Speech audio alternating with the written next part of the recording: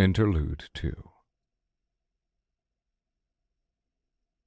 Meanwhile, in Bone Town, a woman called out, "I say we burn them!" Rex rasped out a sigh. "For the last time, Sally, we cannot burn the gods' forsaken chairs." He stood behind a podium, fielding questions and suggestions from Bone Town citizens. Tonight's agenda was dealing with the menace known as the Infernal Chairs. The Bone Weavers, a unique class of awoken, had created them. Over-created them, really, after constructing all the buildings and normal furniture for the new awoken settlement. There had been a problem, though. The Infernal Chairs were not born of a passion project or a love for sitting, but out of pure boredom. Bone Weavers needed something to keep their minds occupied. They had to have it, and when they didn't, well, that was when things like the chairs happened. Their minds would slip, and they'd begin repeating the same mundane constructions over and over and over, forever, until they were out of mana and crashed. Then they'd regain consciousness and begin the process anew. The resulting chaos had been an overabundance of highly uncomfortable chairs, even for the undead awoken. So many were they in number that they were currently being used as defensive walls. It wasn't that they were any good for this function, it was just that Bone Town had nowhere else to put them, and the few remaining Bone Weavers that hadn't followed Rex's creator were still producing the infernal things. "What about the humans? Do they want them?" Rex shook his head. "They're even more uncomfortable to the living than they are to us. The people who call Sanctuary home have comfortable furniture. They have little desire for this garbage." Muttering broke out amongst the crowd. "I remember the creator once telling me that humans used to campaign and fight over leadership roles. Perhaps it was to keep oneself sane by pushing the responsibility onto someone else. No one could want this job.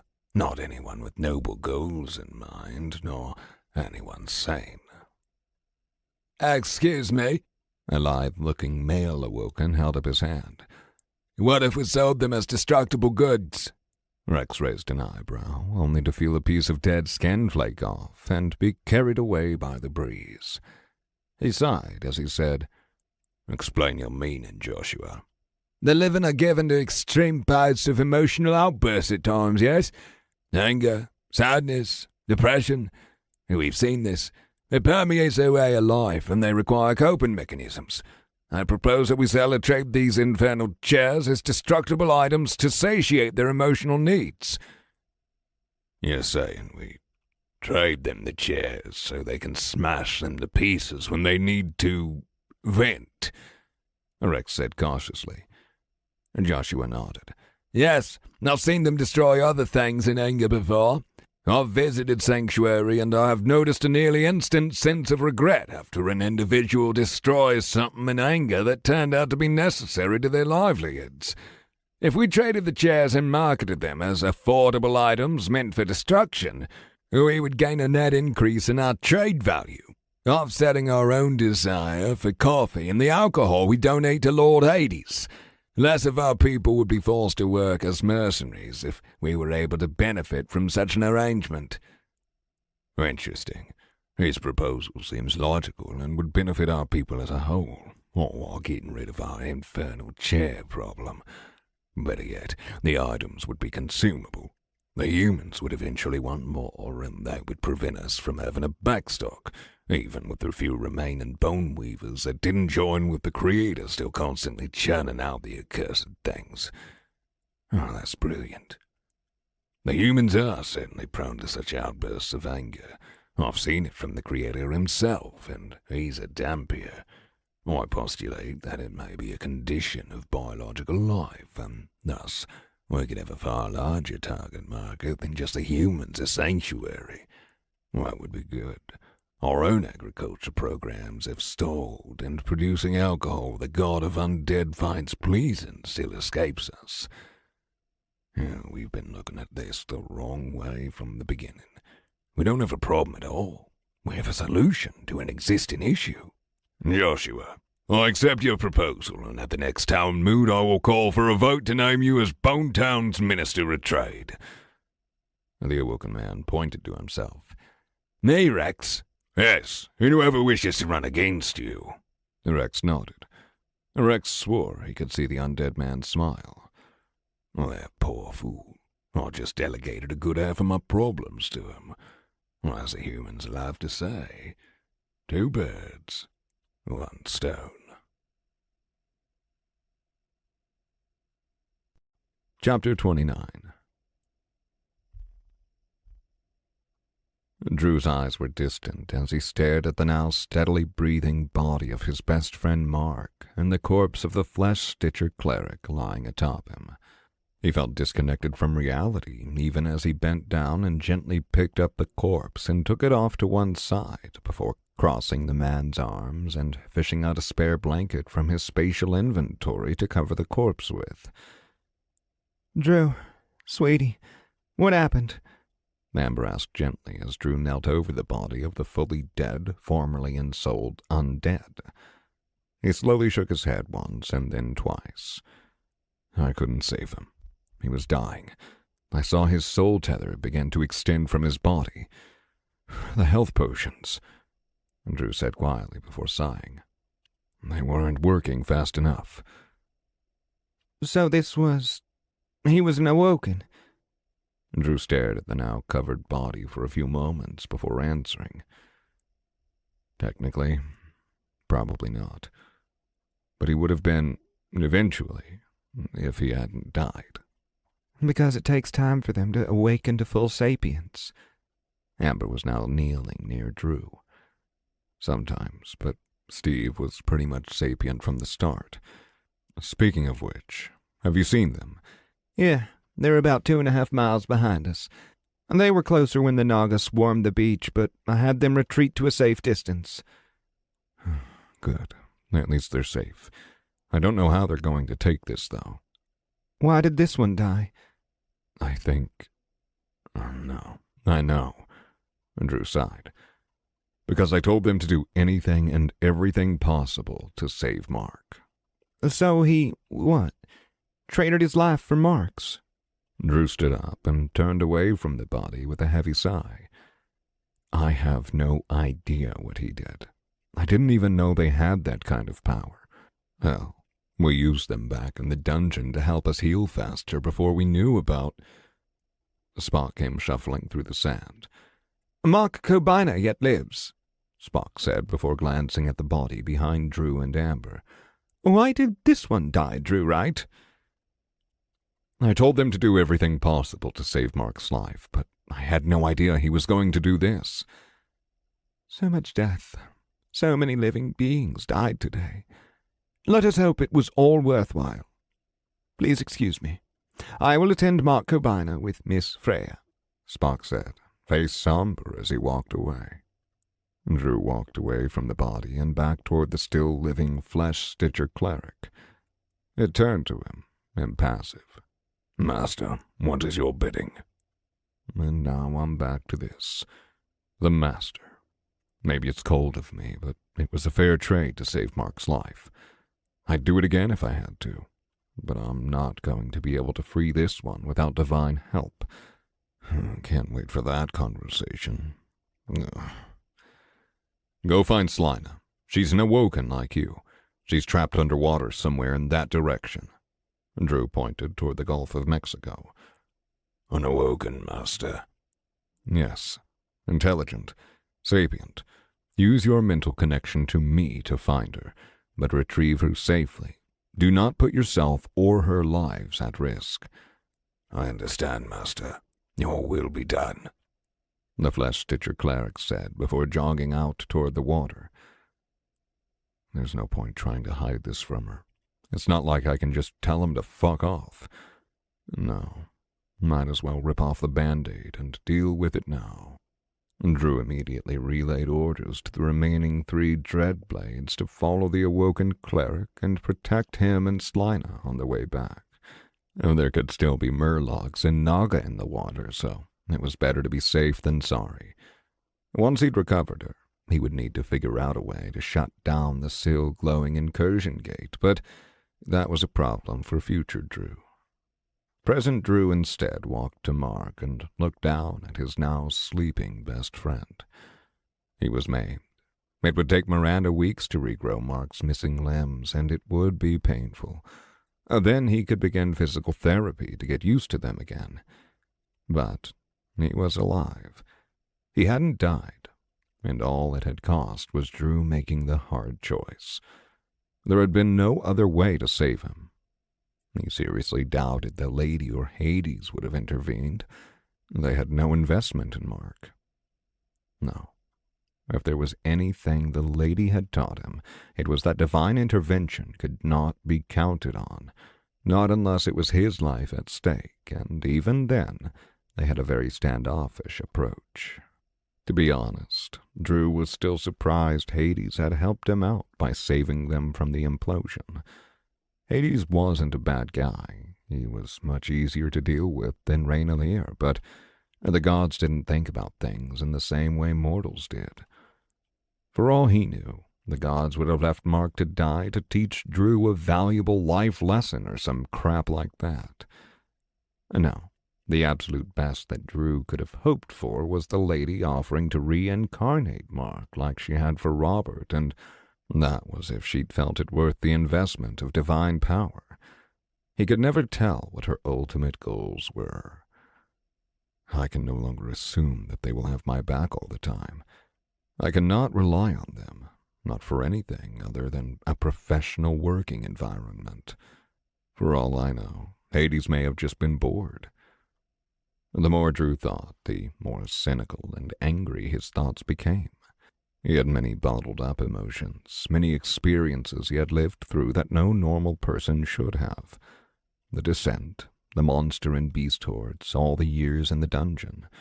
Those feelings of frustration bubbled to the surface, and when combined with the current situation, they ignited as he realized something. If the awoken necromancers had been here, none of this would have happened. They are deserters. There's no other explanation. Slina's legs didn't just fall off. They must have ordered one of their minions to do it and then ditched her. Not only did they abandon us and nearly get my best friend killed, but they also left Slina behind. And for what? Because I established a connection with her. Because I have a necromancer class. They're necromancers too, for fuck's sake. His thoughts raged inside his head like a roaring volcano. Small blasts of his aura blew outward as wispy tendrils as he let his emotions reign supreme. He didn't lose his ego, but enough of his aura slipped past his control to whip up the wind around them, sending sand flying about in random directions as the extension of his soul lashed out. What great crime had he done to them to warrant such a betrayal? He'd had them freed, sought divine intervention to free them because he believed keeping them under his control was wrong, because they were people. He had given up an entire army, and a powerful one at that, all for the sake of doing the right thing. And then they went and abandoned him for no reason when he needed them most. Why even volunteer in the first place? Sweetheart. Amber's concerned voice cut through his anger-fueled thoughts, and he felt himself blink. All around him, the sand of the beach was kicking up into a tiny vortex, and Drew realized he needed to rein his emotions in. Sorry, Boo Bear, I'm fine, Drew said as he pulled tight on his aura's leash again. You had a little dust devil going about you like those cheesy cartoon shows you used to watch. Drew frowned at the thought before chuckling lightly when he realized what she was talking about. Anime, not cartoons. And I have it under... Slina's voice cut into his mind. Warden, I would have words with you. Just a moment, it's Slina. Drew held up a hand to his wife, who stood by patiently. I'm guessing the retrieval team has found you. Yes, and I am most displeased to find a shackled awoken in the mindless one's presence, and my own. I was left with little choice. Your former friends ditched us. They never showed up, and the Naga had 3 C-grade beings whip them. Mark was dying after saving my skin, and I had no other way to save his life. They never returned.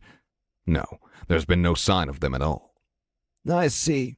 And this shackled one saved your friend. He and his peer, yes. And there are two.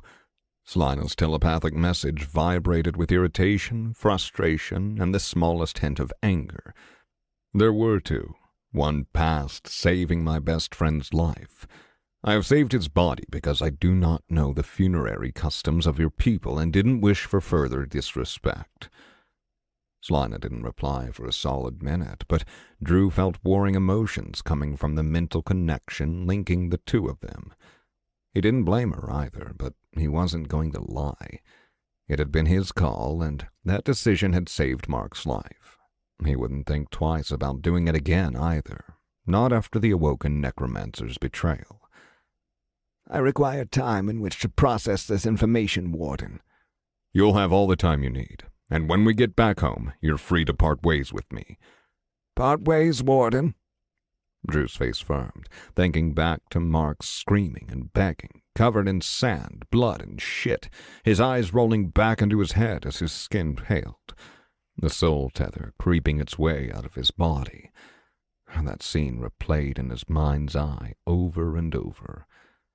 Yes, I like you. I think you're a decent person, but I don't think I can trust other people to lead my forces anymore. You believe the Awoken fled and purposely chose not to return? No.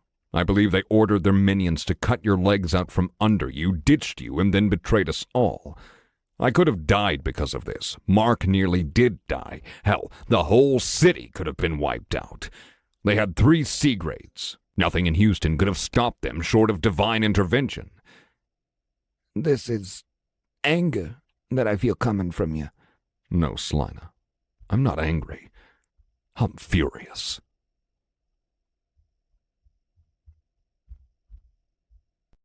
Chapter 30. Drew and Amber went to retrieve his weapon from the dead Super Murloc and found it still buried deep within the dead creature's neck.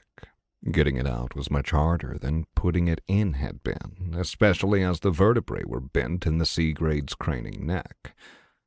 Looking at the thing and the bodies of its companions confirmed what Drew had already known. These things could have killed him, at least with their brute strength and numbers. Mark really might have saved Drew's life by intervening when he had.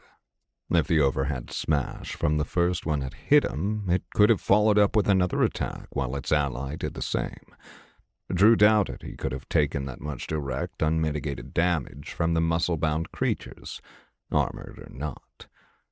Slina was carried out from the water, princess-style, by the Bone-Stitcher cleric, while a single Dreadblade followed behind.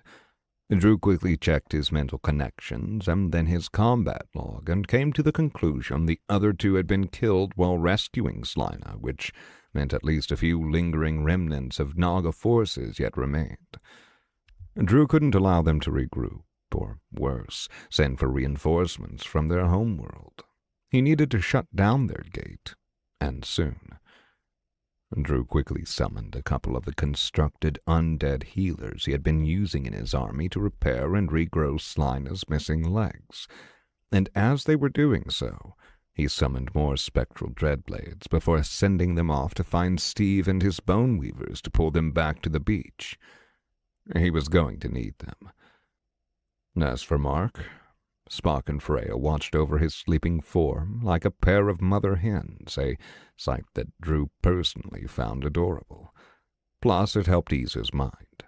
He'd need to move his friend further away from the water soon, but he knew doing so might wake him, and Mark wasn't going to take the fact that he had nearly died well, nor his current state. In the span of 20 minutes, Drew could see Steve approaching with his Bone Weavers at the same time as a familiar bird came flying toward him from the direction of downtown Houston. Robert. I need to warn him just in case it wasn't only the necromancers who abandoned us. If there are awoken adventuring teams out there with sanctuary citizens and they were in league with the necromancers, hundreds of lives could be in danger. What? Drew! Robert's voice came from the undead bird's beak as he landed on his right shoulder. What in God's name happened here? We were betrayed, Drew said angrily in a low voice so only the bird could hear. He walked away from everyone else and held up a hand, asking Steve to wait while he spoke with Robert via the bird. Betrayed? By whom? The bird cocked its head. The awoken necromancers. Keep a very close eye on any awoken in Sanctuary, Robert, and any out in the field right now. There are no awoken out with our teams right now. I was just about to sign the formal treaty with Bonetown. Are you certain you were betrayed? No, Drew said honestly, but my gut is telling me that we were. Slina, the awoken that I established a mental connection with, has been treated as an outcast. They didn't seem to trust her. Shit went sideways underwater, and the army was heavily outnumbered, so I ordered the retreat to save their lives. Slina says her legs were cut out from under her, and she was left to rot on the seafloor while her peers fled, none of them responding to her telepathic communications. The other awoken did it. I think so. Only they and the minions under their control were close enough. I think they ordered the minions to do it and then went AWOL. Why would they do that? I trust your word, Drew, but they volunteered, did they not? It makes little sense. I don't know, Robert, but they did flee and they never came back. Then this shitstorm happened. Drew waved around at the beach, which was covered in the corpses of Naga and Murloc alike, along with a few human bodies from fallen adventurers. And what did happen here exactly? The Naga and Murlocs came en masse, and they brought 3 C-grade friends with them. Drew pointed toward the giant corpses. Mark saved me, but he almost died. I had to summon 2 sapient minions to save him. The potions were too weak. Drew said bitterly. You're pissed, Robert stated. Yes.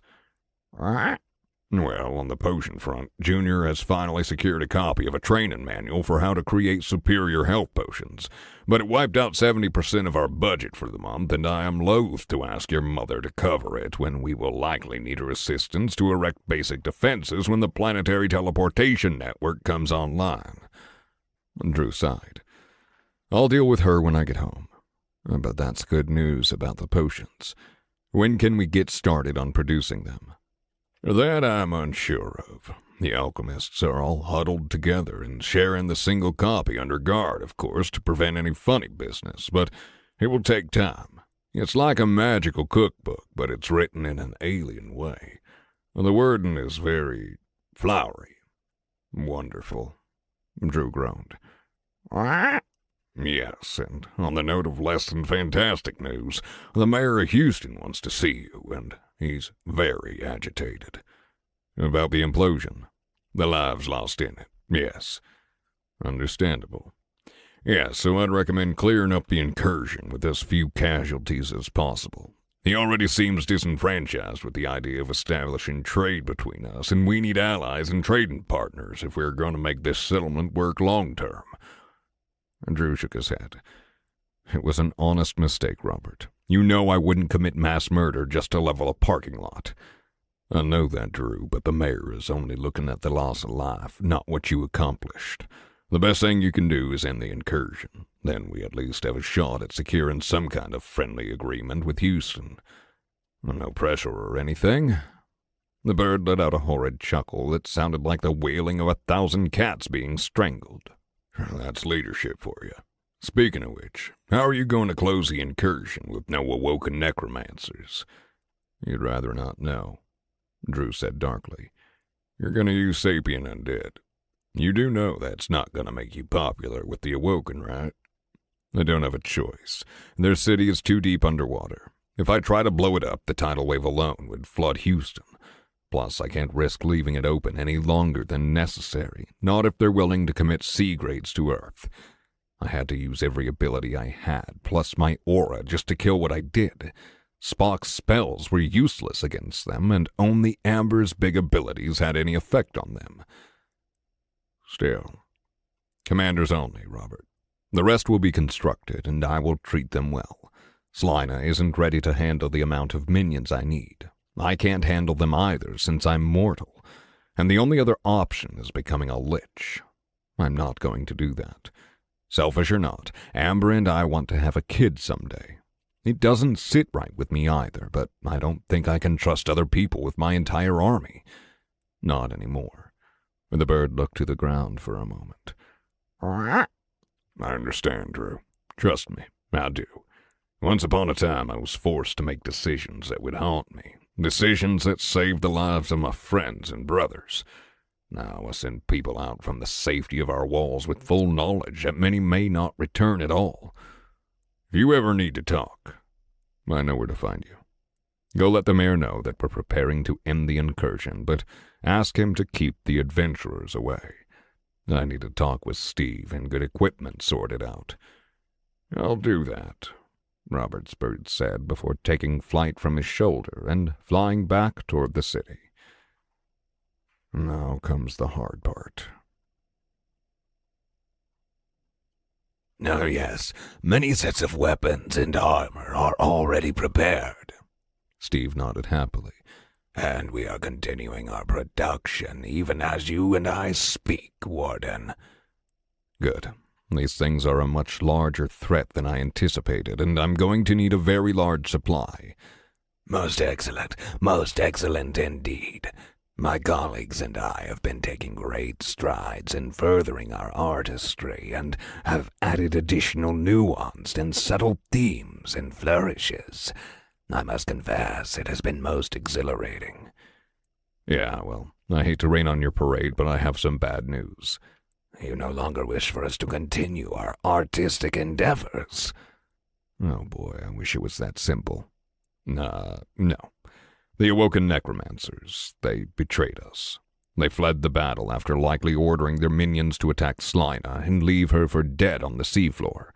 Mark nearly died, and I was in some deep shit as well. Steve paused his movements and turned to look at Drew before he pushed his glasses up the bridge of his nose. So they finally left. It took longer than I expected. Wait, what? You knew? Knew what, Warden? But they were going to leave, Drew nearly yelled, but he held himself back at the last second. Steve hadn't done anything wrong. He didn't deserve Drew's ire.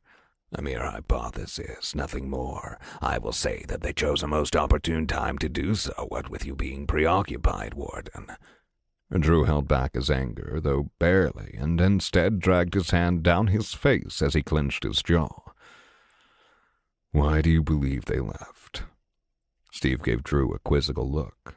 Oh, you were not aware? Most interesting. Steve, Drew growled. Forgive me, Warden. I believe there were many variables. Point A is the most obvious. Some awoken feel at least a paltry sum of cautiousness due to your former position as our overlord. Point B was the fear I overheard them speaking of feeling after encountering those shackled soul flames while en route to the present locale. Point C, Steve began to pace as he placed both hands behind his back, would be the rather impressive display of your destructive power in... Wait. Steve stopped pacing to question him. Is it true that the event transpired due to a mistake with your spell modifications, Warden? And Drew sighed deeply. Yes, it was a mistake. Please go on, Steve. Right, as I was saying. Steve resumed his pacing. Then there was the great level of mistrust and the avoidance from the necromancers of both the individual Slina whom you formed a connection with, as well as myself, a vocal advocate for your cause. Oh, and point D, the one I theorize they saw as the most damning, your hormone-driven decision-making. Emotion-based decision-making is very strange to us. Intellectually, we understand it as a concept, but I seem to be the only one among my people to have experienced it firsthand. You don't fear me, like the others did? Oh my, no. Steve chuckled and shook his head. Your power is certainly extraordinary, but if you truly had nefarious purposes in mind, you would never have released us from your will. Truthfully, I was very content as your servant, but the necromancers, no, they were not. There is just one piece of the puzzle that eludes me. Steve tapped his chin as if in thought. And what's that? Why they volunteered at all, of course. There were many volunteers, many indeed. Some were like-minded individuals like myself, as is only natural, but many more sought adventure or were thankful for their freedom and wished to repay you. So why, then, did they volunteer, and why did you choose them over any of the others? Most curious indeed, yes. I don't know why I chose them. There were a bunch of new necromancers, so I just picked some at random. Random? Truly? Steve stopped his pacing and ran toward Drew with a single finger outstretched, tapping Drew on the breastplate. And what were the odds of that? All but one of the same mind, all but one with similar opinions and worldviews. The multiverse is a strange place indeed, but I digress. You had bad news. Yeah. I'm going to need to summon sapient undead to act as my commanders since the necromancers fucked off to wherever they went, I guess. Splendid! Steve clapped his hands together. You're happy? Of course. Sapient undead commanders connected directly to your will. Why, that will allow them to maintain far more minions, which means even more work for us. Efficiency at its finest, Warden. Steve took off at nearly a jog toward his peers, waving his arms overhead. Quintuple production, lads! The master is back! There was a resounding cheer from the Bone Weavers. Well, pleased rasping at least. He has to be the strangest duck on the entire planet, but at least I might know why the necromancers betrayed us. It was me. Powerful, emotional, and with the potential to re-enslave them. Steve said he was the only one who experienced emotions, but the necromancers fucking off doesn't sound like a strictly logical feeling. Fear, however. Fear of what I am, of what I could potentially do if I really wanted to. That could have been a powerful motivator, even if it was strictly a mental fear. And that could definitely explain their betrayal. And fear, famously, leads to other things such as distrust, paranoia, and, of course, hate. The twins, the lady cursed. You did say they had been meddling. Hades nodded as he watched the scene with Drew and his Bone Weaver play out. Everything is a game to them, Rainalier said, shaking her head. Hades swirled the liquor in his glass. Well, when you're as old as they are, games are probably the only way to stay sane, yes? At the expense of others. At the expense of the cosmos itself. Who knows what those old codgers are up to? Hades said as he dropped a skull-shaped ice cube into his drink. The baleful lady shuffled her hands through her hair rapidly in frustration. They are so damn irritating. Look, Hades said in his most charming voice. It's not a big deal. Everything worked out fine. Drew is alive, his buddy is alive. Whatever your plan is, it's still intact. That's not the point, Hades, the lady said with fire in her eyes as she raised her head to look at him. Everything may be fine this time, but it's next time I'm worried about, or the time after that. You can't do anything about them. They're as powerful as you are. Plus, what would happen to your precious balance if one did manage to go off time and space? Chaos everywhere, events and places flowing backward and forward all at the same time, places shifting all over the multiverse. Everything would look like the inside of a— I know. I'm not going to kill them. The lady held up her hands placatingly. It was rare to see his boss get so worked up, but it was even rarer to see other primordials dicking about in the affairs of their peers. It was expected from someone like the primordial of entropy, but time and space, well, those two old farts just loved to kick the sandbox over and laugh at the tears spilled. They didn't mess with big things, not often. But Raynalier had plans for Drew. Big plans. Hades didn't know fully what they entailed, but he did know they were important enough for the lady to kill Enlightenment, who had been her friend long before she became primordial of death, long before Hades' time. The lady didn't just kill friends. All Hades knew was that Drew was incredibly important, important enough to devote an entire avatar to watching him constantly, just in case of outside interference. The twins, however, were crafty. That Boneweaver had been right. The odds that Drew had picked all of those awoken necromancers at random were just too astronomically high for it not to have been the work of time and space. Oh, and they were probably laughing it up wherever they were while watching the multiverse spin through the abyss. "Well, what are you gonna do?" Hades questioned. Raynalier snapped her finger, and Hades felt a shockwave pass by him as a special barrier popped into existence. "I need to think, and I need to do so away from their interference. We may continue our wager, but you have a new charge. Watch over him. If anything interferes with his advancement, kill it or send it to me." Hades coughed on the drink he'd been sipping on. "And, what if he bites it? That implosion and all. I only stepped in to give you a handicap in our bet, you know." "Death isn't permanent, not to me. You know this, Hades." "Yes, well, what about his friends and whatnot? Shall I save their bacon, too?" "His wife and their dog, yes. They treated me with the utmost kindness and welcomed me into their home with open arms. Any others may meet whatever fate awaits them. Now, please leave me. I need to consider my options to deal with the twins." "You got it, boss," Hades said as he held up his glass as if in a toast, and then he vanished from sight.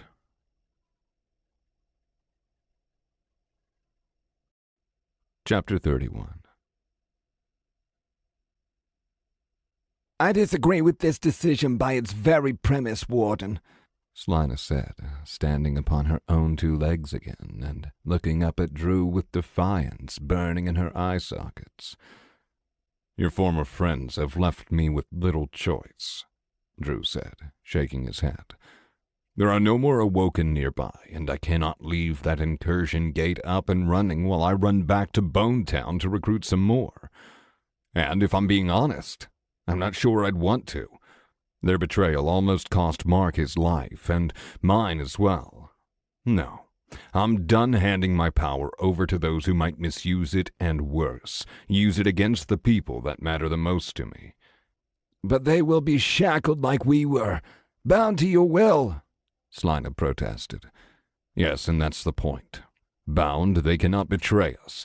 Bound they will not put all the people I care about at risk," he said firmly before adding more gently, "I understand your concerns, and I am prepared to take active steps to mitigate them."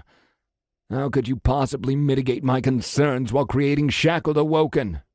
"Just watch, okay? I may make mistakes, and I'm not infallible, but I'm also not an uncaring bastard. I did everything I could to save you, yes? I did everything I could to prevent the deaths of the other awoken necromancers, and they were with us, right?" Slina opened her mouth to protest, but stopped herself for a moment before conceding. "You did, yes." "Exactly. So just sit tight and watch." "I will be watching, Warden." "Good. She doesn't need to be happy about it. Hell, I'm not happy about it, but that gate has to be closed." Drew began scrolling through the templates available to him for potential commander candidates, sapient ones, then sorted them based on cost after filtering out anything that couldn't help him. He wanted to keep the commanding force small. That way it was easier for him to issue direct orders. But he also needed the potential commanders to be powerful to make up for the fact that he preferred to use less of them. Rex's template was always a solid option, but Drew wanted something more. Rex was good at one thing and one thing only, commanding minions through relay subcommanders. Drew didn't want subcommanders this time around. He wanted to keep the enslaved awoken limited in number, and now that he knew they were actual people, no, it made more sense to go with a more expensive template that could do and handle more. Less numbers were not just preferable due to the ease of communication. However, he also didn't want to have a ton of sapient undead. He may need to use some, but that didn't mean he was going back to the way things used to be. Morally, he was still opposed to the idea of using awoken as minions, but he now understood the necessity. That didn't mean he needed to abuse it, though. Necromancers would be nice, but adding everything else I want on top of being a necromancer seems like an expensive order, even when compared to the high prices I'm seeing in the template menu. Plus, unless I dish out additional capacity to maintain them, the most they'd be able to summon would be E-grade mindless minions, and not exactly necessary when I can make D-grade undead. No, I want stronger, more durable commanders that can handle taking a hit, and they can leave the summoning to me. But they're also going to be real people, not tools, so they need to be durable enough to take more than a few hits without folding like a crappy poker hand. That alone is going to greatly increase their cost to maintain, so if they're already going to cost a lot, I might as well see if they can make up for some of my own shortcomings. Let's see. I deal a lot of damage and can take a beating, but I kinda suck when it comes to actually boosting my army. Instead of necromancers, what if I looked at undead commanders in general with powers similar to Freya's? That way they could increase the effectiveness and survivability of my army. That makes more sense than a minion with summoning powers because I can raise better stuff than they'd be able to with my higher grade. For what I have in mind, they're already going to cost an arm and leg, far more than Rex ever did. Throw minion summoning at D-grade on top of that, and I'd be limiting my army to a handful rather than a force that could get shit done. Maybe that will be a better option when I have 100 times more capacity. But first, Drew saved the filtered settings and minimized the window while he pulled up his system notifications. This was a menu that he kept permanently muted these days, as he didn't need the system pinging him for every minion death or experience gain. Instead, he swiped it aside after marking everything as read, including the level up notifications he'd received. It was as he'd expected. The Naga and Murloc fights had boosted him a bit, which meant more minion capacity. Checking out his status and seeing what he could do minion-wise was at the top of his list before he could finish looking for a commander. But something more important had been in his notifications, something he hadn't seen in a long time. Baleful Warden, profession skill available. Necrolord, class skill available. Finally, I was wondering when my next batch would come in. I haven't gotten any new skills since around level 41 or so. As much as I'd like to look into those newly unlocked larger scale spells so I don't have to screw around with ad hoc for everything big and explosive, I really can't ignore the fact that I need to either fix the problem with my living brain's inability to handle large quantities of minions and thus ignore using awoken altogether, or increase my minion cap. With that in mind, he pulled up his class skill options and filtered the results to help organic mortals better handle the complexities of commanding a massive undead army. No results found. Either organic and mortal minds were incapable of having massive undead armies that weren't in some form sapient, or he didn't have access to the skills. Of course not. That would be too easy. I guess Hades was right. I either have to use sapient undead, become a lich, or study for decades to unlock some esoteric magic that requires a ton of practice. Option B it is, then. Unlike his first filtered query, the one for increasing his minion cap returned results. Lots of results, and the sheer quantity of results led to questions for Drew. If increasing my minion cap is no issue, but actually handling said cap is impossible, Then what do normal non-undead necromancers do? I can't imagine every single one of them would use sapient undead, right? If that's the case, what the hell are they supposed to do with all that minion Oh! Maybe if they can't handle a massive army, they focus on an army of elites that cost a fortune to summon. They're not fucking around with armored skeletons and archers, but going for super pricey stuff like that ebon aspirant. Like, for example, non-sapient commanders. He swapped back to his other window with the commander results and pulled up constructed commanders. No results found. Oh, fuck. Okay, so maybe they do just stick with a smaller number of more elite forces, but that doesn't do shit for me.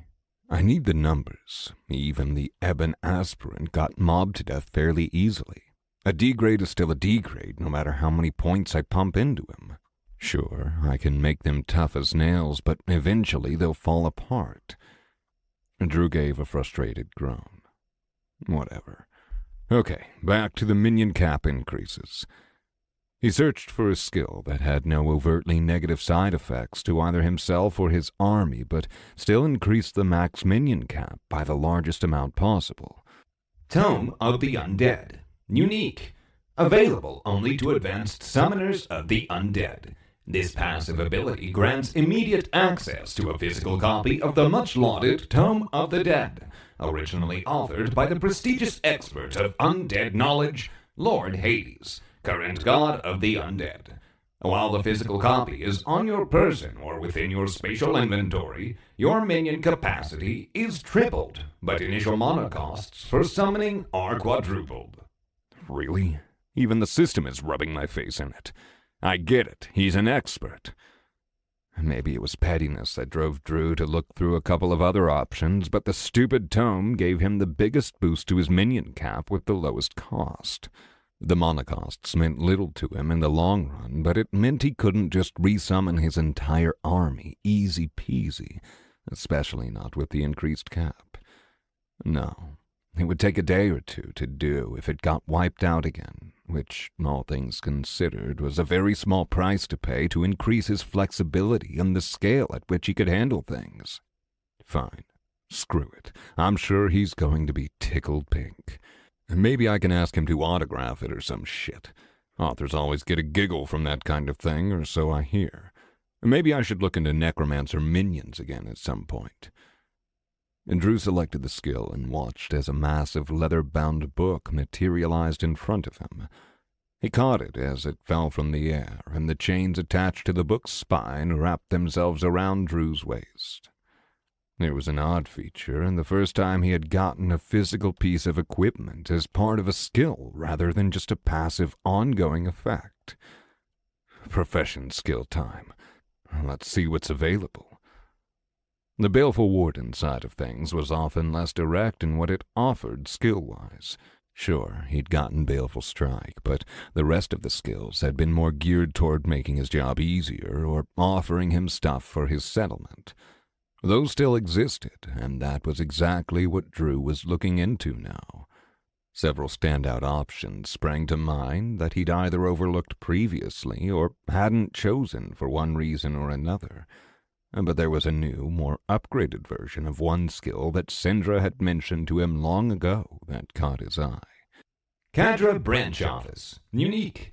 This is a special one-use-per-planet skill that allows the Warden or Baleful Warden to place a Cadra Branch Office at any location. The building will be teleported in at the Baleful Lady's expense and will grant access to many Cadra services.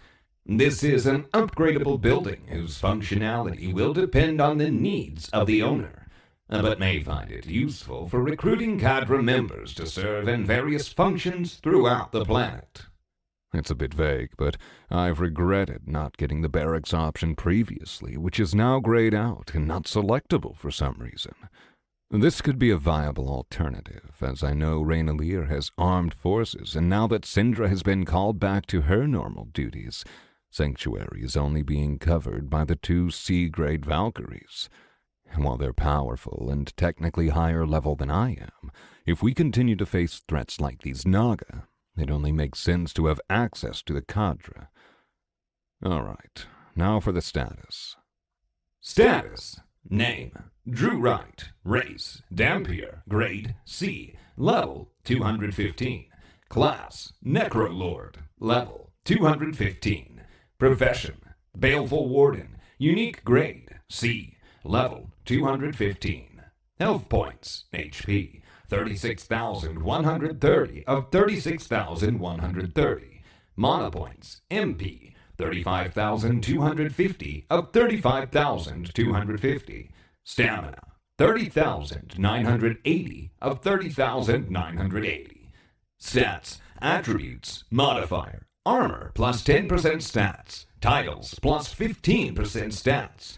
Strength: 4,016. Vitality: 4,003. Endurance: 3,423. Toughness: 4,003. Agility: 3,816. Perception: 2,865. Intelligence: 3,915. Wisdom: 3,205. Willpower: 4,325.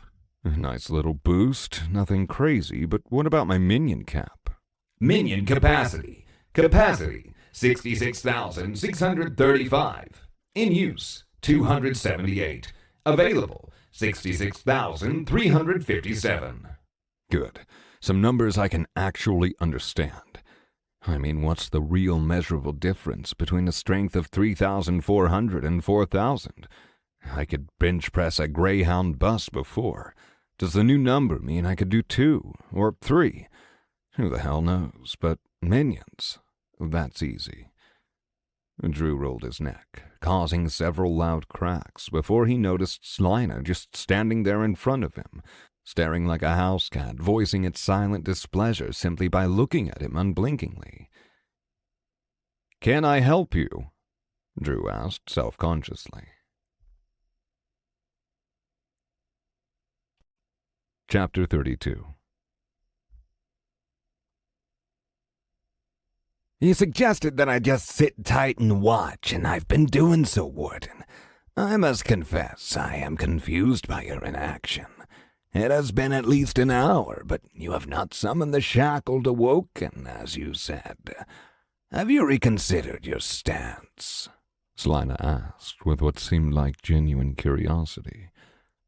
Oh, right. I did say that. And she's just been standing there watching me while I've been in my own head and fucking around in menus. Sorry, I had several level ups and applied them, and I also gained some skills. I was hoping to find one that would make using Awoken pointless, but the skills either don't exist or I don't have access to them. Sorry to keep you waiting. Just give me a few more minutes. She's going to keep staring, so I'm going to pretend she's a cat. A perfectly normal, undead, unblinking house cat who's judging me on everything I do and say. No pressure. Drew reopened the minion template window he had minimized, and now that he had a greatly expanded minion cap, scrolled right to the top where the minions were the most expensive. Fourth from the top was a template that looked very similar to one he'd seen recently, so he decided to inspect it as he'd had good experiences with the previous example. Ebon Marshal. Standing above the Ebon champions, knights, and other Ebon undead varieties is the Marshal, an extremely powerful and proficient general of undead forces. Marshals are a peak D-grade elite, and the danger posed by them and their armies should not be trifled with. These undead have the capability to command up to 250,000 undead troops when accompanied by 2 Ebon champions. Cost: 5,000 capacity. Did I just read that right? 250K? Yeah, I think I'm going to go with that. I can get by with just 3 sapient minions, as I'm pretty sure I remember reading champions are sapient as well.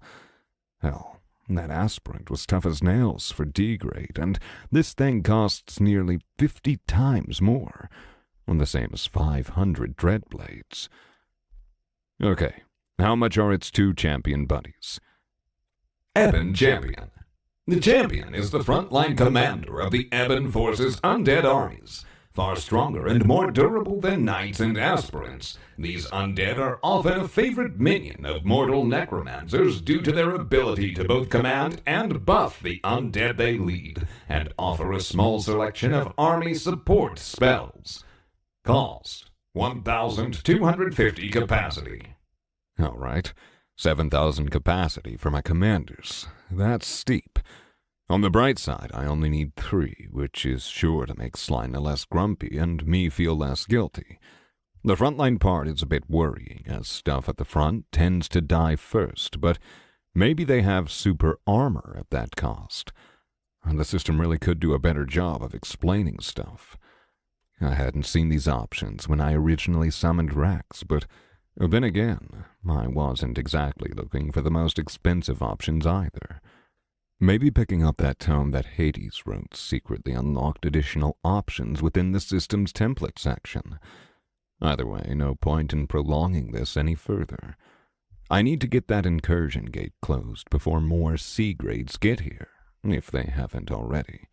The summoning process was the bog standard affair, despite the insane costs, but Drew was still impressed when he felt the mental connections snap into place as their eye sockets flared to unlife.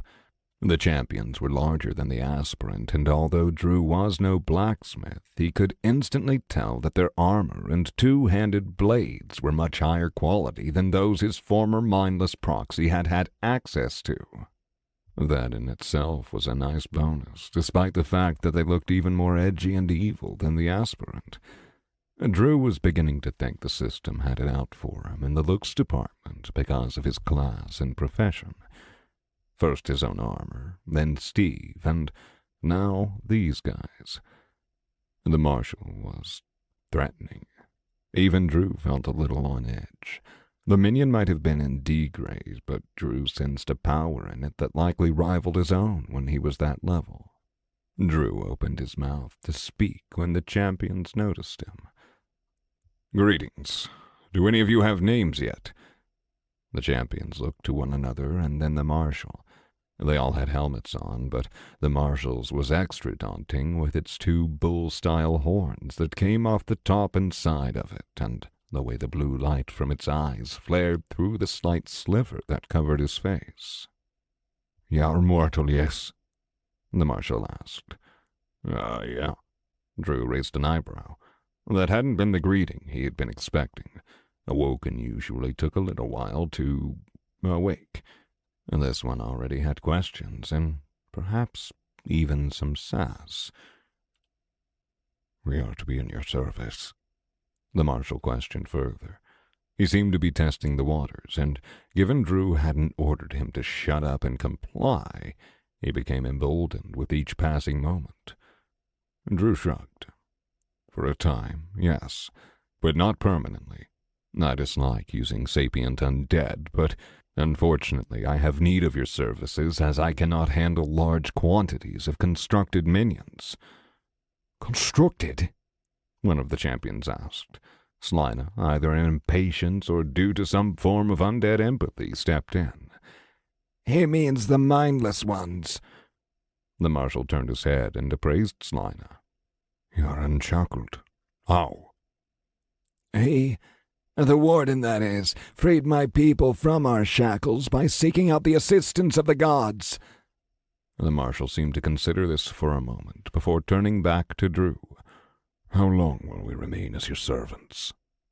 Oh boy, I didn't see it turning out this way. They usually either salute, add a bunch of master titles, or are like Steve. This is something different altogether. Maybe because they're far more powerful individually. To be honest, I don't know yet. I had planned to set up some kind of work contract. You work for me for X amount of time, and then I asked Hades to free you. Probably with the added stipulation that you do nothing to try and hurt me and mine or the planet's population as a whole. Is he incompetent? The marshal asked Slina, completely avoiding giving Drew any acknowledgement. "No," Slina answered bluntly. He makes mistakes, but he has shown genuine care for Awoken, at least enough to avoid putting our lives at risk and attempting to mitigate potential risks to them, but—" "Yes," the Marshal asked. Like all of the undead, other than Steve, his voice was rather flat and emotionless, but it was also deep and resounding. Different than Beefcake's, but it had a commanding presence to it. "He is far more powerful than he appears. It is my understanding that our surroundings are largely his own doing, with minor support from other parties. Also, I must apologize. The three of you would not be here were it not for the possible betrayal of other unshackled Awoken." The Marshal grunted in acknowledgement and turned back to Drew. "We shall serve for a term of 250 local cycles. After that, you will allow us to make a home on this planet or fund transportation to a mutually agreeable world." It was a statement, not a question. One that sent Drew immediately into his mental landscape to check the mental connection to the minions in question. They were secure, locked up tighter than the safe in Fort Knox. The system ensured absolute loyalty, so that meant this specific minion was either testing Drew's limits of patience or testing something else entirely. And this guy is way more knowledgeable about the world than Rex was, or hell, even Steve. I'm not even going to think about Chaz. And the question is that due to his class, his cost, the tome, or something I'm not privy to? He definitely doesn't seem like any newborn undead I've ever seen before. Drew wasn't going to allow himself to get stepped all over. There needed to be boundaries, even if he wasn't going to try and treat them decently. And if Drew was being honest, his minion's attitude irked something within him. Drew decided to go with the carrot and the stick. "Kneel," Drew commanded as he released the tiniest amount of his aura to add pressure to his words. The three minions immediately obeyed and tilted their heads to the ground. The system's influence was in full effect. "If you betray me or cause harm to myself and those I care about, death will be the least of your worries. That said, I have a counteroffer. Would you hear it, Eben Marshal, who has yet to give me his name?" "Yes, master," the Marshal said obediently. So it was a bluff. Interesting. "You three shall serve for 100 years. You shall do as I say, always doing your best to align with my intentions, and then you will be free of your shackles so long as you do no harm to me and mine. You can stay in Bonetown, a town of Awoken like Slina, when your service is complete, or I will transport you elsewhere if you prefer. I will do my best to keep you as safe as possible given your roles as commanders in my army, and I will not needlessly waste your lives. But I am to be treated with decency and respect. You may call me Warden. Is this acceptable to you three?" "It is," the Marshal said. "Yes," a feminine voice came from one of the champions. "Yes," the other said. "Good. Then get up and get ready. I'm going to be summoning undead and handing them off to you. We will be attacking an underwater incursion gate, and there will likely be leftover creatures like you see here scattered on the beach as corpses. Since you're intelligent, I expect you to familiarize yourselves with what you will be facing." "Understood, Warden," the Marshal said as he climbed to his feet, knowing that Drew had dismissed them. "Still don't know their names. I guess I'll refer to them as hard-asses 1, 2, and 3 until they give me something better to work with. Really wish I'd ended up with someone like Rex again."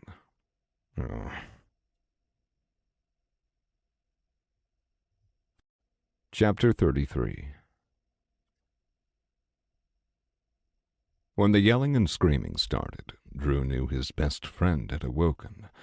Amber, Spock, and Freya were by Mark's side, while Drew was busy summoning the new replacement army and handing them over to the Eben Marshal.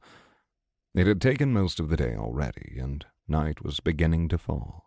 He wished he could have been by Mark's side to help him, especially given that Mark was hurt because he had saved Drew, but getting that incursion gate closed was his top priority. After all the time he'd spent in system menus and the hours it would take to replenish his mana as he summoned new minions, He couldn't afford to waste any more. Otherwise, he'd be putting not just himself and his friends at risk, but all of Houston. Steve and his crew of bone weavers were lined up and happily handing over freshly crafted armor and weapons to the newly summoned mindless undead when the marshal came marching up to Drew as if he had a bug up his ass. Although they are not yet fully summoned, Selina has relayed your previous troop numbers and makeup to me. Is this composition the same for the army you wish me to lead? The marshal asked in a tone that rubbed Drew the wrong way. Where do I know this attitude from? That seems so familiar or similar to people I've met. Other than the bog archers we had before, yes, but Steve has only just finished testing their weapons, and I doubt bows are going to do much underwater, Drew stated in a neutral voice. How long have you been commanding armies? He kind of reminds me of Ma, but different. Permanently grumpy, like nothing makes him happy, or like some kids are stepping on his freshly cut lawn. And that's it. He's a grumpy old man. How the hell did he get that kind of personality, though? He was just born. Drew smiled wickedly from behind his helm. I've been commanding armies since long before you were even born. When the marshal awkwardly shifted his feet and tilted his head toward the sand, Drew nearly burst out laughing. He was pretty sure he was onto something. The undead really had been acting like an old fart ever since he summoned him, and maybe having him as a minion wasn't going to be so bad. Drew could have fun with this. The marshal regained his composure and glowered. Your army composition is basic, lacking in flexibility. Warden? Drew held up his finger, reminding the marshal to address him with a modicum of respect. Still, he wasn't going to ignore the advice of a highly specialized and very expensive minion that supposedly had expertise in commanding undead armies. And what do you recommend? These mindless all carry weapons, which can be lost or dropped during combat. For an underwater campaign, I'd suggest utilizing creatures as well, ones unburdened by the resistance to standard movement while submerged. The marshal must have felt Drew raise his eyebrow in question, waiting for him to finish the statement. Warden, he quickly added. Drew nodded. So undead Naga and Murlocs and the like? No, not necessarily. But creatures adapted to the environment would allow me to adapt and react to threats. Not a bad idea. The Dreadblades should help as well, though, since they're ethereal, and you still haven't told me your name. I have yet to decide on one, the marshal responded bluntly. Well, until you come up with one, I'm calling you Horace, because I'm tired of thinking of you as the marshal. Horace took off his helmet and leered directly at Drew. Instead of an angry old man, which Drew had expected, Horace actually looked nearly humanish, and young. Flawless yet jade-white skin with regular blue glowing eyes and a full head of black chin-length hair that looked as if he'd just gone for a dip in the sea. Do I look like a Horace? No, but you sure as hell sound like one, and please remember a title or something. If Warden is too hard, I'll take Sir instead. I am technically your elder and superior. He sounds like a crotchety old man, but he looks like an anger-fueled 18-year-old with a coffee and cigarette addiction. The system must have a sense of humor or something. Either that or he's super unlucky. Fine.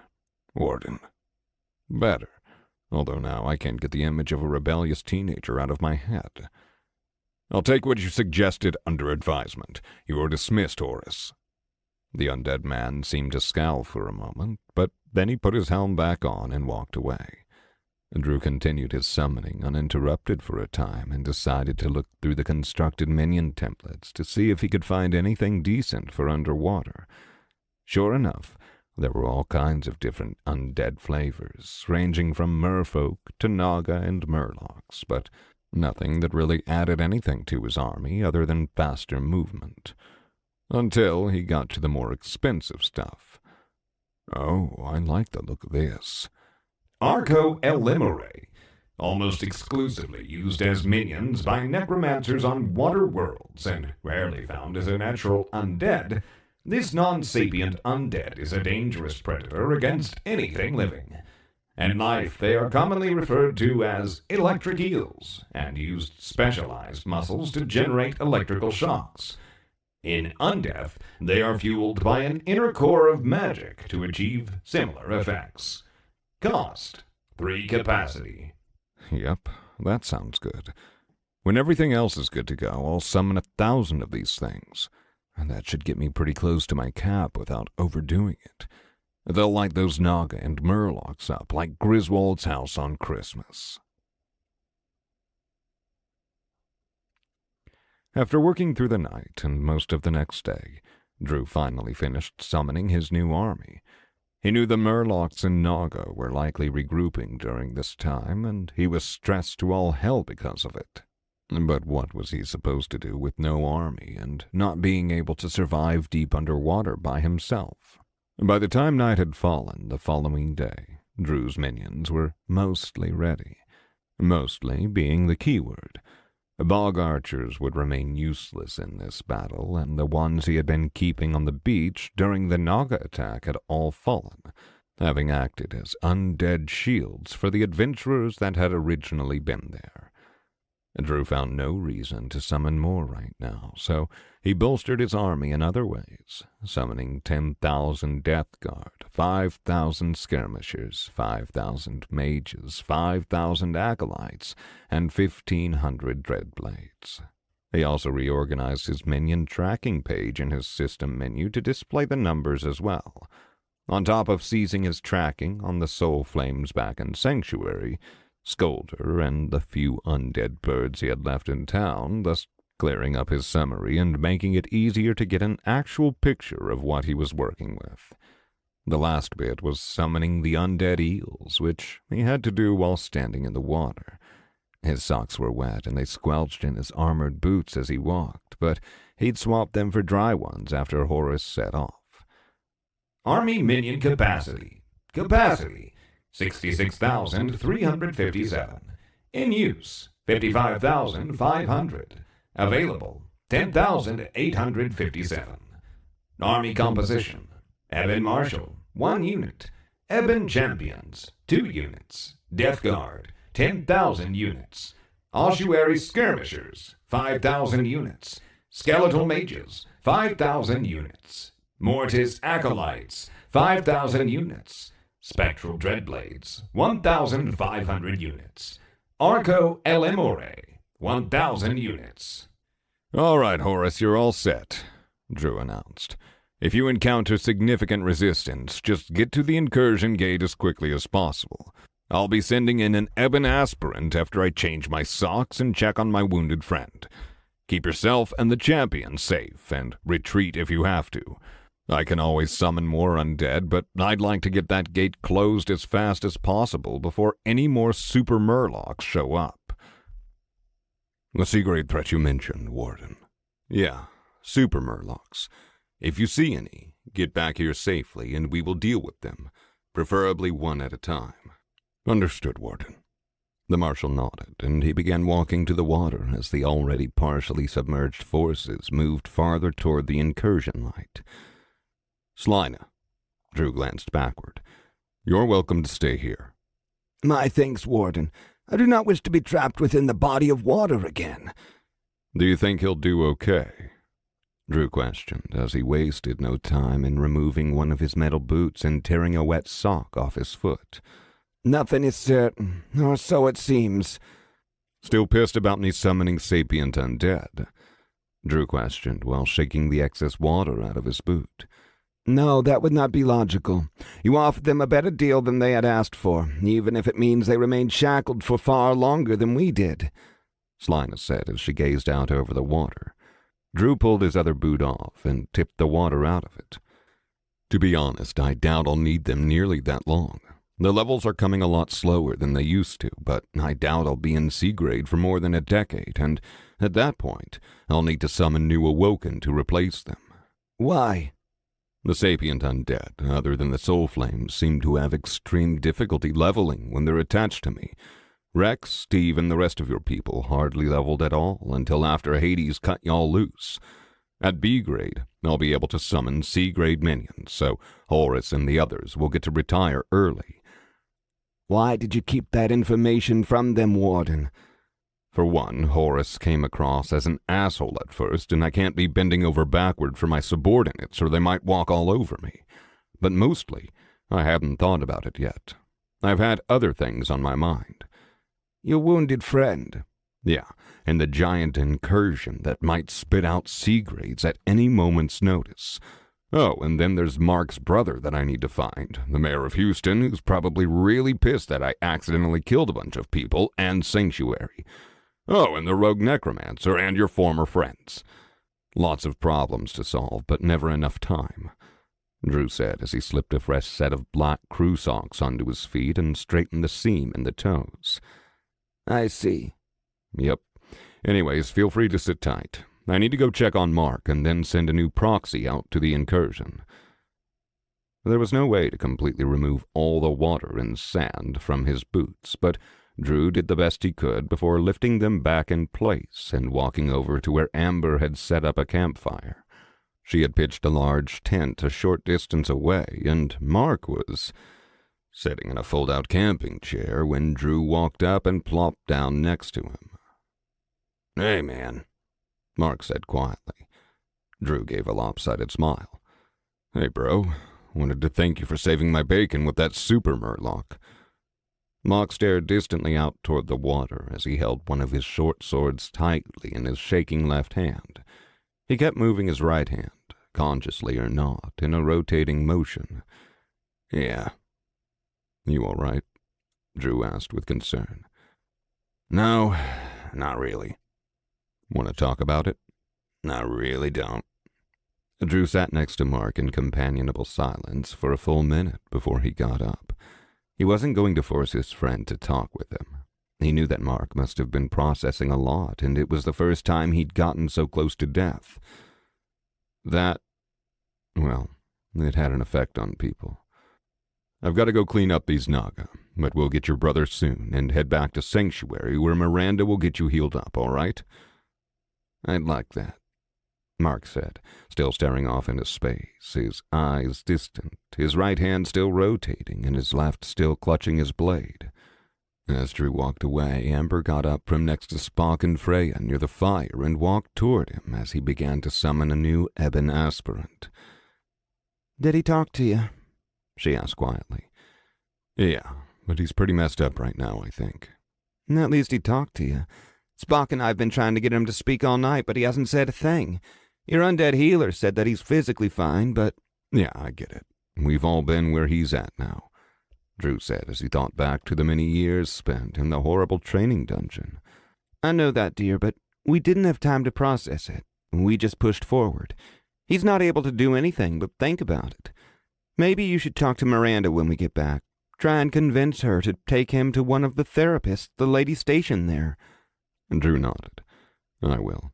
He'll pull through, but, maybe keep an eye on him." Amber gently rubbed the back of Drew's neck after slipping her hand between his armor and helm. "I'll have Freya stay with him tonight. I think it'll do him some good."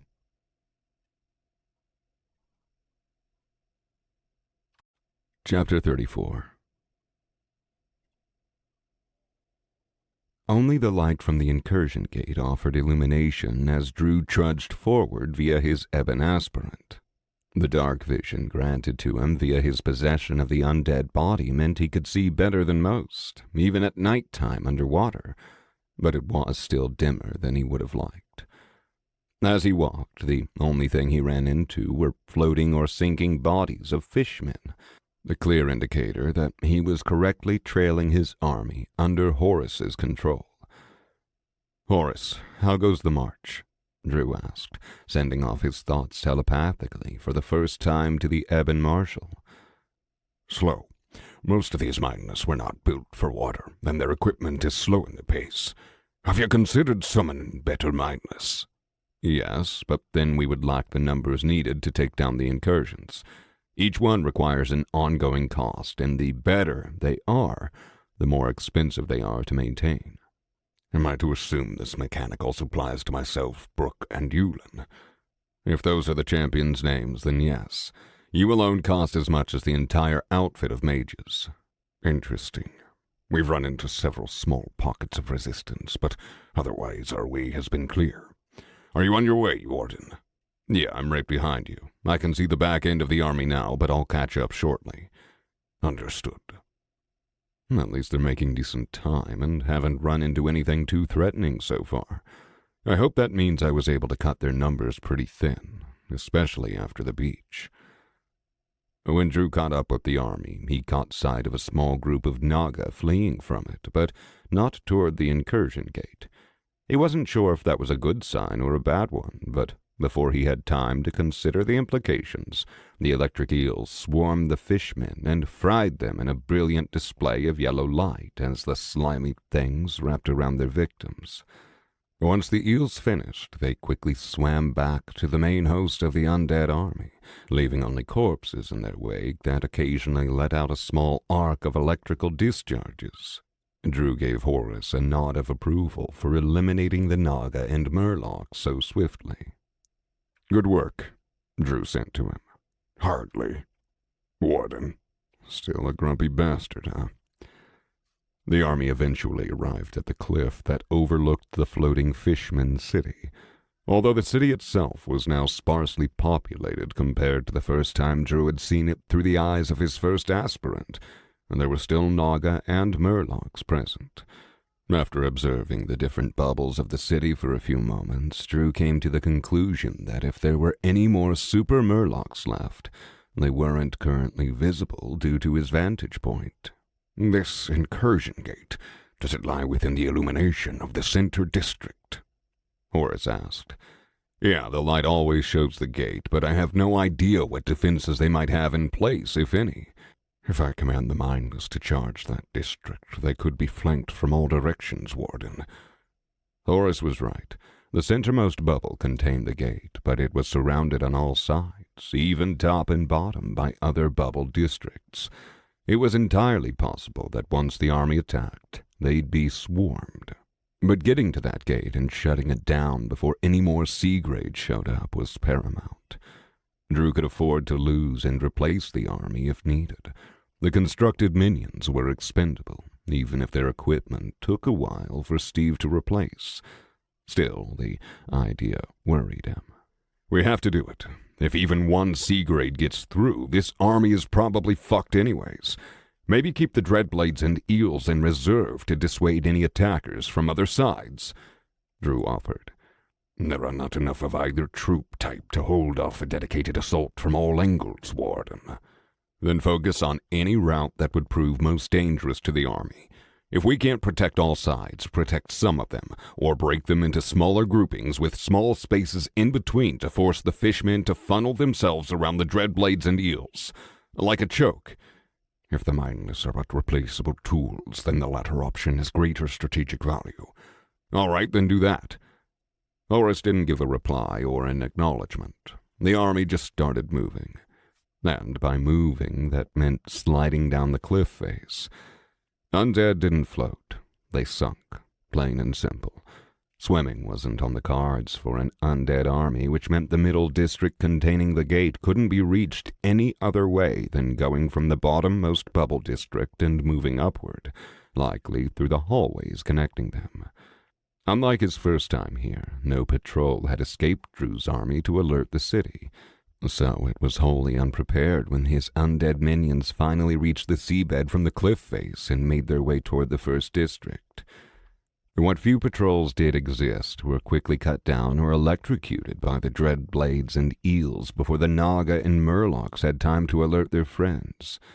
The Ebon Marshal may have been a grumpy bastard, but he also anticipated and reacted to situations much quicker than the awoken necromancers had.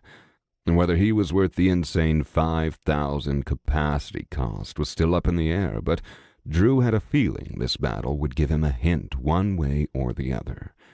As one of the champions turned their heads and stared at Horace for a minute, Drew felt the connections between the two vibrate. They were talking to one another, probably about some kind of strategy moving forward, which was good. The less input they needed from Drew, other than a general direction, the better. What did he say? Drew questioned. Brooke? If that's the champion's name, then yes. He said things were going swimmingly, Warden.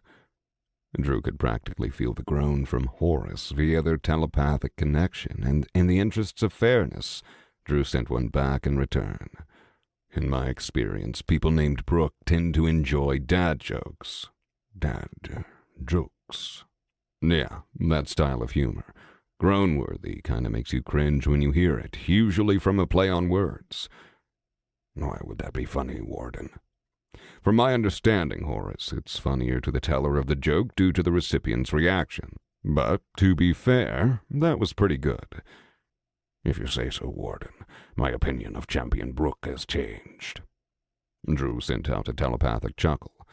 Well, I like him. He reminds me of an old friend I once knew. Are you no longer friends, Warden? I'd like to think he's still my friend, but he moved away to New Zealand, a country on the other side of the world, and we lost touch. Also, he's probably dead now since the descent. Hell, most of the people I've known throughout my life are likely dead. Not a happy thought. The army marched up a ramp that led into the lowest bubble, with the death guard leading, the skirmishers and the rest following behind. The eels and dreadblades remained behind, outside, as the first of Drew's undead troops walked through an almost gel-like skin leading into the bubble. The inside of the district was distinctly different than Drew had been expecting. For one, it was dry, as if the entire district was on land rather than under the waves. It seemed as though the Naga and Murlocs had likely evolved in the water but adapted to surface-like conditions on their homeworld, wherever it was. The buildings within the district, however, were alien. Instead of metal or wood, everything was constructed from precisely cut stone blocks, larger than any brick Drew knew of, and in place of wood was this strange seaweed-like kelp that had somehow been hardened. He experimentally knocked on what appeared to be a door as he passed by while possessing the aspirant, only for a resounding bassy thud to echo back to him, like he would have expected from a normal hardwood door.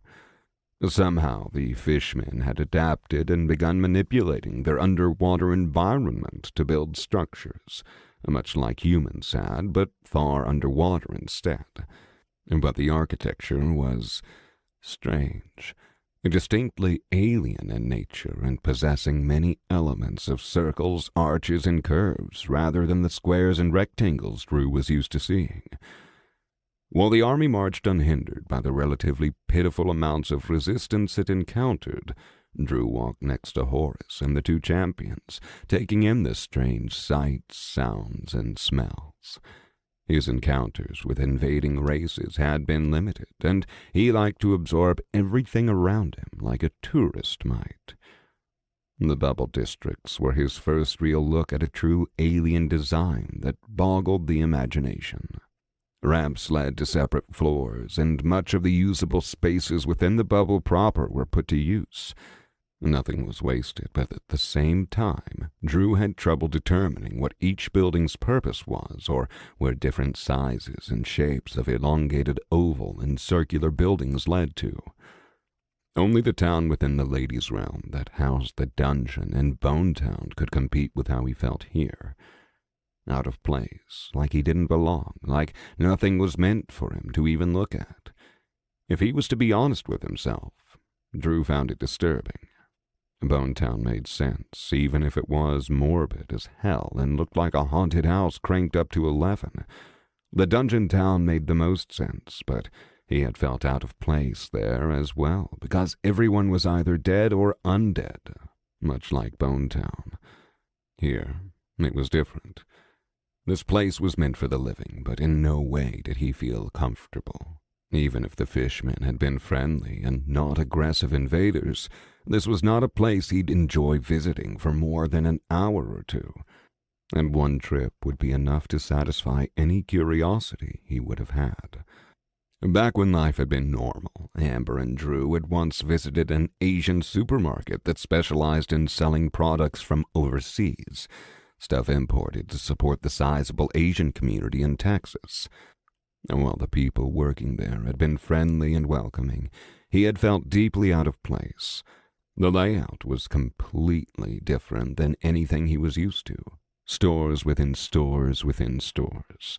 Nothing was where it should have been, and the fruits and vegetables were all things he'd never heard of or seen. The meat section alone was a whole other world, with cuts of meats from who knew what kinds of animals. The underwater city was like that, but stranger. While he could recognize trading markets that they passed by, all empty and devoid of life or full of corpses his army left behind, the things for sale were bizarre. Produce in colors like baby blue and turquoise, and in strange shapes, like a pastel pink fruit-looking thing in the shape of a cube that had a curly vine growing from it. The vine even had a mouth at the end of it, full of sharp teeth, but only a mouth, and it was open and lightly shrieking. "This place is strange," Drew said while he forced his aspirant to shake its head. "Is it?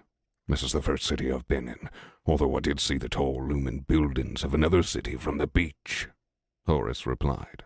"To me, yes. This place is very disorienting.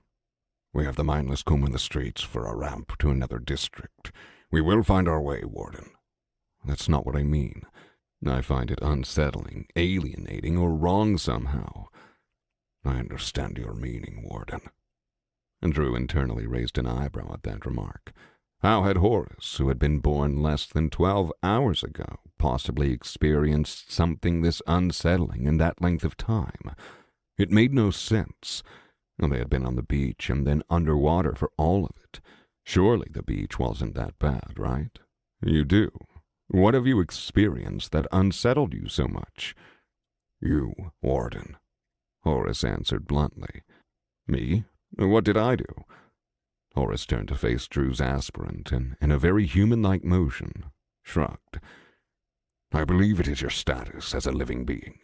You've taken no actions that deeply bothered me, but standing in your presence did." "Wait, really? Like I'm unsettling you right now?" "No, I feel perfectly at ease currently, which leads me to believe it's your living body that is the reason for my discomfort." "Interesting. And also, sorry. I wonder if that's because you're a powerful undead, or maybe it's the type of undead you are, or your personality. Never mind. It's not important." "Understood."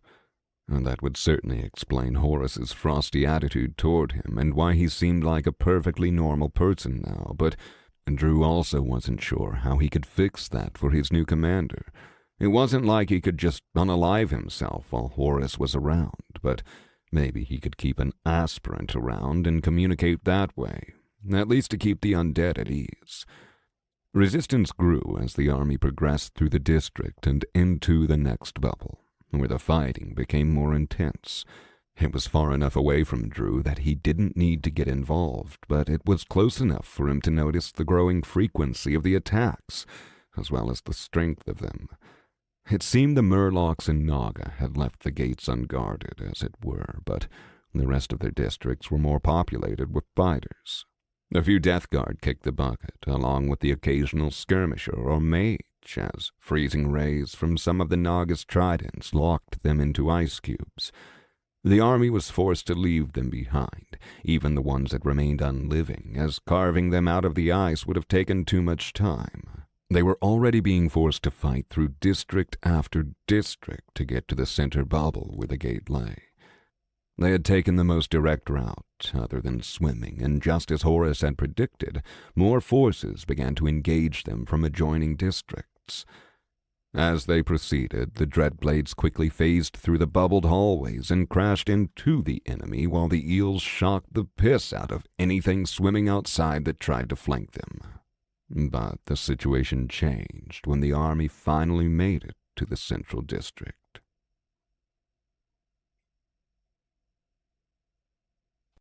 Chapter 35. When Drew's army made it to the central district where the incursion gate was, there was a surprise waiting for them, and it wasn't more combat. Upon entering the bubble from the hallway, a large group of Murlocs rushed forward as if to engage the army, but rather than clashing their swords against the Death Guard's shields, they had something else in mind. The large group of Murlocs split up, the first blocking the army's way, while the smaller group brought something forward and placed it on the ground. As soon as the item hit the ground, all the Murlocs ran back toward the district, which immediately led Drew to believe it was some kind of bomb. As he began to send a thought to Horus to retreat, a large image appeared. A Naga, or the image of one, was being projected from a large gold and silver disc that lay perfectly still on the ground. Technology. Real technology. Maybe it was magic of some kind, but the effect was the same. It was a kind of hologram, a communication device. Drew had no idea such things existed, not outside of emerging technologies back before the system, but now he stared at one, and the oversized image of a large looming Naga overhead. "Why have you invaded our peaceful colony?" A strange snake-like voice came from the image of the Naga as its head moved, taking in the side of Drew's army. It was male, or at least Drew thought it was, but this was the first time any of the fishmen had attempted to communicate using anything other than weapons. Horus turned to look to Drew, but the action was quickly noted. "You communicate with your lesser while I attempt diplomacy." "I've got this, I think," Drew sent to Horus before stepping forward. "I'm not his lesser, I am his commander," Drew said, and while the voice was his, the mouth from which it spoke was not, and due to that, it was distorted. "You should not be able to speak, which can only mean that you are a necromancer possessing that body." The snake-like voice quickly figured out. "Yeah," Drew affirmed. "And what do you mean by peaceful colony? The people of the local city have been under assault from your forces for months now." "Assault? No." The Naga shook its dragon-like head in a sweeping motion. "We defend our waters, our home, from invaders. We do not seek war with the natives." "Well, according to them, you've been attacking their fishing boats and launching attacks on the beaches, and there were plenty of Murloc and Naga bodies there to confirm that when I arrived." "The natives misunderstand, then. We have claimed these waters as a new colony, and we have only defended our territory. If we wished for war, they would be long dead. We only seek to push them back to where they belong, upon the land." "Then why attack their fishing boats?" "These are our waters, our territory. They invade our domain without permission and take from these waters its bounty." So they were trying to scare Houston off, not wipe it off the map. Well, this complicates things.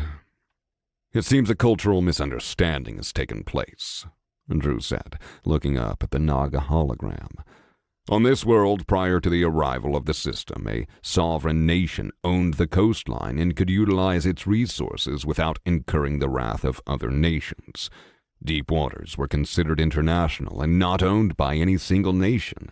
The people here are used to fishing for food where you set up your colony, and the people there are starving." "Strange and most unexpected. Did the peoples of the sea not contest this territory?" Drew tilted the minion's head. "We didn't really have sapient beings in the sea.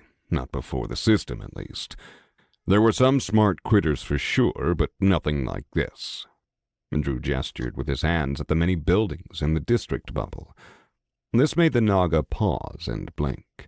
2 sets of eyelids, an inner and an outer. Its nostrils also flared slightly, and it waved its taloned hand, the one not holding a trident, off-screen.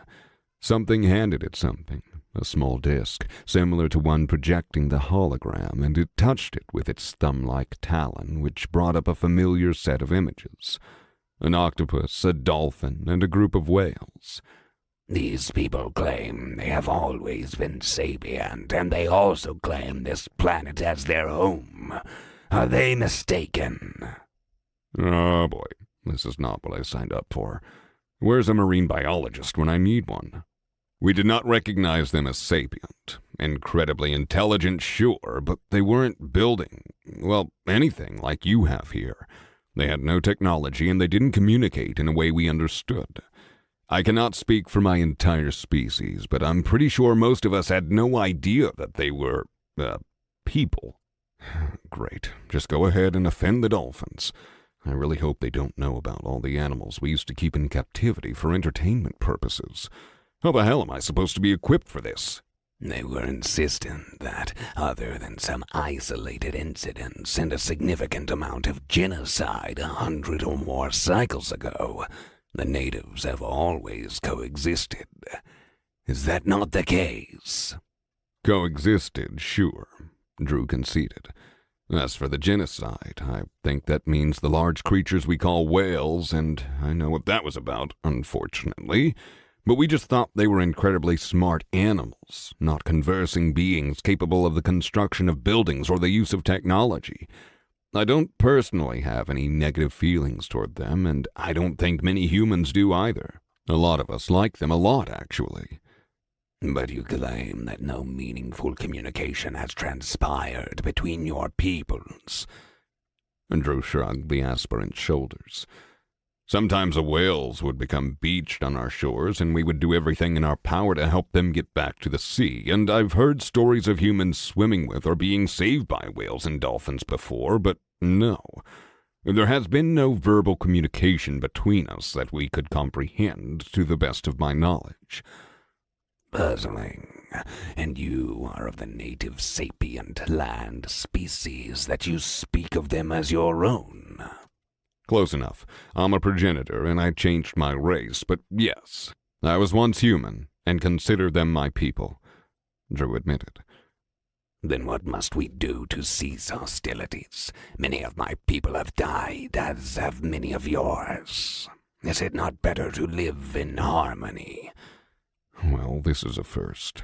Mark was seriously injured by these guys, though. But if it was all truly just some major fuck-up in communication due to cultural differences, that could be solved. Fuck it. Let's try it the diplomatic way. I just hope I don't screw it up. Well, the people of Houston, that's the city on the coast, need to eat. I created some farmlands for them, but crops will take time, and fish are pretty much the only thing keeping them alive besides the extremely expensive imports from system stores. Something has to happen there for peace. If we can agree to allow fishing boats near here, at least in the short term, I have no problem with stopping the fighting for the moment. The Naga looked off camera again for a brief moment before returning its gaze to Drew. That is acceptable. Do you speak for the local city of natives? Drew shook his head. No, I am a third party that is helping out. I have a settlement of my own, along with a pillar, so I can speak on their behalf, but not Houston's. Anything more than a temporary ceasefire would need to be negotiated with the mayor of that city, but I do not believe he seeks war. He seems more interested in protecting his people and keeping them alive. Would you be willing to deliver a message on my behalf to this mayor? Wow. Is this actually going okay? I don't have to kill everything here. If it's waterproof, sure. No, and I don't know if it's in your power, but I think keeping the sea grades off-world, at least for now, would probably go a long way to making people less wary of your colony. I know you can't turn off the incursion gate unless you agree to some kind of formal alliance, but you may want to reach out to your sea friends and see if they're willing. The Naga blinked again. The peoples of the waters, at least the local ones, do not yet have a pillar of civilization, so that is not an option. But I can limit sea-grade colonists temporarily if that will help in peace talks. Although I am puzzled as to why such a thing would help. Sea grades are kinda scary to the locals, especially with the scale of their abilities. As for a pillar, Houston does house one, as does my settlement. I can send diplomats to meet with you, but I'm afraid humans fare poorly underwater, what with air being necessary and all that. Not to mention that sea grades are a major threat even to me. Surviving against those super murlocs wasn't easy. It was only because of Mark that I'm not crippled right now, or dead.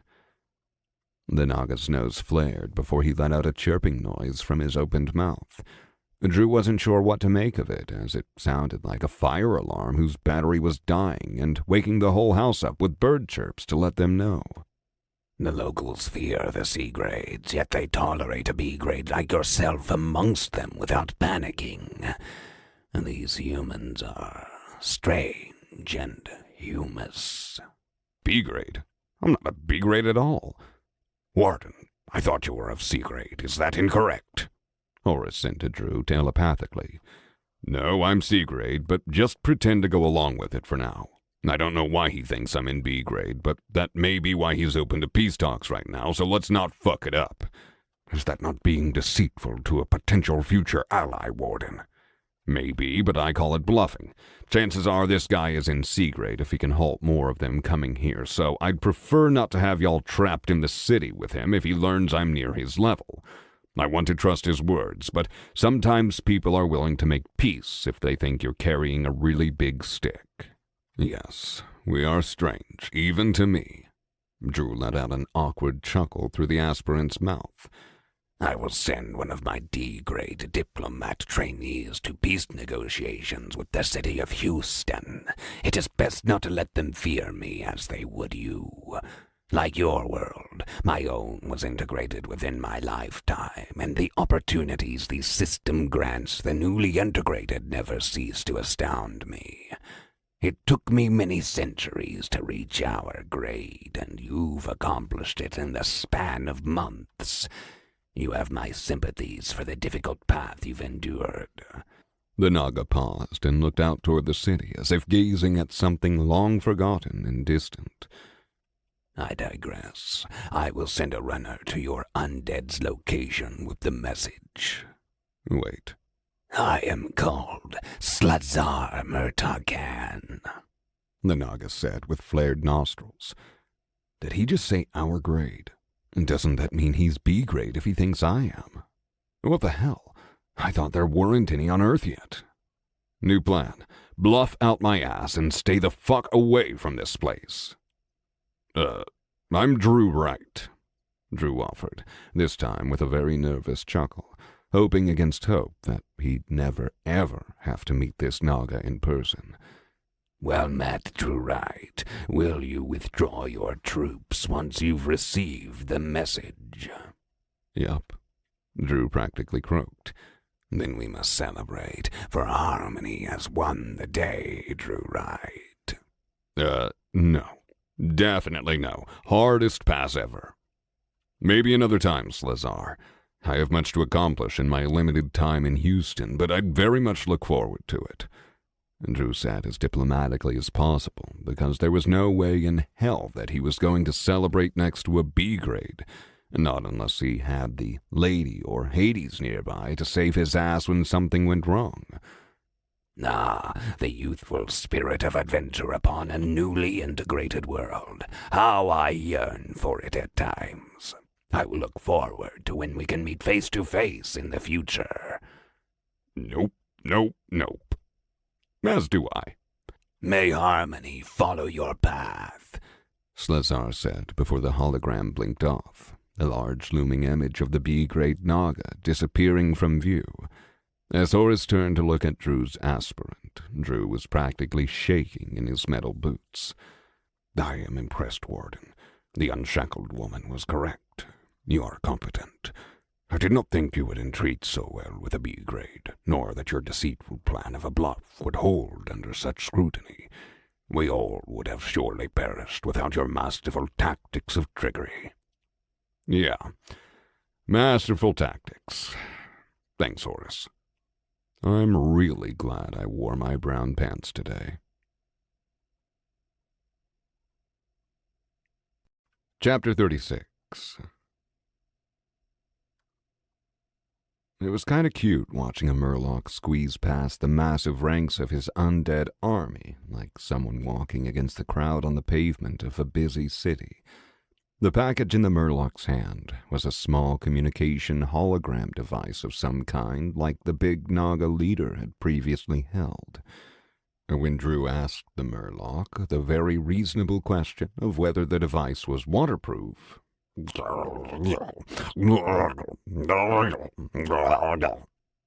Murloc nodded its disgusting fish head like a toddler would when agreeing to ice cream as a snack.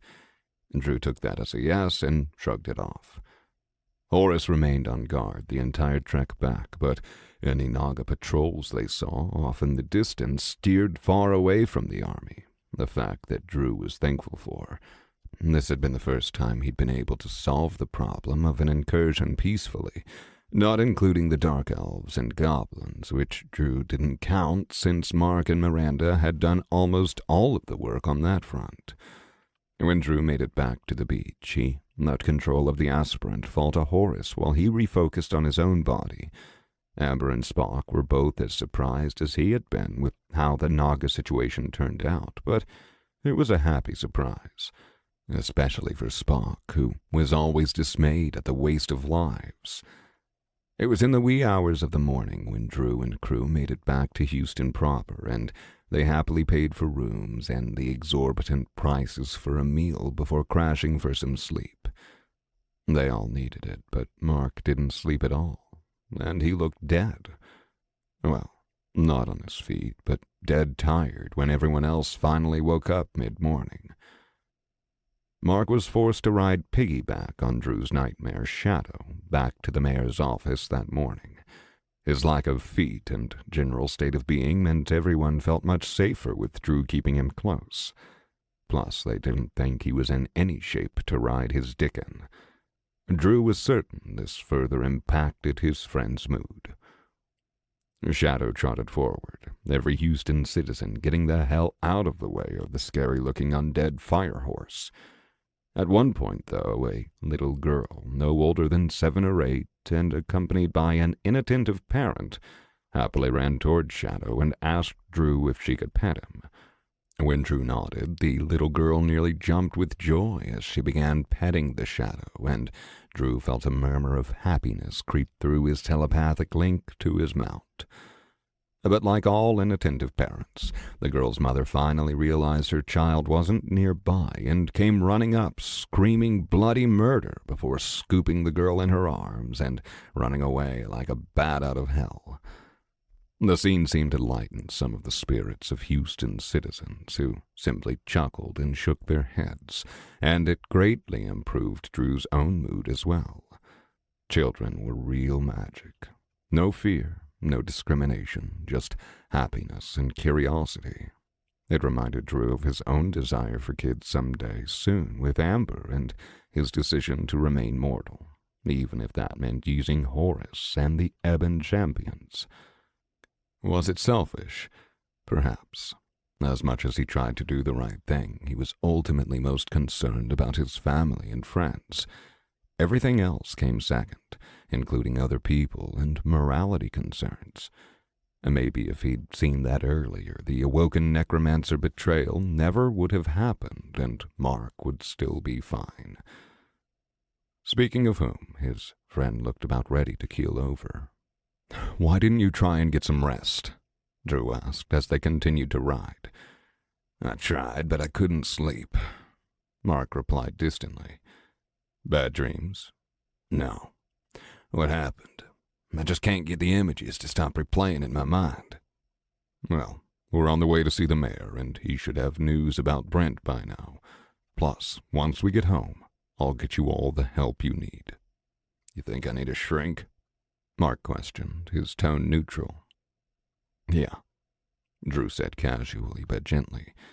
"We've seen it before. That's why the therapists from the cadre have remained. You didn't come with us to the dungeon, but, well, we all went through similar shit." "There's therapists in the dungeons?" Mark asked, his voice briefly returning to normal.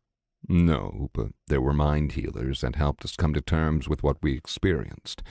The others had it worse than I did, but I wouldn't describe my experiences as a fun family vacation either." "Because you chose a damn peer as your race." Yeah, I think that's the main reason, but don't you worry about it. We'll get you the care you need, and you'll be back home with Miranda and Brent in no time. Minutes passed as the two rode in silence, each dwelling on their own thoughts as they headed through the city toward the current town hall. That exchange had been the most Mark had said since before he had nearly died, and Drew was troubled by what his best friend was going through. Watching someone you care about suffer, it was never easy. "Can you do me a favor, dude?" Mark eventually asked. Sure, man. Anything. "Can you not princess carry me in to see the mayor?" Drew smiled. Sure, dude. Brooke is meeting us there, and I'll ask him to give you more dignity and respect. Who's Brooke? Brooke was waiting for them outside the mayor's building, and nearly everyone nearby was giving the undead a wide berth as they moved past. Drew doubted they knew he was undead, but the black armor, with all its skulls and spikes, was enough to spook most of them.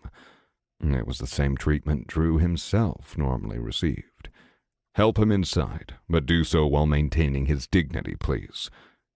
Brooke bowed his head slightly. Understood, Warden. Drew helped mark off Shadow, who he tied to an old no parking signpost outside the building. The irony wasn't lost on Drew as he smirked at the idea of a police officer trying to slap a ticket on the undead nightmare and how that would turn out. Probably with a kick to the head. As much as Drew wished to preserve his best friend's dignity, there wasn't exactly a perfect way to do so, given Mark was missing both his legs below the knee. It wasn't like he could walk on the stubs yet, and Drew wasn't about to let his best friend try, as that would only hurt him further mentally. Instead, he handed Mark to Brooke by the armpits, like one parent handing a toddler to another. The three of them were soon making their way toward the mayor's office when Mark growled slightly. "This wasn't what I had in mind, Drew." He turned his head to one side to see Brooke giving Mark a piggyback ride. Inwardly, he chuckled at the sight, all too happy to remind his friend of the scene at a later date. For the moment, however, he kept his tone neutral. It's not a princess carry, and it's honestly like you have your own mount. You actually look quite dignified. Warden, I am not a mount, Brooke protested. I know that, but Mark is going through some serious mental trauma right now. Just play along for now. Really? Dignified? Mark raised an eyebrow that expressed extreme skepticism. Nay, Brooke said abruptly before stomping his foot like Shadow. Did you just order your minion to neigh? Mark looked sharply at Drew. No, Drew chuckled. Nay, Brooke added. The frown on Mark's face disappeared, and a smile appeared in its place as he chuckled, the first sign of Drew's friend returning to his old self. Drew needed to remember to give Brooke a medal or something. Drew also couldn't help but join his friend's chuckle with his own. His friend may have been hurting, he may not have been whole, but he was still alive. He'd take any happiness he could from Mark right now. That happiness was a nice distraction because Drew was dreading the meeting with the mayor, knowing that he was in for getting his ass ripped into for causing so much death. Still, he knocked on the mayor's office door and let himself in, with Brooke and Mark following. Damon looked up from his desk and the paper he'd been writing on. His window curtains were wide open, letting in the morning light so he could write about candles. The mayor looked at Drew and frowned slightly before seeing Brooke and Mark and raising an eyebrow. "Have a seat," Damon said as he waved an arm at the empty chairs in front of him. Drew sat down, and Brooke lowered Mark onto a seat of his own.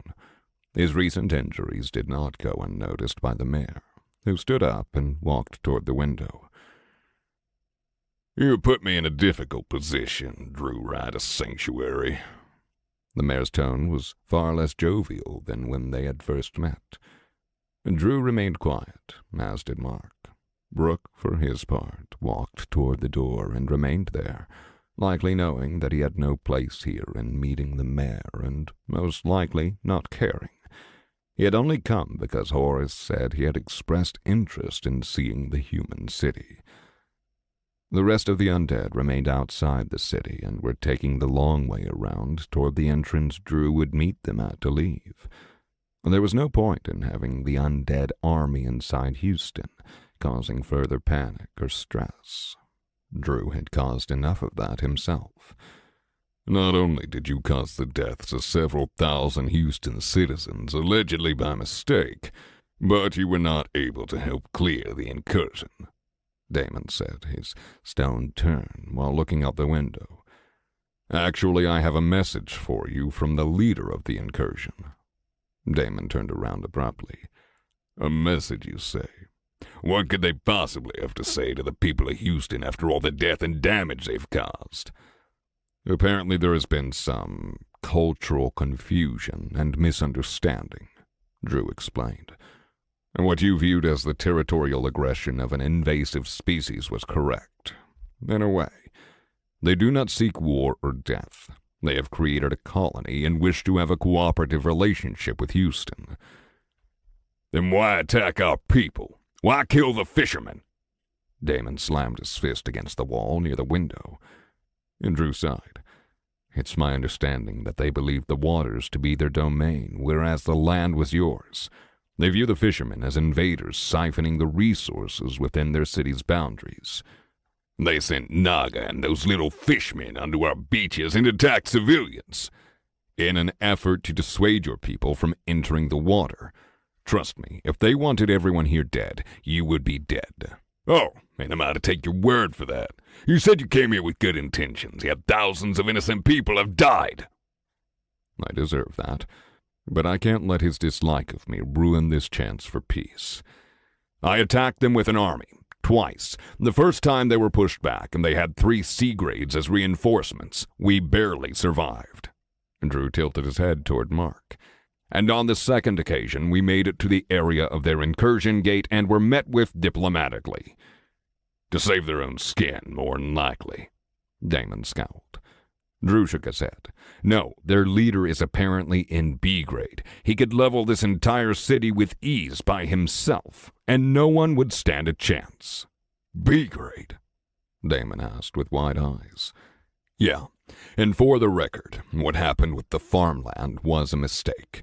I evacuated everyone in the blast radius I had expected, but when I modified the spell to make it easier for your people to clean up afterward and actually create the farmland rather than dig up the asphalt and pavement, well, things went to shit. I am responsible for those deaths, but I am not a murderer. Right. Damon scoffed. So an accident happens to blow up a good 20th of the city. I doubt that greatly, Drew Ryder's Sanctuary. Doubt it all you want, but that was 14% of my total mana pool. If I planned to commit genocide, I could have bumped it up to 95%. So while I understand your distrust, please understand, if either I or this Naga leader wanted Houston gone, it would be gone. You're not helping your case. In fact, I don't know what the hell you were thinking using an untested spell in a populated region in the first place. What I'm hearing from you is that your mistake could have been far, far worse. This recklessness combined with your power makes you a very dangerous liability, Drew Wright. Damon said as he plopped down in his chair and let out a long sigh. Maybe so, but I am being truthful. As for the incursion itself, I negotiated a temporary ceasefire. While I'm willing to help, I'm also not suicidal. I know what my chances of survival are against a B grade, so unless your local gods want to step in, I'd suggest hearing what the message has to say. The gods are gone, Damon said dismissively, waving his hand. None of them are answering my summons, and their priests have all but vacated the temples that were dedicated to them. Well, one of them pissed off the wrong super god and probably got spooked, and the other, I'm not sure. Last I saw him, his body had turned to ash. Not sure about the last one, though. You said there were 3, right? Damon groaned. Do you not hear yourself? Trouble follows you. Gods turn to ash when you visit. I must have misspoken. You're not a liability. You're a damn natural disaster. I don't understand the god situation, but I probably have more information than you. Like I said, one of them is a pile of ash right now, so I'm not sure if he's gone forever or if he'll be back. The lady in green probably ran as fast as she could if she was smart. She might still be around. Maybe she'll be back once I leave. So you did have something to do with their disappearances? Not the third. Never met that one, Drew said cheerfully. Damon only offered him a blank stare. Oh, so not the third, but you're just casually glossing over the fact that 2 gods are just gone. Do you have any idea what kind of position you're putting me in? And Drew fished out the disc from his spatial inventory and placed it on the mayor's desk. What's this? Damon asked. Some sort of hologram communication device. A what now? Like a video call or FaceTime. And how do I get it to work? How the hell am I supposed to know? Try touching it or something. Damon did so, and a holographic image of Lazar popped up and immediately began speaking. It seemed it was a recording rather than a live transmission. Human Mayor, I am Slazar Murtakan of the Naga people. The necromancer Drew Wright was asked to bring this message to you at my behest. I seek no war with your peoples, and has negotiated with the one known as Drew Wright. I have ordered the termination of hostilities against your fishing vessels, so you may procure food for your people. The Naga and Murloc peoples pursue a path of harmony, and wish for no needless death between our peoples and the peoples of the land. We hold no interest in your people's land and resources. We only seek to maintain a growing colony for our people on a new world. The local native peoples of the water have agreed to allow us to establish our colony within their domain. But I was not informed that the people of the land viewed the coastlines to be of their domain as well. Given that information, I will be sending a delegate on behalf of the colony within 7 cycles to discuss the possibility of a non-aggression and trade pact between our peoples. I believe that together our peoples will prosper in harmony. The hologram cut off, and Damon looked at Drew with a raised eyebrow. What? Drew asked. What did he mean by local native peoples of the water? What new dumpster fire have you brought to my city? Ah, yeah. Drew leaned back in the wooden chair, causing it to creak slightly. Apparently whales, dolphins, and octopi were always sapient and believed we enjoyed coexisting with them. Damon just stared at Drew like he'd grown a second head. Yep, I had the same look on my face when he told me. Either way, there's your message and your temporary ceasefire. Now it's in your hands.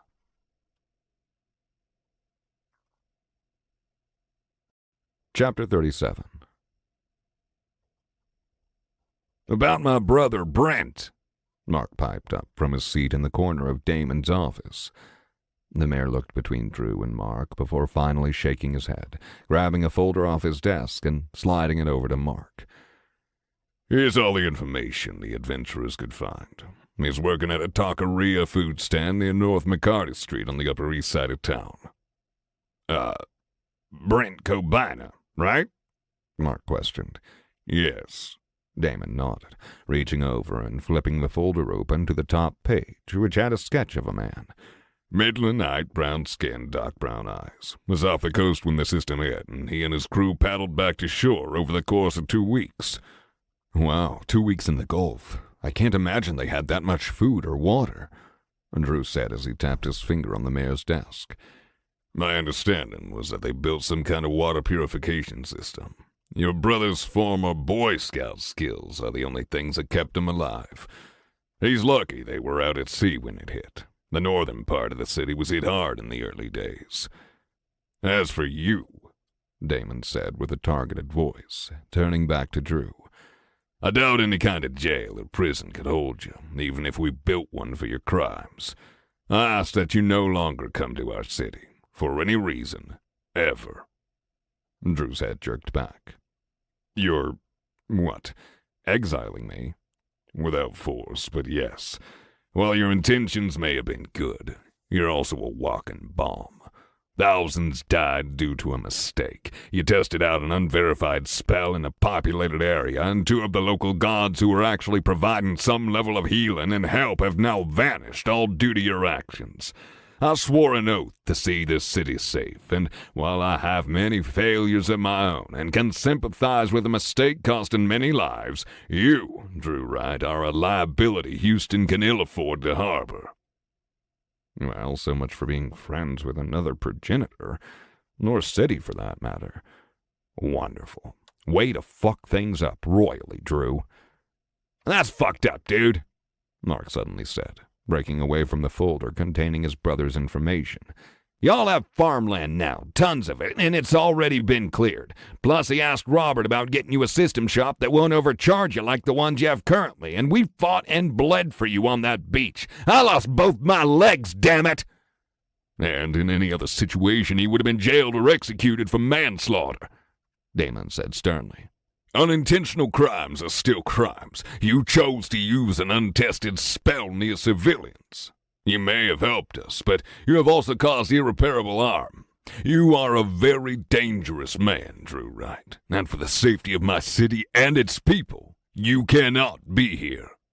Drew got up to leave, then turned his head back toward Damon as he went to close the door to the office. As soon as we find his brother, we'll leave. I just hope for your people's sake that you do not cast my sins onto the people of Sanctuary. They can help with your food shortage and save lives. Without a further word, Drew left the office with Mark and Brooke. No one said anything until they exited the building, where Drew found a local passing by. Despite the local's very obvious desire to avoid Drew snatched him off to the side to ask how to get to Brent's workplace. The 3 men made their way across Houston, Drew and Mark on Shadow and Brooke running alongside them. Occasionally, they'd have to corner someone to ask for directions, but for the most part, they stuck to themselves. Mark's mood had soured from the mayor's office, and Drew could see his best friend turned from anger to distant to trembling fear, and then back to anger again. His friend definitely would need help back at Sanctuary. Eventually, they made it to the food stall where Mark's brother worked, and sure enough, the man in the sketch was there, cooking away on a wood-fired grill. The prices were awful, just like all of Houston, but Brent didn't look rich at all. In fact, he had some pretty run-down clothes on that were just a sneeze away from being rags. It seemed as though he was barely scraping by, despite the expense the food carried. Mark sat and watched his brother work for some time, tears running down his face.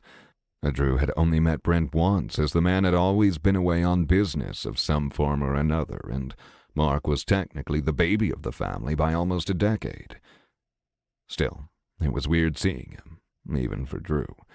So few people had survived the descent and the incursions that followed. To find one that he recognized working for an authentic taco place was not something he had expected to experience. You know we actually have to go up and talk to him rather than stand by and watch like stalkers, right? Drew questioned quietly. Do we? Mark asked with sincerity. He seems so happy here, even if he looks like shit. Should I really bring him into our world, the lives we live? I mean, look at me. Mark lifted the stubs of his legs from his place behind Drew on Shadow. He would want to know you're alive, that Miranda is alive. He could still do this if he wanted back in Sanctuary. No one would force him to fight. You know that's not how we do things, not since the Valkyries came. Mark took in a long breath and then slowly exhaled before wiping his tears away. Fine. You're right. Drew hopped off Shadow, and Brooke carried Mark to a nearby wooden picnic table. Drew, meanwhile, went and stood in the very short line and stood patiently as people placed their orders, received their food, and then left. When his turn came, an unknown man who took orders asked for Drew's. He did order some food, but he also told the man that he was there to see Brent, taking off his helm as he did so. That alone caused a knee-jerk reaction from the man as he noticed Drew's heterochromatic glowing eyes and giant facial tattoos. The man quickly nodded and got the hell away from Drew as fast as humanly possible, running to Brent before taking the apron he was wearing and tying it to himself as he began to grill. Maybe he thinks Brent's in trouble and I'm the muscle. You asked for me by name, but I don't know you, Brent said as he walked up to Drew very cautiously. The descent had not been kind to the man. He'd been a bit chubby before, but now he barely had any meat on his bones at all. The full black curly beard he'd once had was now heavily sprinkled with gray, and he had giant bags under his eyes that seemed to indicate a massive lack of sleep. He may have been surviving, but life hadn't given him an easy path. That much was certain. We've actually met once, believe it or not, long before the system hit. I'm a friend of your brother's. What followed was a very long and arduous process of many explanations. Drew sat happily at the table, keeping to himself, while the two brothers chatted and caught up. Many tears were shed, and many hugs were to be had, even for Brooke, who stood awkwardly nearby, unsure of how or why he had gotten hugged. "Warden, why is this one grasping me?" It's called a hug, a display of emotion. He's happy and sad at the same time and probably just randomly latching on to you because you're with his brother and probably assumes you're his friend. Interesting. You find it weird since undead don't have the biochemical emotions that we do. No, it's actually kind of nice. It gives me a warm feeling within my core. That's comfort and acceptance. I think I like it. Well, of course you do. Everyone likes hugs. Drew smiled as he looked on fondly while Mark and Brent continued sharing stories. Maybe there is some good left in the world after all. Drew mused to himself. "Did you say something, dude?" Mark asked, interrupting his conversation with his brother to turn toward Drew. No, nothing at all. Drew smiled.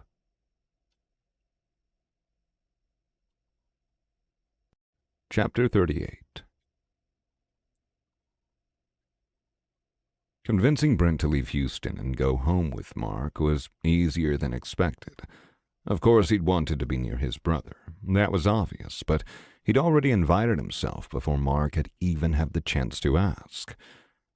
On the way out of the city, Brent learned more about Sanctuary, and he became ecstatic, particularly when it came to the abundance of food and ease of access to fresh water.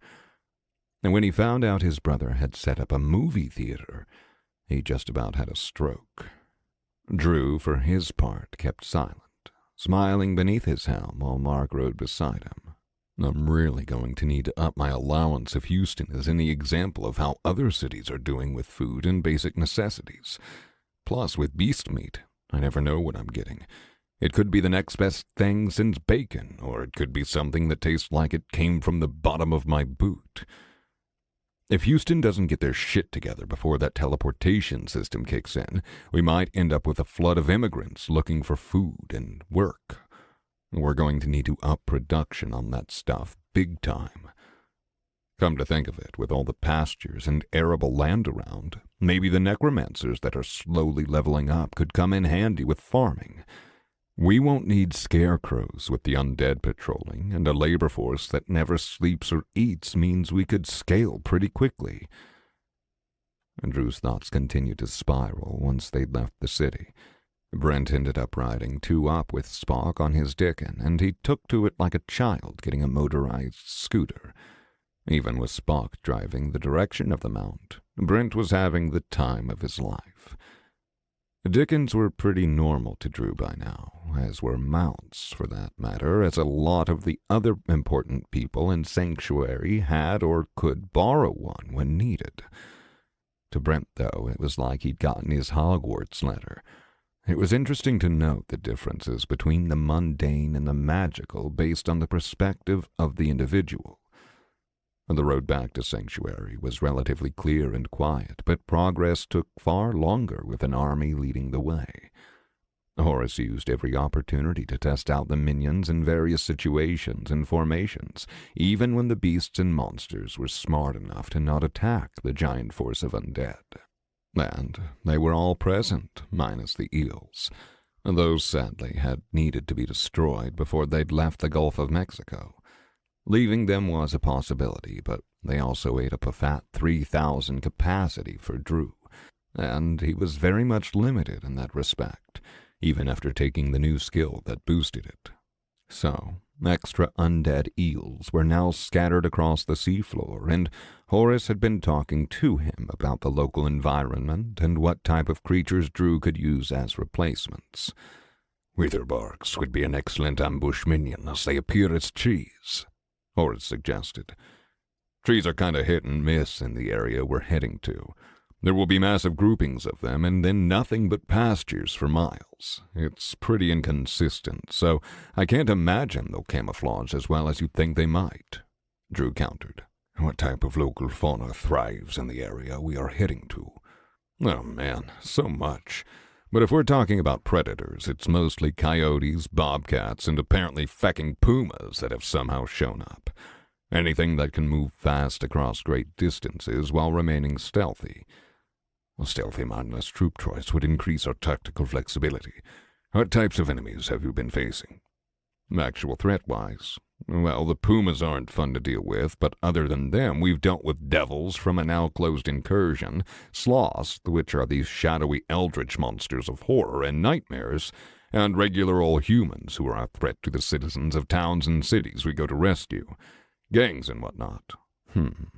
Oh, and most recently, there's been a rogue necromancer of some kind poking around with a bunch of soul flames. Apparently he's a fairly big deal that I need to worry about at some point. Rogue in what way, Warden? For one, there's the actual mass use of soul flames, and apparently in ways that were bad enough that the souls refused to even speak to me, and he also wiped out the populations of 2 major cities in a state to the northeast of us. Those aspects make you consider the necromancer as an outcast of some kind. Yeah. The wholesale slaughter of entire cities of human beings for no reason would definitely warrant an outcast label. Plus, I get the feeling that the baleful lady doesn't like them very much. I see. On the topic of tactical flexibility, do you believe we will be facing undead from another necromancer in the near future? I don't know, Horace. The threat definitely exists, but I don't know if we're going after them right away or not. The group of soul flames we ran into could have been stragglers or scouts for all I know. The country we are in is huge, and the cities that necromancer destroyed are a long way away. If there were that many undead making that big of a trip, I think we might have heard something about it by now. I understand, Warden. Please keep me appraised as to what enemies we may be facing soon so that I may offer tactical advice. Drew could already tell that it was going to be a long trip home, not due to Horace, but due to the army itself. The Death Guard moved slow as balls, and with an enemy as large as his, Drew estimated it would take at least a full week to get back. As he settled in for a lengthy journey, Drew decided to ride next to Amber and Freya and spend some much-needed time with his wife. It was on their 3rd day heading back from Houston that Robert's bird found Drew once again, bringing news of Sanctuary among other things. The undead crow perched on his shoulder and eyed him without speaking for a moment. Drew, how did things go in Houston? The bird called after Robert asked his question. Well, let's see, Drew said from atop Shadow, Amber and Freya riding on his left. I was banished from the city and asked to never return. The Naga running the incursion is apparently B-grade, but was open to peaceful diplomacy, which was a nice change of pace, and we managed to find Mark's brother. Oh, and my new awoken commander can't stand my human body for some reason, but one of his champions apparently enjoys hugs. Spock also found a pretty pink flower that glows slightly yesterday, so he plucked it and ended up with a nasty rash that itches. Tickle pinks. The bird bobbed its head. Some of the herbalists have found some here as well.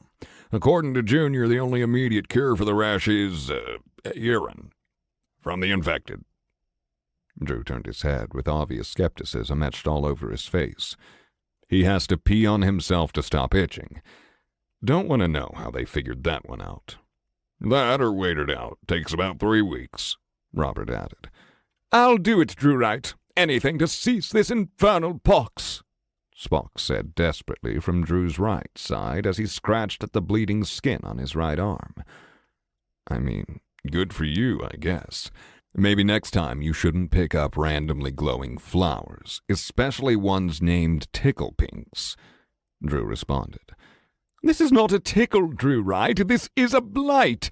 I shall be back momentarily. Spock veered his dick in with Brent in tow off the road to take care of business. So, banished from your first city and a B-grade incursion leader. I was under the impression that none of that grade existed here. Maybe it's a new development. I reached out to the lady yesterday to ask her about it, but she kinda didn't answer. What? I, too, attempted to reach out to her. We've been receiving pockets of immigration from Colorado for the last 2 days, and I wish to ask her about this necromancer you mentioned. She was unresponsive. She's probably taking a primordial shit or something, Drew chuckled. I sincerely doubt that. Never mind. Are you not worried? No, why would I be?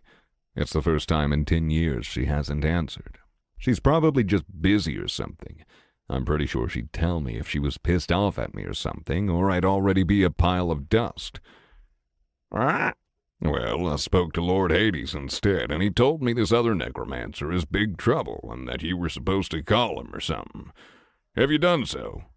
No. Right. Oops. No, but I'll give him a shout when we're done here. So what's this about immigrants from Colorado? They're refugees. Do you remember when I spoke to you about the Dusk Sorrow finding a group of them and they sent them our way? Sure, Drew answered casually. Well, that was only the start. Many groups of them have headed into Oklahoma, and the Dusk Sorrow are all instructing them to head here for safety. Additionally, our Dark Elf allies reported repelling a group of undead chasing the most recent group of arrivals. So they were being hunted down. That would be my guess, yes. Drew, these are not small, isolated groups of people either. Thousands have arrived, and more are on the way. Good. Better that they have a safe place to call home. Drew nodded. Have you made preparations to scale our food production accordingly? And housing? I have, yes. In the meantime, we've begun importing basic grains and proteins from Junior's shop to supplement our supplies. Are folks still interested in becoming necromancers? That's random to bring up when we're talking about immigrants, Drew. Why do you ask? And Drew tapped his chin as he remembered a thought he'd had a few days back. See if they want to take a farmer's profession. They can use their minions as labor, so instead of needing dozens of farmers per field, we might just need a few necromancers instead. The bird blinked and then opened and closed its mouth. That's a good idea, but why limit it to farming? Anything that is heavily manual labor-intensive could be aided. Kinda. Minions are pretty dumb and need some pretty complex orders set up to work well. I can't imagine building housing with undead would be a great idea unless the necromancer in charge is pretty damned talented at multitasking. Let me think this over, but the idea has potential either way. And Drew rolled his shoulders from his place atop Shadow's saddle. Any news on the Awoken? I have people watching them all, closely. The reports so far have not indicated anything nefarious or even suspicious happening. They work, talk to their co-workers like normal undead people, and then drink boatloads of coffee while sampling other dishes and drinks in the hopes that something other than coffee is palatable to them. I might have just gotten a bad batch and been unlucky then, Drew mumbled. I will maintain a close eye on them, however. How has the one Awoken that remained with you been? Slina. She seems fine. She's spending a lot of time with the new Awoken commander and the champions. I think she might have a thing for Yulin. Thing? Robert questioned. Yeah, like a romantic interest or whatever the equivalent is for undead. They're like two peas in a pod. Maybe they're just close friends. I try not to dig into shit, and I did go ahead and sever my mental connection to her 2 days ago. And there's been no change in her behavior other than her interest in spending time with her peers. Nope, I'm keeping an eye on her, but I don't think she'll bail. She's probably going home to Bonetown after all this. I think she was pretty shaken up by being betrayed by her former friends. Yes, which makes it all the stranger that she's so keen on interacting with your new awoken, Robert said cautiously. And Drew shrugged. I think she's just lonely. Like I said, I'm keeping a watch on her. I'll trust your judgment, but with this murderous necromancer on the loose, I believe we should invest in defensive arrays for Sanctuary, just in case. I agree, but hold off until I get back. I have a new ability from my profession to summon in a cadre building, and it might bring in some kind of discount or something. The system did not explain the ability or the building's function, Robert questioned. Drew's blank stare told the bird and Robert all he needed to know. Right, it's vague. Drew nodded. It worked, Drew Wright! By all that is happy and joyful, it worked! Spock cheered happily as his Dickon came bounding back into formation. Woof! Spock, dear, you should probably wash your arm off after your business. Freya would like to inform you that it's quite rancid. It is the scent of salvation, Amber Wright, but I'll admit salvation does smell rather pungent. Spock quickly pulled out a bar of soap and water. I wouldn't do that if I were you, Spock, Robert's bird called. It needs to stay on there for 4 hours to not come back. Boof! Freya says we're going further toward the army until that time passes, Amber said gently as the dog took off running. Hours? What am I to do for hours? Spock looked up at the sky as he questioned the unfairness of the cosmos. Let me off. I'll walk, Brent said as he pinched his nose. Did you eat asparagus or something? Holy shit, man. I shall live in the shadow of shame for the rest of my existence, Spock said hopelessly. And all for the sweet, sweet release of that blight. Woe upon me, Drew Wright, woe! It's just pee, dude. Okay, yeah, even I can smell that from here. Good God, man, drink more water or something.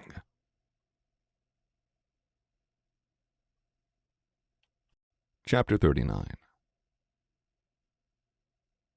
Kid, buddy, old pal, old friend, it's so nice to hear from you. Drew's guard was instantly raised, and he glanced about as if something horrible was about to happen. Hearing that phrase from anyone would make him question their motives instantly, but hearing it from Hades, well, he was almost certain the world was about to end. What horrible thing is about to happen to me, Hades? Whatever do you mean, kid? Drew felt the god's chuckle vibrate through whatever divine prayer telephone line existed between the two of them. It's more of those fecking pumas, isn't it? Drew glanced around with extreme caution before sending Horace a quick message to stay on high alert and then signaling to Amber with some hand gestures to do the same. Or is a meteor about to land on us? Drew, why would you think such things? Have I ever steered you wrong? Yeah. There was the most recent implosion that got me exiled from Houston. A warning about how exponentially power that was going to be would have been nice, by the way. Or a warning not to mess with stuff I don't understand. And then there was the whole thing with me creating Steve and it almost killing me because I misunderstood what you were suggesting.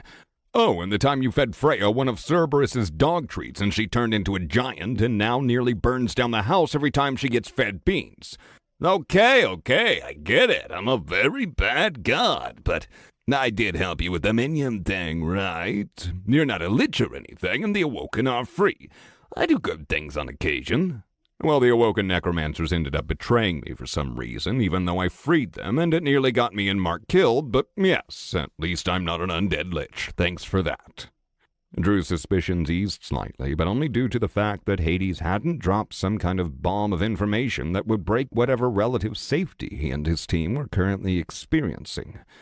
Still, something was up. Tough crowd, jeez.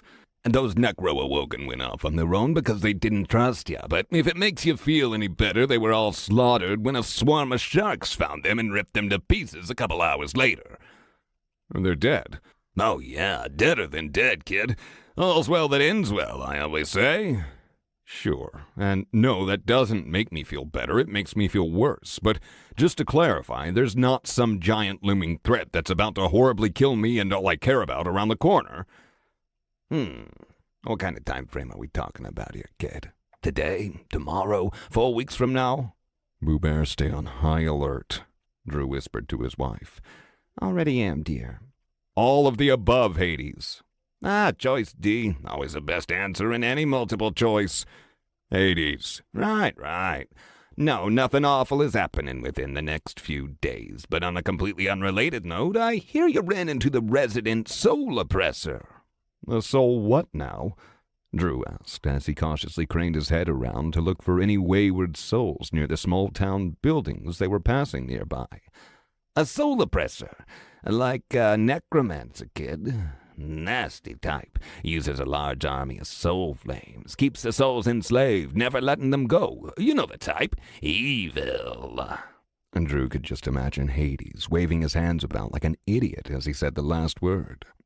If you mean the rogue necromancer, then yes. I ran into some soul flames on my way to Houston, and they were not happy. They wouldn't even talk to me. I'd imagine not. It's a bit hard to trust someone who can talk to souls when the last one forced you to cut down innocent women and children who were trying to hide and escape. A nasty business, that guy. I told the lady that she should have given you more information about him, but you know how it goes. Boss knows best. Flares of Drew's aura sprung forth from his body like whips and snapped at the asphalt a round shadow, cracking the highway in several places before Drew managed to suck them back in and bring them back under control. He has them killing kids. Even the thought came through mentally gritted teeth. Oh, that's just the tip of the iceberg, kid, believe me. And Drew took a very deliberately slow breath in and then exhaled before repeating the process. Is he an immediate threat, Hades? To you? Yes, to me, to my family, to Sanctuary, to the rest of the human race. You really do enjoy Choice D, don't you? Yeah, the guy is bad news, kid. Colorado is pretty much a wasteland. Most of New Mexico and Kansas as well. There are small pockets of survivors, of course, some of whom are running for other states and cities for safety, but yes, I would certainly say that he is a major threat looming around the corner, or whatever it is you said. Why didn't Rainaleer tell me this? If I had known... She is of the belief that giving you all the information would be detrimental to your growth, and you are her champion, not mine. I'm only sharing this because she gave me permission to do so, which is why I asked you to contact me as soon as you left Houston. Of course she thinks that. Treating me like I'm a toddler she's raising rather than a fucking adult that can make decisions. How has this guy, the soul oppressor or whatever, managed to hit so many states so quickly? Is he in B or C grade? Oh, and you mind telling me why a B-grade Naga was leading an incursion near Houston, and Rainaleer didn't say a peep despite telling me only C grades were around? Well, as for the Naga, I assume it's because you didn't ask recently if there had been any updates on that matter. His arrival was not expected. It seems their homeworld is undergoing some kind of population explosion, and worlds with as much water as Earth has are uncommon. My guess is they invested a lot to ensure the survival of the colony. So I need to learn to ask for updates on everything rather than expect them automatically, even when they concern the safety of humanity. The Baleful Lady does not wish to coddle you. Her words, by the way, not mine. Anyways, the Soul Oppressor is peak D grade, very close to evolving, but he managed to do so extremely quickly despite having no access to a training dungeon like you had. And how the fuck did he manage that? It took me nearly 10 years to get to this point. Dear, I'm not seeing or hearing anything, Amber said, patting his shoulder. Yeah, sorry, talking to Hades. Stand down, pass the word to the undead too. I'm tied up right now. Okay, sweetie, just try not to lose your cool again. Your aura spooked Freya something fierce. Drew nodded and silently reminded himself to apologize to the dog. In his shock and his anger, he had briefly lost control, which could have hurt somebody. He really needed to work on suppressing his emotional outbursts better. Oh, that's simple, Hades continued. He killed everything and everyone he met. Then he hunted down the others. Obviously, he's had to kill a shit ton of things. And people. What I meant is how he managed to do it. A lot of places have long since run out of food, and he has to sleep, at least during F and E grade. He did need to sleep. Once. He's a lich now.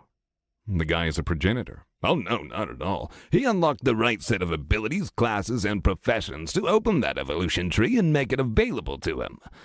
And how the... You haven't been helping him, have you? You're the god of the undead, right?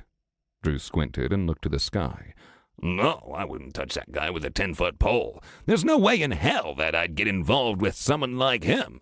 Besides, the lady will eventually off him if someone else doesn't. People like him tend to go one of two ways. Someone kills them on their way up, or they become a big enough imbalance that the cosmos and the boss lady do it instead.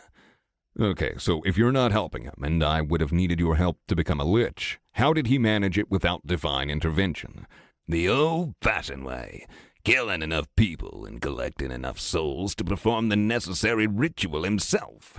That's what happened to Fort Collins and Boulder. Then he liched himself something good, and, yeah, wham, bam, it's a done deal. Individually, he's not a threat to you, but he's got a specialized route, yeah? Profession and class complement each other perfectly, rather than supplement each other's weaknesses like yours. So he what? Min-maxed fully into an undead minion controller? Specialized. No one uses min-max as a term except Earth gamers. Stupid term if you ask me, but yes, he has well over 1 million soul flames under his direct control, and unlike you, he has no problem controlling that many because he's no longer mortal. 1 million? And some change. Specializations can snowball quite quickly, if they survive long enough for their weaknesses not to matter. Hades, this is a much bigger deal than a threat. This is a crisis. I think Bonetown and the incursions will be fine. He only seems to hold a strong hatred toward human beings, so all is not lost. Can you even hear yourself? Everyone you've ever known, loved, or talked to on Earth could die to this guy. This was your home for what? Thousands of years. Surely you have some attachment to it and the people who were born here. Of course I do, kid. Why do you think we're having this conversation? I don't know! Drew's eyes were twitching at this point. Both of them. He retained control of his aura, but only barely. But the very air around him seemed to vibrate and hum with a danger, enough that everyone, even the awoken, had moved far away from him. Hades clicked his tongue. So you can do something about it. Duh. He's got 1 million soul flames, and I have what? 20,000-ish regular minions. How the hell am I supposed to do anything about that at all? Can the Valkyries even protect Sanctuary against that many? There's only 2 of them, and Syndra is gone. Hit-and-run tactics are a viable option. Teaming up with other surviving cities is another. You can also call on the cadre, in case you didn't know. You are the ladies' champion, which gives you a lot of leeway to commandeer cadre members if done correctly. You could also go all lichified yourself, which would boost your minion capacity 5-fold. You have options, kid. First off, I'm not becoming a lich. Amber and I want to have a kid, so that's not on the cards. As for the other cities, we've met the resistance north of Fort Worth, Dallas, and Houston, which I'm now banned from, and it's not like all those people are fighters either. A ton of them are merchants, professionals, admins, food. Let me stop you right there. Remember that intraplanetary network? The teleport stuff? Sure. Drew sent back as he shook his head. What did that have to do with anything? It was weeks out at best. Some settlements in Sydney and Tokyo just brought their pillars online. Networks should be up by the time you get back here. Seriously? Yup. Great news, am I right? Tell Robert. Tell him to weasel as much money out of my mom as possible. Tell him to contact our allies. We're going to need money. And tell him to start... I got it. Just relax. Everything will be fine. You got your good pal Hades on your side. Why doesn't that make me feel any better? Drew groaned. I heard that, you know. Good. Chapter 40. Why are you withholding this information if you're not in league with this so-called threat? the mayor of Dallas asked, flanked by several of her council members. Drew had dealt with them before. Not the African-American woman before him specifically, but Dallas leadership as a whole. New mayors got voted in while others got kicked to the curb with regularity, so Drew had never bothered to learn any of their names after the first two. Sometimes the person filling the role of mayor was replaced within a week. Other times it took several weeks. For whatever reason, no one could hold the position for long. The current mayor was irritating in a way Drew found to be familiar both in the old world and in this new one. The type of person to play games for political clout. Accusatory, like to hear themselves talk, just pain-in-the-ass people to deal with. If I was on the same team as that bastard, why would I take the time to warn you? Drew rolled his eyes beneath his helm. The woman blustered. It could be a ploy. You share a class. You have an army. For all I know, you could be the very same man you're warning us about. Arden, would you like me to eliminate this annoying pest? Horace's voice echoed through Drew's mind. I really want to say yes, just to end this headache, but no, we can't go around murdering people without good reason. Is your annoyance with her antics not reason enough? Horace asked with genuine interest. No, sadly, it's not. Sometimes we have to deal with people we dislike. I won't do anything unless she actively does something to attack or hamper us. Why would you wait until that moment to react? Would it not be better to perform a preemptive strike? Because if she attacks, then she's a threat. Maybe not to you and me individually, but possibly to other people if she's that unhinged to do something so stupid. Especially the refugees we have been picking up on our trek back to Sanctuary. That's part of the reason why I'm so pissed. We stopped here to tell her about the soul oppressor, further slowing an already slow trip bogged down with various refugees joining our baggage train, and she just wastes our time. No. She's a major pain in the ass, but she's not a threat. Yet. As for attacking prior to that, we have no just cause. Look, I sent out the warning, Drew said out loud. I've done what I needed to do. Whether you do anything to protect the people under your care is up to you, but I'm not going to sit around here all day and fuck around with whatever games you're wanting to play. I have shit to do. Like trying to kill us or sending us into a false sense of panic, the short woman asked with a raised eyebrow as she put both hands on her hips. Drew's eye twitched, as did several of his fingers. No, like getting the refugees back to Sanctuary where it's safe. A likely story. For all we know... Look, lady, I'm done with this conversation. And Drew turned around and began to walk back to the army standing nearby and actively keeping a lookout for any potential monster or beast attacks, rare as they may be within the bounds of the city. I'm not done with you! Get back here! The woman demanded. He simply ignored her and continued to walk away. And there was no more time to waste on idiots. Drew needed to get moving. When the woman's yelling didn't cause the reaction she wanted, the other council members wisely kept her from further antagonizing him. Somehow, idiots continued to get into positions of power, even in this new world. Horace, get everyone up and ready to move. It's time to head home. Sanctuary was abuzz with activity when Drew's party made it home. Miranda was outside the gates waiting for her husband, and she quickly pulled him into her arms before running home with him, Brent following behind. She'd take good care of Mark and get his limbs regrowing in no time. It would still be weeks before his legs would be back to normal, but at least he would get them back. Amber, Freya, and Spock likewise parted ways with Drew after some friendly goodbyes. Unlike them, there would be no rest and recuperation for him. No, now that he was back, there was a whole new slew of problems to deal with.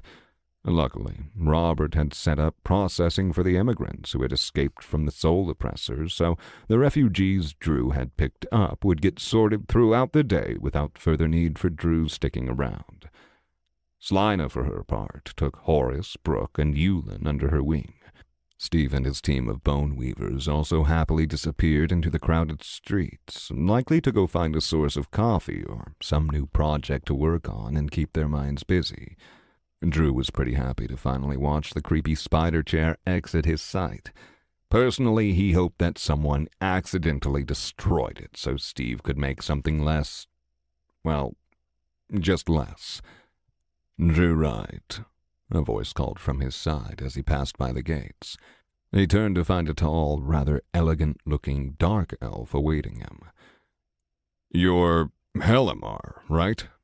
Drew squinted before he unlatched his helmet and took it off. The dark elven man smiled politely. You remember me. That is most pleasing. If you'd please accompany me, I'll lead you to Robert. He's not in his office. I am afraid not. He is currently overseeing the Pillar of Civilization, Helimar said as he began walking in step with Drew. Why is he at the pillar? Did something happen? Your planet's intraplanetary teleportation network is now functioning, and Robert has installed security measures, but is awaiting your arrival to set official policies in place. Okay, but why is he at the pillar? The Pillar of Civilization acts as the transportation hub for all incoming and outgoing travel, Helimar answered as his eyes shone with clear amusement. That thing is in the field next to my house, though, Drew groaned. He was a country boy. He didn't want to be anywhere near a planet-wide teleport hub. The streets of Sanctuary were already growing far too tight with people for his liking. Is that a problem? In general, no. For me, yes. There's too many damn people here already. I like being able to go sit outside at night with my fire pit going without worrying about whether someone would see me take a piss. I see. Maybe it was time to build a new house, away from all the hustle and bustle. Anyways, that's enough about my crap. I don't think we've ever had a chance to chat since I first met you. How are your people doing? How are you liking the planet? Thank you for asking of my people. We are doing as well as can be expected, but the environs that we often call home are vastly different than the ones we've explored here thus far. The Dusk Sorrow clan is relatively small on the multiversal scale, but we occupy a dozen or so planets. Due to our status as undesirables, purchasing worlds remains incredibly difficult and expensive to us, and we are often offered, Helimar sneered, equally undesirable worlds. Mark said that you people have faced an uphill battle with racism, but how are the planets your clan owns undesirable? Helimar let out a small sigh, which would have been barely detectable if not for Drew's high perception stat. They often have dangerous or uninhabitable surfaces with either extremely dangerous native fauna or atmospheres devoid of the mixture we need to live. Because of this, we normally live underground, where we can more easily create isolated and controlled atmospheres that remain breathable for our people. On the off chance that the planet's surface is free from those aforementioned dangers, it is frequently without much in the way of illumination or valuable resources. Those planets are havens where our young kin can grow in safety within the forests, far away from the oppressive eyes of our enemies. That sounds god-awful, man. I'm really sorry to hear that, but the relative safety of those few planets must be nice. Helimar shook his head. In the way they are, but they also limit our youth, and when the young kin finally do leave to grow, they are often at a disadvantage few in the multiverse need to deal with. The racism? Drew asked as the two men continued to walk, narrowly avoiding bumping into the many people on the streets. No, few venture far outside our domains. It is too dangerous, and we are often implicated in crimes, imagined or otherwise. No, it is dangerous because the youth are often mid or peak E-grade at best. That is why our planet holds so much importance to my people. It offers us the chance to grow despite the dangers. Additionally, few among your people hold any such hatred in their hearts that we find them unbearable. If my people, any of them, ever give you some racist bullshit, you tell me you're Robert. I will not stand for that here. Ever. Drew said sternly. Do the people here not often hate others based on their species? Drew laughed. People here used to, and probably still are, racist against humans with different skin tones. They're just not welcome here. You would deny the safety of this settlement to your kin due to racial hatred alone? Helamar questioned with a raised eyebrow. The way I look at it is this. There are many legitimate reasons to hate an individual, but being born with a different skin color, or in your case, as a different species, is pretty much the stupidest thing ever. That's lumping an entire group of people into a stereotype. Every person makes their own choices. They are not defined by race, color, or species. They should be judged by their actions, nothing more. I suppose one of the few good things the system did was give me the ability to set the rules here, likely due to my power. I am not a perfect man, far from it, but I can run this place in a way I envision people should behave. So, in a way, I guess I have a massive degree of freedom many have never had. A strong rule. Elamar nodded. 'Tis a common occurrence among the vast cosmos. You are a strange man, Drew Wright, but I believe it is a welcome change to what I am used to. Drew smiled. I'll take that as a compliment. Besides the obvious advantage Earth brings to your people, do y'all enjoy it here? We do, yes. Your kind have been most welcoming, and while the world is alien to us in many ways, we find beauty in the open vastness of it all. Hospitality is a rare thing in the cosmos, more so when others openly share their own culture. We have delighted in trying your cuisine, watching your movies, and experiencing all there is to on this planet. It is a nice change of pace from what we are used to. What do you mean? Elamar put both hands behind his back as he spoke. Few merchants and races will do business with my people. Our cuisine, our entertainment, and even our culture have remained stagnant for many thousands of years because of this. This is not from any lack of adaptability on our part, but a long series of variables at play. Earth is different. Good different, I'm guessing.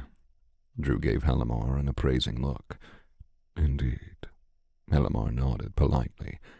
This planet is much safer than many my clan owns, and it even bears the light of a nearby star. My people are not forced to live underground, which is quite laborious when building cities. A surprising amount of your youth are also infatuated with us, something many of my people find oddly charming. Well, Drew chuckled. The elves depicted in our more modern fiction always have beauty to them that many people find very alluring, especially teenagers. I was near that age when the Lord of the Rings movie came out, and pretty much everyone I knew thought they were hot. Helamar smiled, his amusement reaching his eyes. That may play a part, but my people do not have light-touched hair upon our heads, nor are we all tall as the depicted elven kind were in those movies.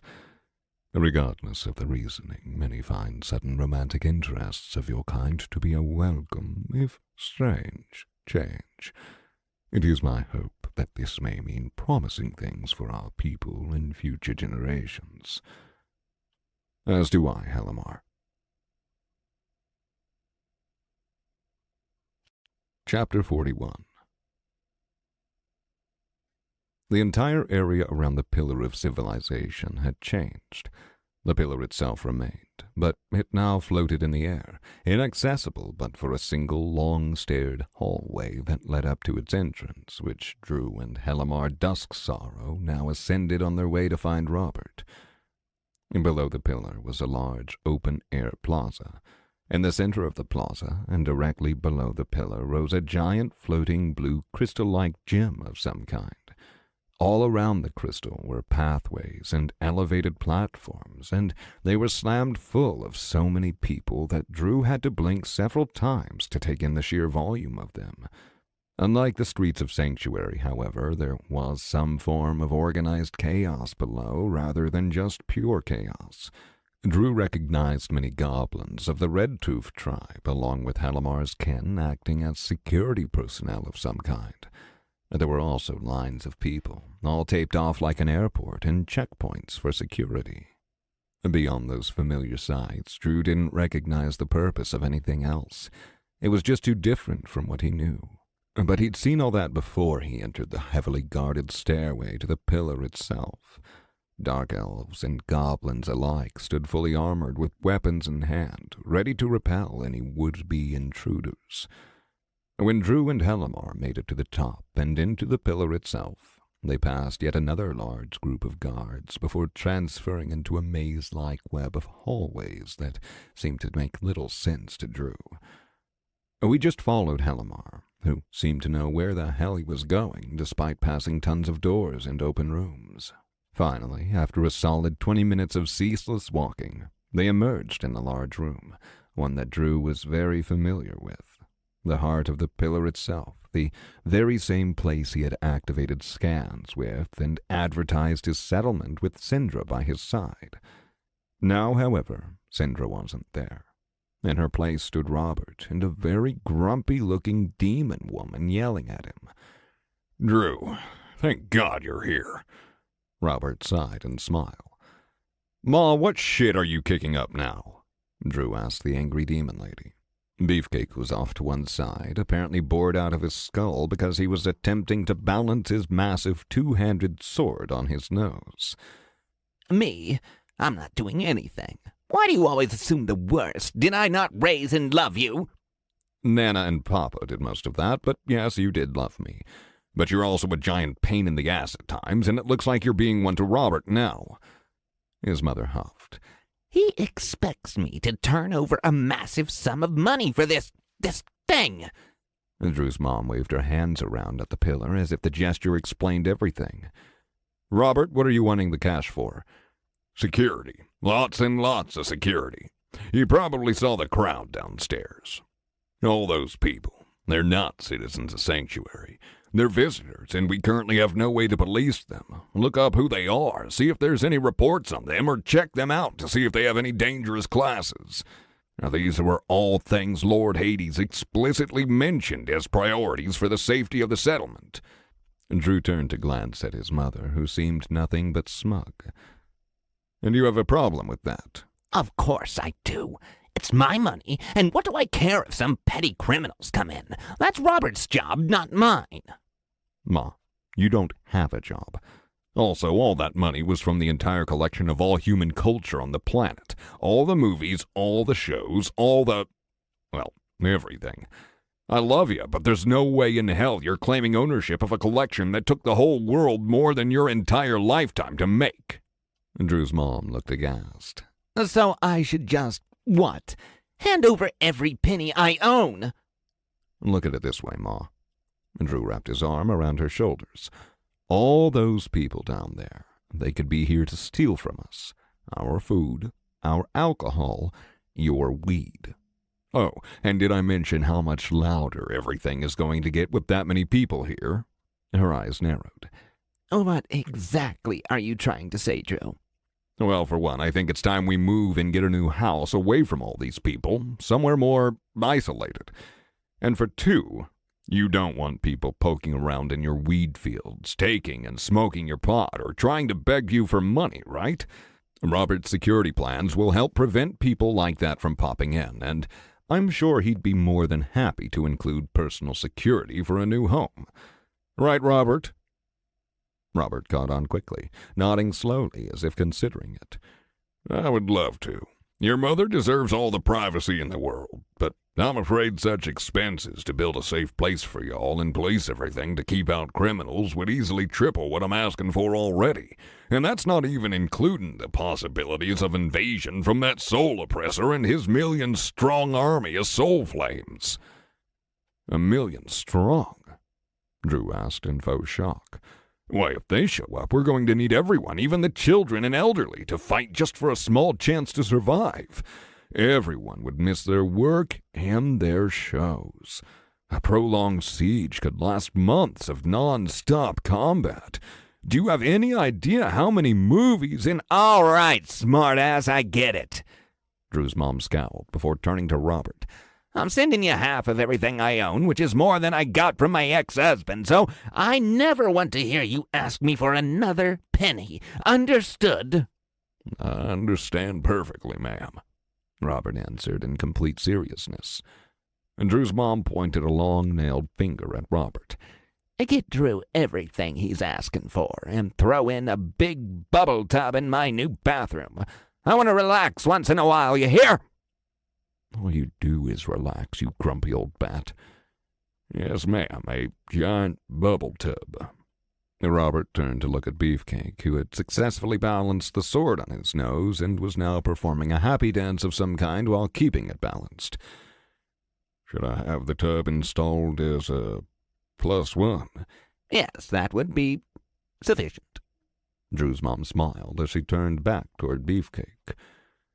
Okay, you, and you. I will never enter her side of the house, even if another apocalypse happens. A few mental commands later, and his mom was happily leaving the room behind. Come on, Beefy. Time for the shows. I hope Junior sells barf bags, because I'm pretty sure my name is about to be Ralph. As soon as his mom was gone and out of sight, Robert turned and smiled. How did you ever manage to learn to handle a woman like that? I will never know. Yeah, she grows on you over time, like a wart or hemorrhoids. Terrible to try and get rid of, but you learn to live with it and adapt. Drew smiled quickly as he pulled Robert in for a hug. It's damn good to see you, you old fart. You didn't like the bird, Robert teased. Drew laughed. The bird was fine. It's just good to be off the road and see a friendly reminder of what I'm fighting for. We have problems, Drew, Robert said grimly. So I've heard. Thievery is the least of our concerns, I'm afraid. There have been assassination attempts on key members of our workforce teams, my cabinet of advisors, and even one of the Valkyries. On top of that, there are certain to be spies from other cities here. And Drew's face darkened. Who is attacking my people, and why do you think there are spies? I know there are spies because I sent some of my own out as soon as this teleportation hub popped online. As for the assassins, one was from New Delhi, but the others died before we could extract any information from them. They died. How? In one case, the Valkyrie skewered the woman through the head. In the others, they all took what appeared to be suicide pills of some kind upon their capture. India, though. Why the fuck would India care about us?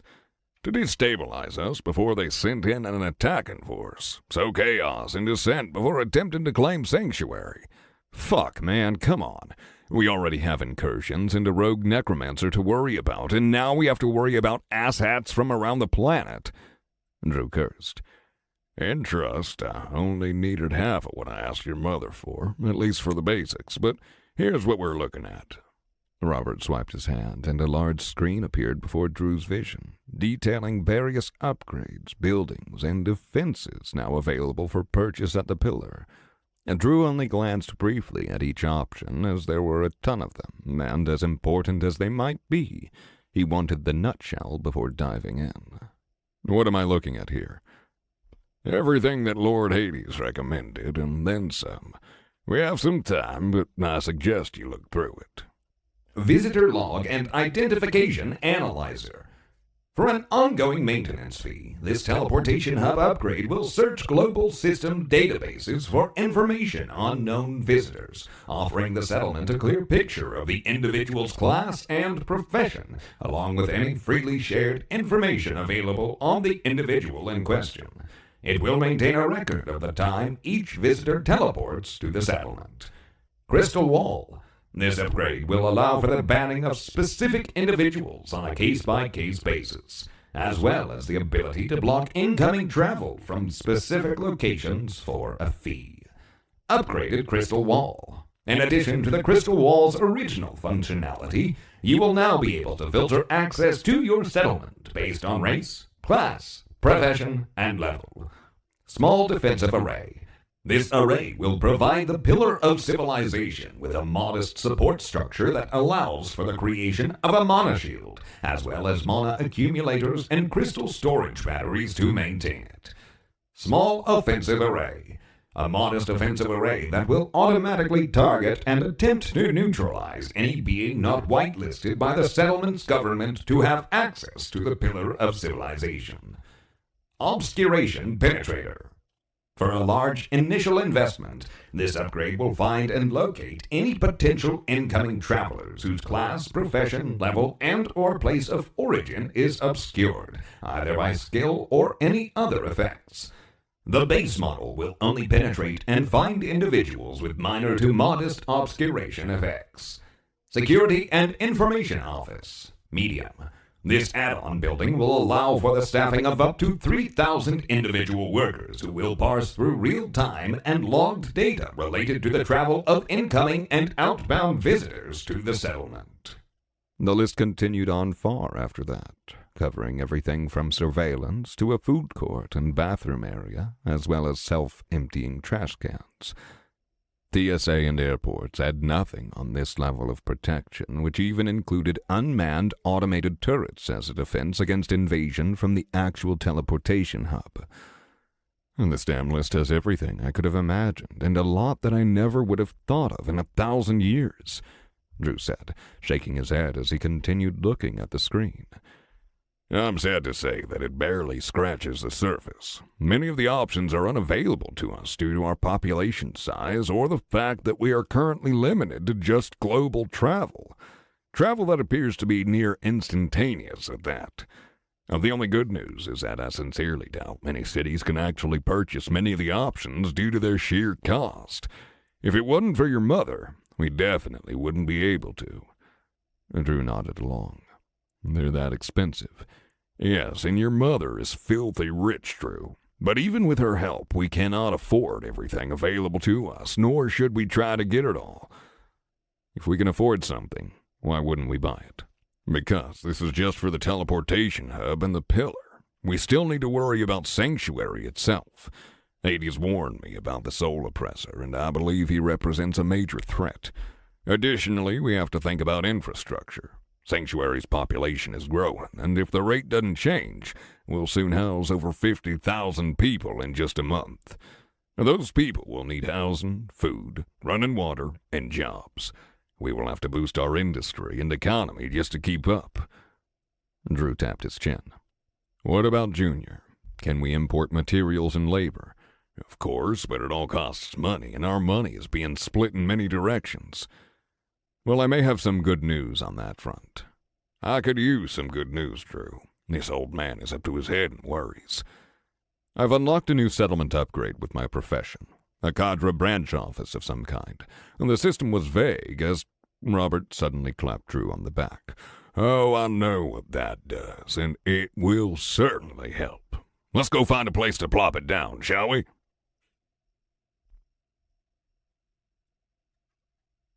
Chapter 42.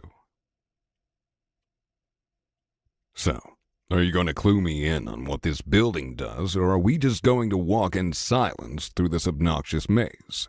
Drew asked as he, Robert, and Hellamar walked back through the winding hallways of the pillar. Robert smiled, but remained silent, other than letting out a little chuckle. Fine then, keep your secrets, Drew said, joining in with Robert's good-natured chuckle. It's a place where you can request the services of the cadre, Robert explained.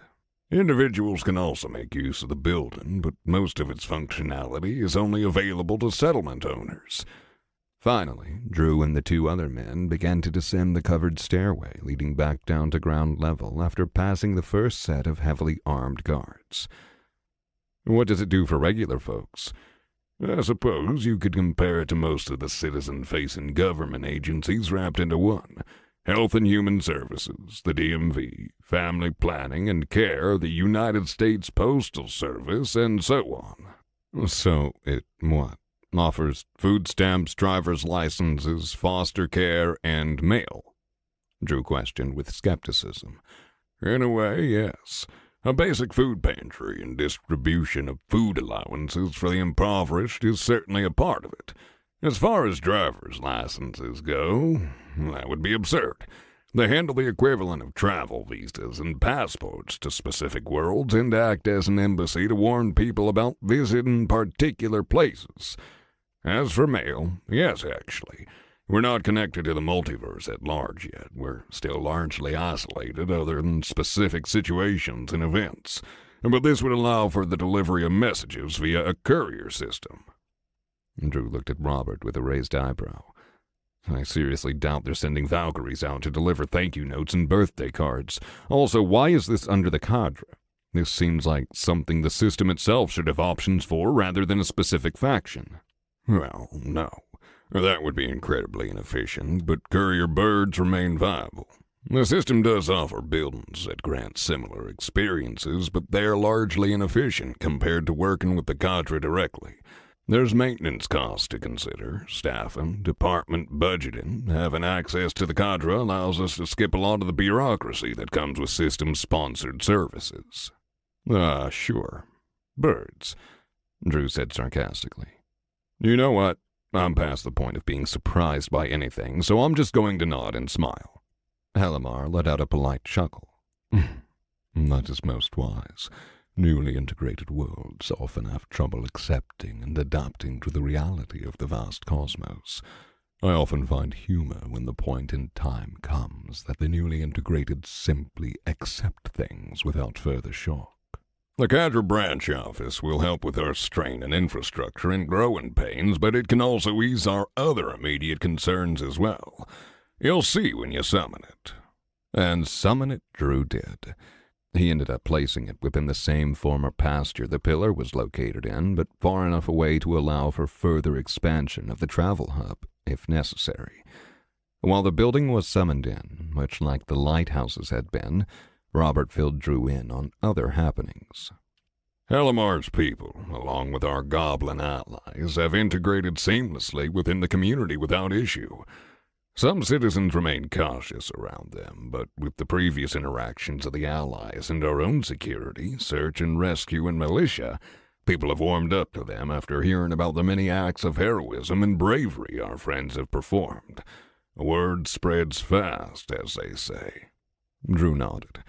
Word does move quickly. What do we have their people doing besides acting as scouts and search and rescue? The Red Tooth tribe members have started organizing as our police force.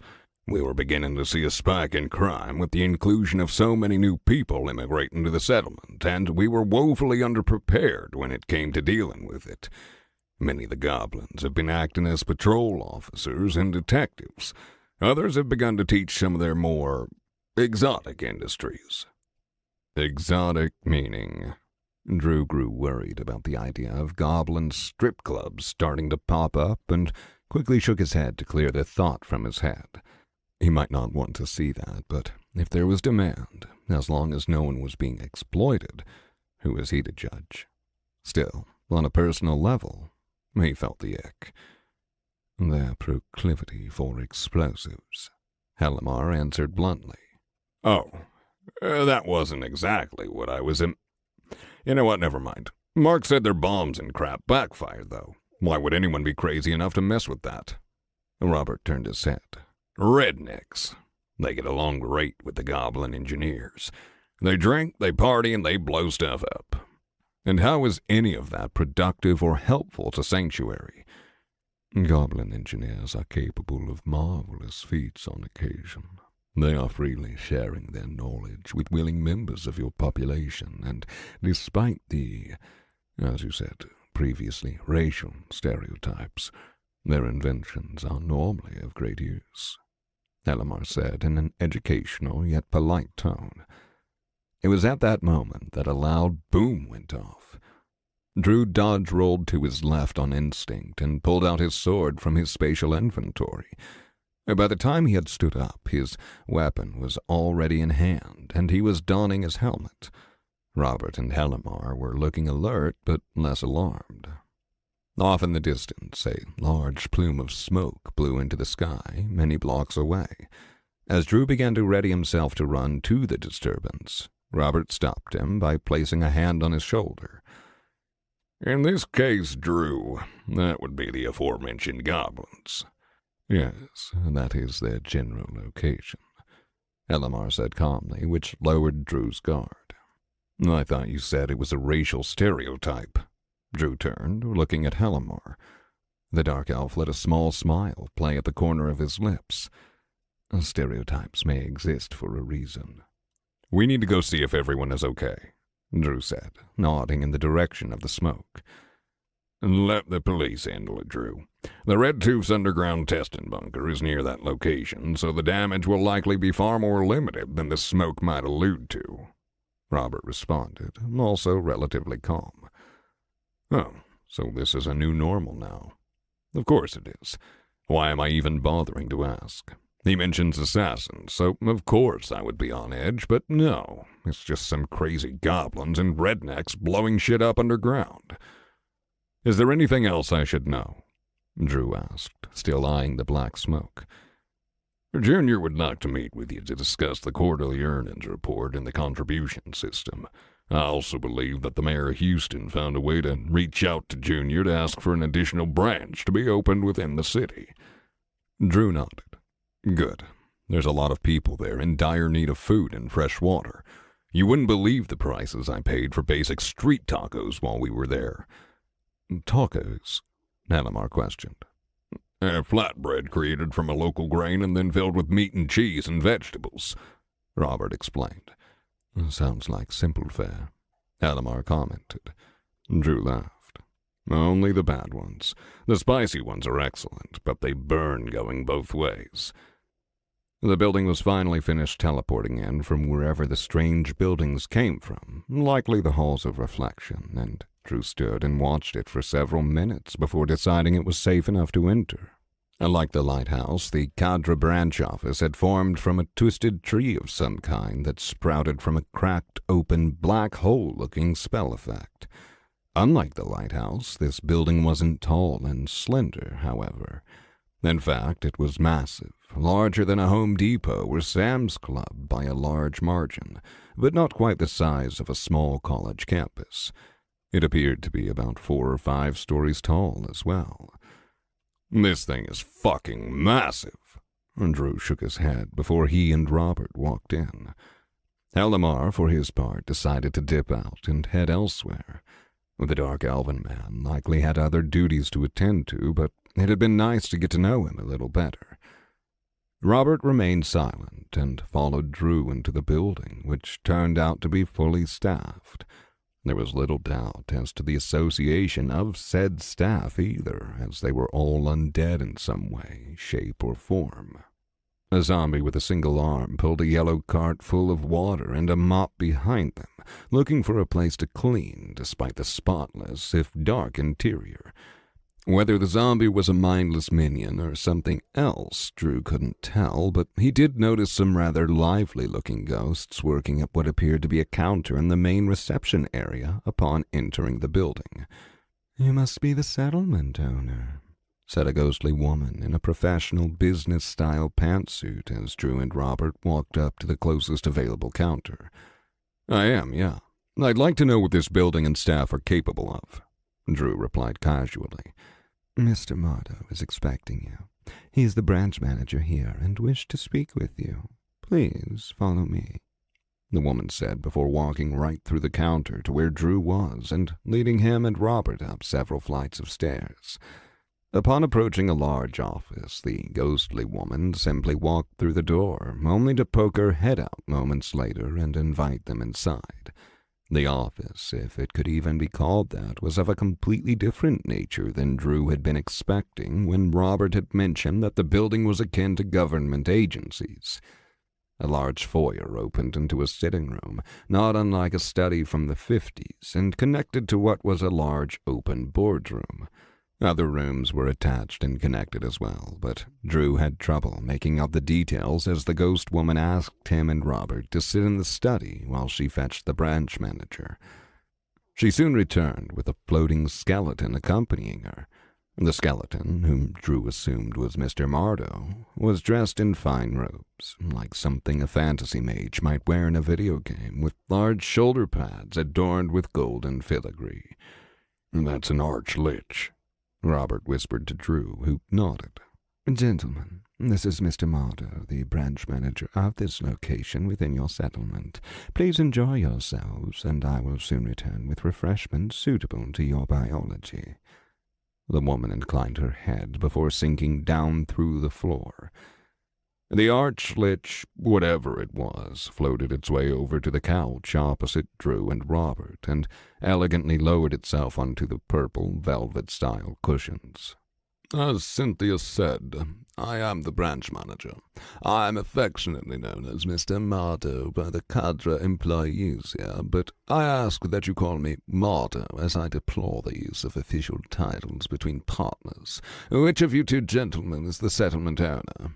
Drew stood up and bent over the small, rounded table between the couches in an attempt to shake Mardo's hand. I'm Drew Wright, but you can just call me Drew. It's nice to meet you, Mardo.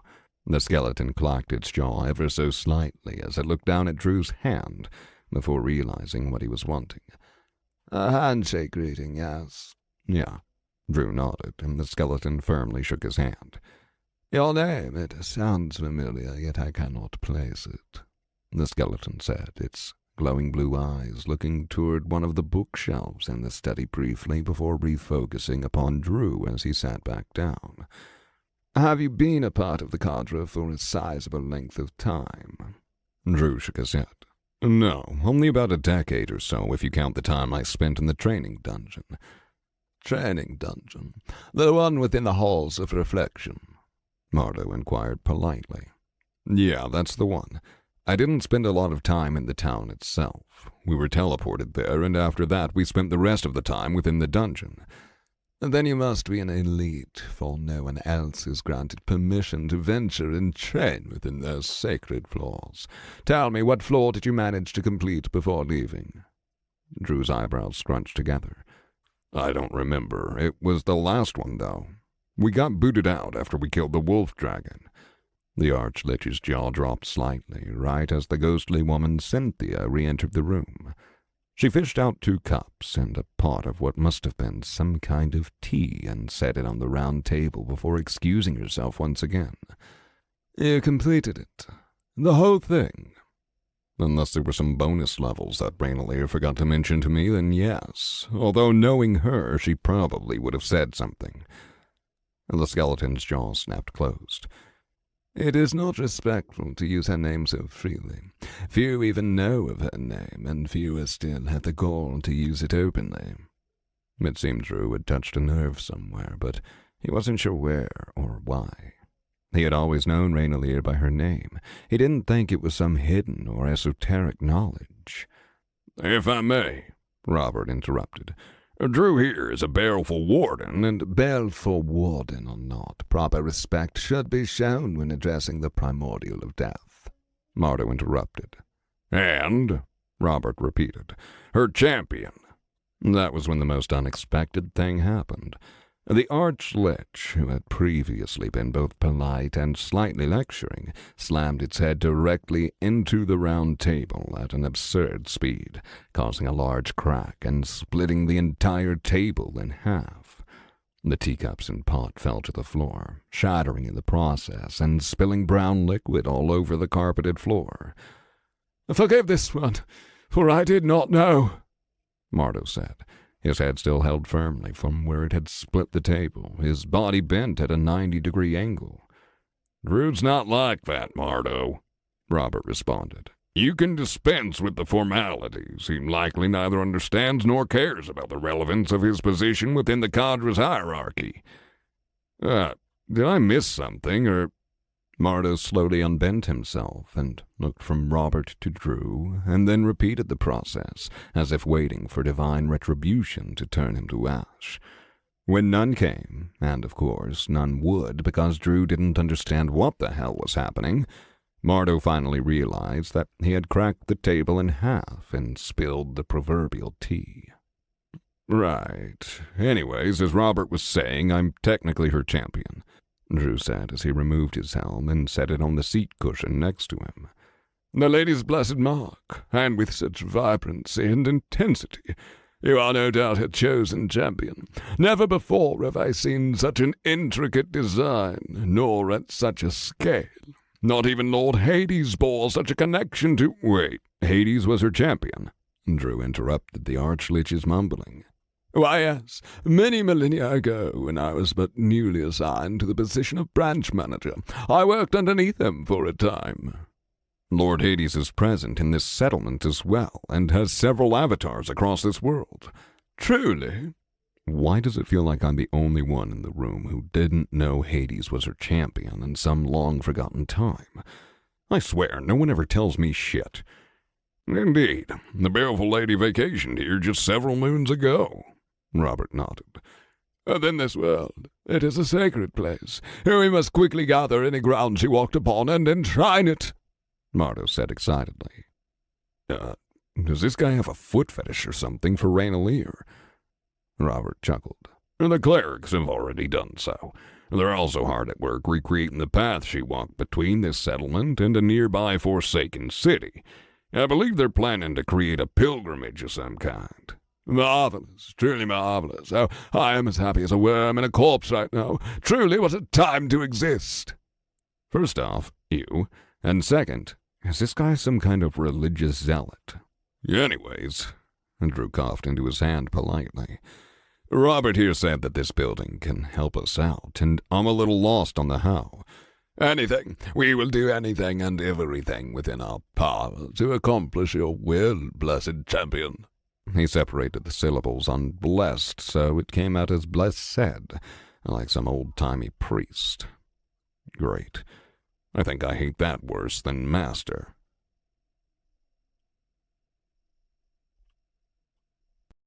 Chapter 43. Look, Mardo, we have a whole list of issues and not enough money to solve them all, and I'm still pretty new to the inner workings of the cadre, Andrew said with the utmost care. The Arch-Lich, whatever strange stage of lichhood it represented, had come across as more than a little zealous. A list. Yes, any list will be fine. Please tell Mardo how the cadre might aid the lady's most blessed champion.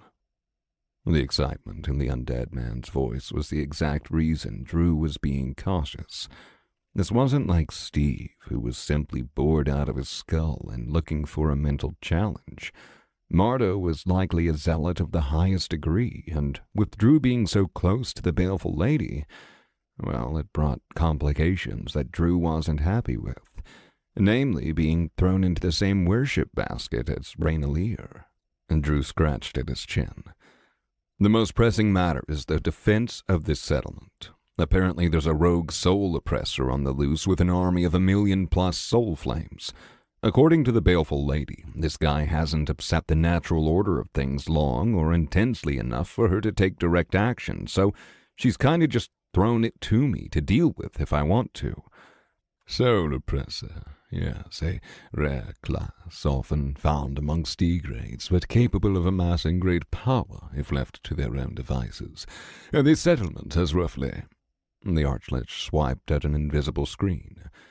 We call the settlement Sanctuary, and we have a population of about 42,000 people at present, Robert said. A sanctuary, yes, a most apt name for such a sacred settlement upon this blessed world. I take it that you are the settlement's governor, Mardo asked Robert. Robert coughed. Governor is a bit of a stretch, but yes, I suppose I do handle those duties. Drew sets the policy and direction, and I make sure it gets handled. What is the budget allocated for the defense of this settlement? For the next hour, Drew sat through the two men talking at length, and while he absorbed some of it, his eyes also began to glaze over in boredom. Not because Drew wasn't interested. He was, but because he didn't have anything at all to add. When it came to the finer details, it was better to trust in Robert to get the job done. After all, Sanctuary was still standing, and there had been no riots despite the massive increase in population, so Robert had to have been doing something right. I will enlist the aid of the cadre to assist Sanctuary in the construction of these defensive arrays, wards, and equipment. The settlement will be required to pay for all the materials, but the labor itself will be free, Mardo said, breaking Drew out of his trance. What exactly does that mean for us? Drew questioned Robert. If we paid the system for the upgrades directly, they would happen automatically, but We would be paying a large premium on them. Instead, we have the backing of the cadre, who will provide free labor and material at cost. Basically, we'll be getting a massive discount, but construction will take several weeks at best. Marta will need to teleport in a massive workforce of several thousand cadre members to accomplish this, but it will allow us to stretch our money further and do more things with it. So it will fix everything? Drew asked. Both Robert and Mardo turned to stare at him as if he was an idiot. No, they said in unison, and rather bluntly. Of course not, because that would be too easy. Our industries need to expand, both in size and in variety. Our food production needs to quadruple if we're to begin exportation. The infrastructure I had originally designed was never meant to hold this many people. Even if you don't see it, Sanctuary is bursting at the seams. Your governor is correct. The settlement must be expanded, and that will require upgrading your pillar of civilization at least twice to allow for future expansion. And this is a costly expenditure, and while the cadre will do all it can to help, we are also limited in giving.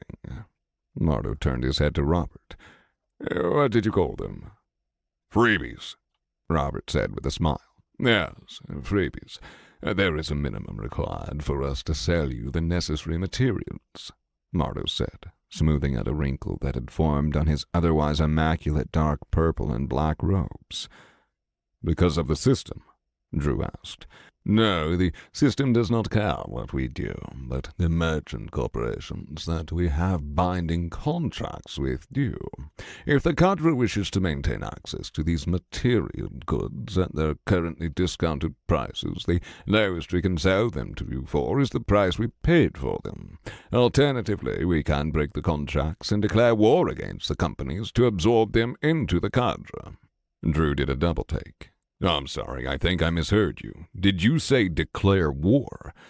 I did, yes. War is a viable option, one I believe the cadre would be happy to pursue if it meant backing the lady's most blessed champion.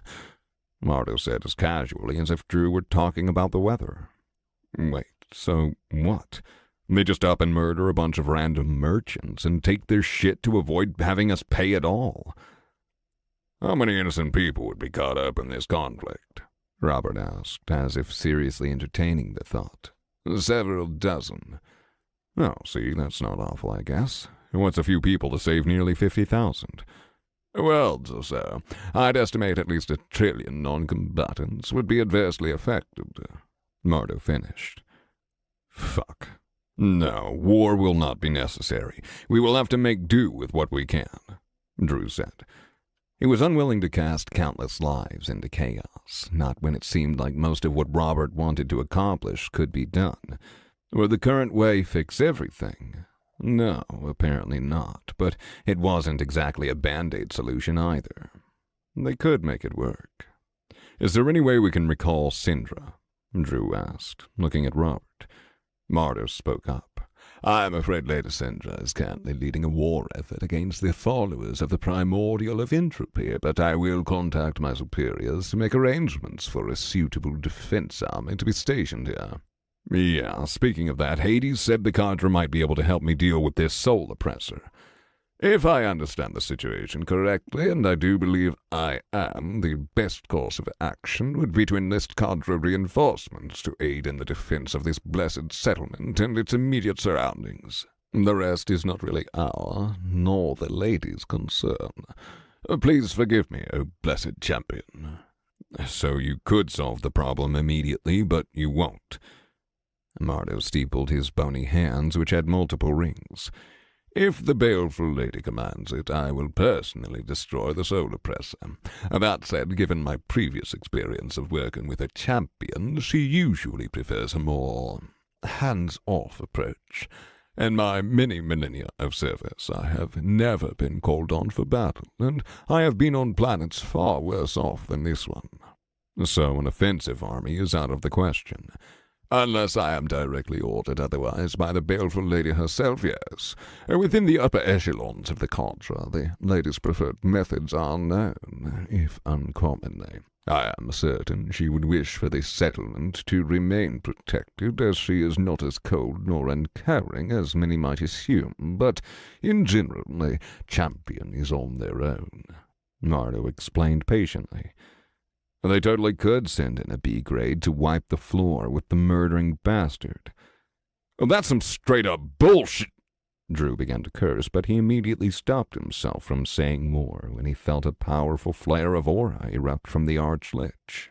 She is not alone in her chosen way of raising and elevating champions. Many lesser gods follow in her footsteps, some of whom offer no assistance at all.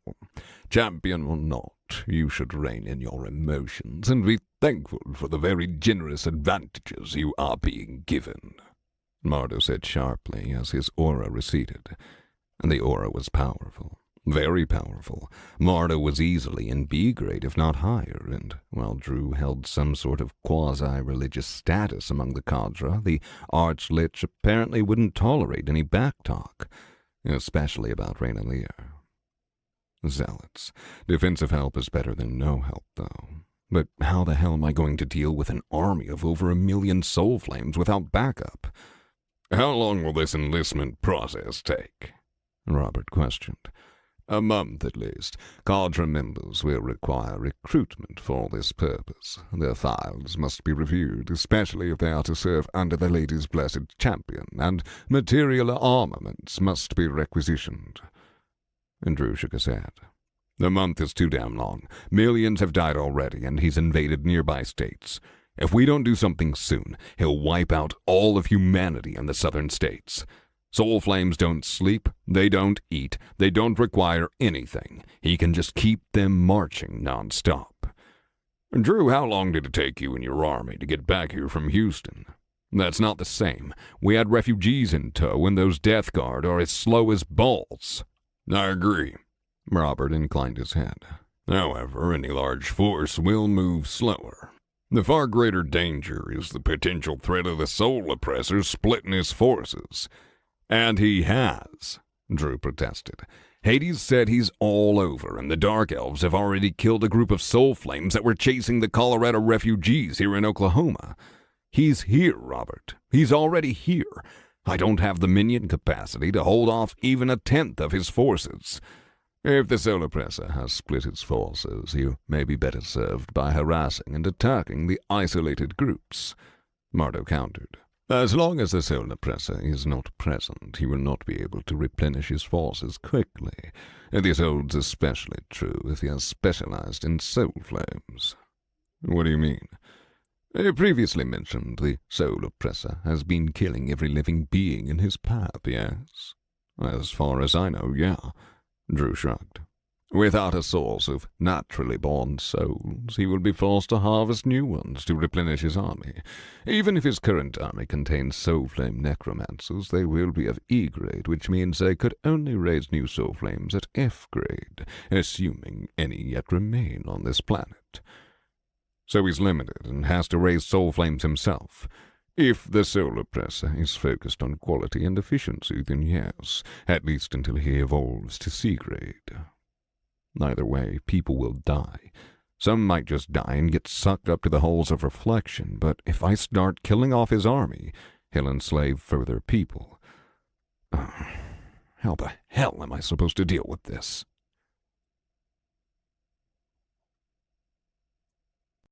Chapter 44.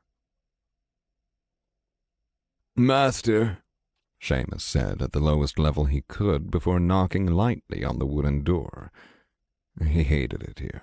The damp stone, the dark, barely lit corridors, and the smell of death all permeated this place. Physically, they didn't bother him, of course, but they gnawed at his mind. Everything in his master's cellar was meant to be as inhospitable and dreary as possible, especially to Seamus. The master could have lived anywhere he desired, whether that be a freshly built castle upon the labor of his countless undead armies or a 5-star resort hotel, yet the master lived in neither. He chose to isolate himself from the world in the expanded cellar of his old residence. "Master," Seamus repeated politely, knocking on the door lightly once again. Seamus knew without a doubt that his master had heard him. The mental connection between them was too strong for him to pretend otherwise. No, he was being purposely ignored, as his master was busy at work with one obscene thing or another. It hadn't always been this way, their relationship. Once upon a time, Seamus had been nothing but a high school senior, eagerly awaiting graduation and the freedom that came with it. He'd had plans, a college picked out, a beautiful girlfriend, a life. And now I have nothing but this ceaseless existence. Seamus had made one very critical mistake. He had picked on a junior classman. It had been harmless fun, albeit at the expense of a nerd, but said nerd hadn't seen things the way Seamus had. Sure, maybe he'd gone overboard a time or two, especially in the gym class locker rooms while all his classmates had been around, but that didn't mean he should be damned for it. But damned he was.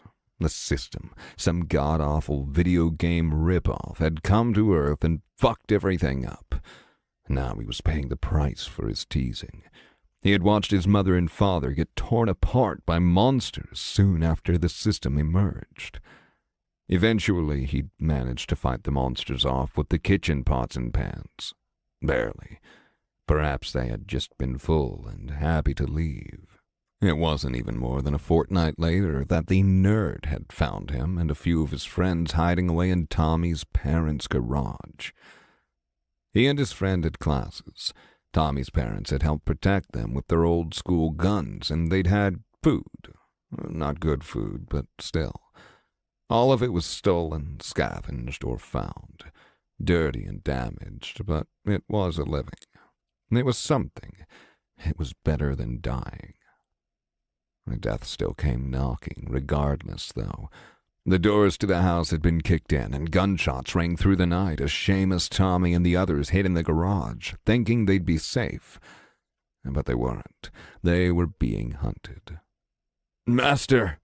Seamus repeated again, without losing patience, for what was time anymore? He wasn't living on borrowed time any longer. He was now his master's thrall, his personal servant. Horrendous skeletons and zombies straight out of a horror flick had busted through the garage. Tommy, Seamus, Kelly, and Marcus all fought back, but it didn't matter. They were all slaughtered, all of them, and Seamus had been held down and forced to watch, unable to do anything. Each of his closest and only surviving friends had been murdered in cold blood, ruthlessly, stabbed over and over, long past the point of death. Kelly died from being strangled, while Tommy's head had been cut off and paraded in front of Seamus as he shook with fear. And that was when the nerd's voice came whispering up the black of night, and a figure in a black hoodie emerged. His master had been wreathed in power. The undead all bowed their heads in supplication, and the voice had taunted him. It was the voice of the nerd, Nick. He bragged about killing and dismembering everyone Seamus knew and loved. He'd seemed happy, or at the very least, satisfied with himself. His master had told him then how he would raise him into undeath, binding him as a slave for all time, and also letting him know, with a smile on his peach fuzz of a face, that Seamus's friends and family would remain dead, never to join him or offer him comfort. And as the master said, so it has come to pass. Bastard. Come in, wretch. An emotionless voice beckoned Seamus inside. Nick, his master, stood bent over a stone table with glowing diagrams and scattered books and bottled chemicals all around. The thing that had once been human, but no longer was, turned its fiery blue gaze upon Seamus, and he felt himself wilt under his master's presence. Once he might have thought that things his master had said were due to a sense of petty revenge, and perhaps Seamus would have been right, but that was no longer the case. No, his master addressed him like any other servant, showing him no special treatment, however malign. Something had changed when the master left his humanity behind, and now he no longer showed any emotion at all. even less so than Seamus himself. I may be a wretch now, but he is a monster. Why do you interrupt my workings? Have you no understanding of my order to be left in peace, wretch? His master addressed him. All of this pompous ceremony could have been avoided. Every bit of it. The thing standing in front of Seamus was fully capable of communicating with him with his mind. None of this was even necessary. In Seamus's opinion, the master did this for one reason and one reason only. To remind him and all his other servants of their place at the master's feet. Master, you ask that I inform you should the generals report any strange news. The skeletal frame of his master, deep within his robes and under the extravagant helm he wore, stood upright and backed away from the stone table before putting both hands behind his back. I did, didn't I? Well, go on. Report. I'll give you a report, you son of a... Now! Yes, master. We've lost contact with several tendrils of your army, specifically in the neighborhood of Houston, Texas, and near the western border of Oklahoma, Seamus said as he bowed deeply. Do you think me unaware, wretch? Do you forget that each of you miserable servants are connected directly to me? The master demanded as he turned his head to the stone and concrete ceiling. No, master. Seamus shook his head desperately. It was unwise to try the patience of the master. As an undead, Seamus felt little anger, at least compared to when he was alive, but he still felt some small amount. He didn't know if the things before him felt even that much, but it did seem to enjoy dishing out cruelty for slights, imagined or not. Then why? His master asked, turning his head again and his eyes flaring in anger. Have you brought me news I was already aware of? Why have you wasted my time? I do not care if a paltry 100 or 1,000 fall in serving my designs. Seamus was terrified of Nick, or rather what he had become. His emotions may have been muted, but his mind knew the price of irritating him all too well. Pain. All-consuming, all-encompassing pain. A pain that even he could feel despite his rotting body. The very last thing he ever wanted was to experience that again. He'd rather watch his friends die over and over for eternity than face his master's punishment. Your general sent scouts into those areas to determine the disappearances of... I know! Seamus bowed deeply. They sent me here to report to you directly, master. Did they now? Nick chuckled, a hollow, echoing laughter bereft of all emotion other than cruel amusement. And what do they wish to convey through you, wretch? Settlements, master. Houston is thriving, according to reports, and Oklahoma appears to have a large force of invaders guarding its borders. The living, yes, that is good news. The master nodded to himself. All this work would be pointless otherwise. What of these invaders? Elves of some kind, master. Nick paused. They matter not. The other elves we have encountered were no friends to humankind, and these should prove no different. Better to let them do our work for us, yes?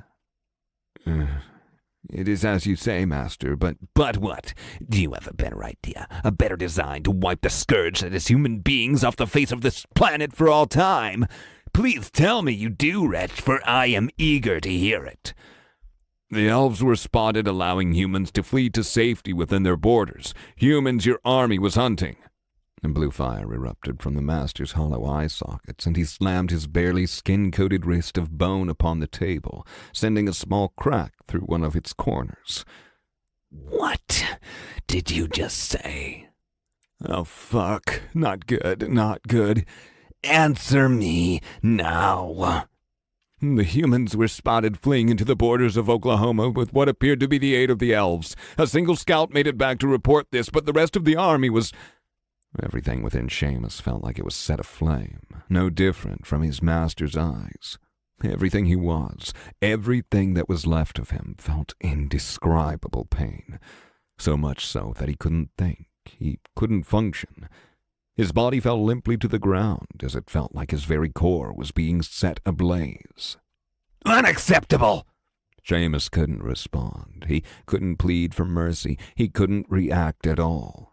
He had done nothing wrong. He had followed orders, as always, to avoid this pain, and because he couldn't do otherwise, yet there he lay upon the ground, inflicted with something far worse than his own death.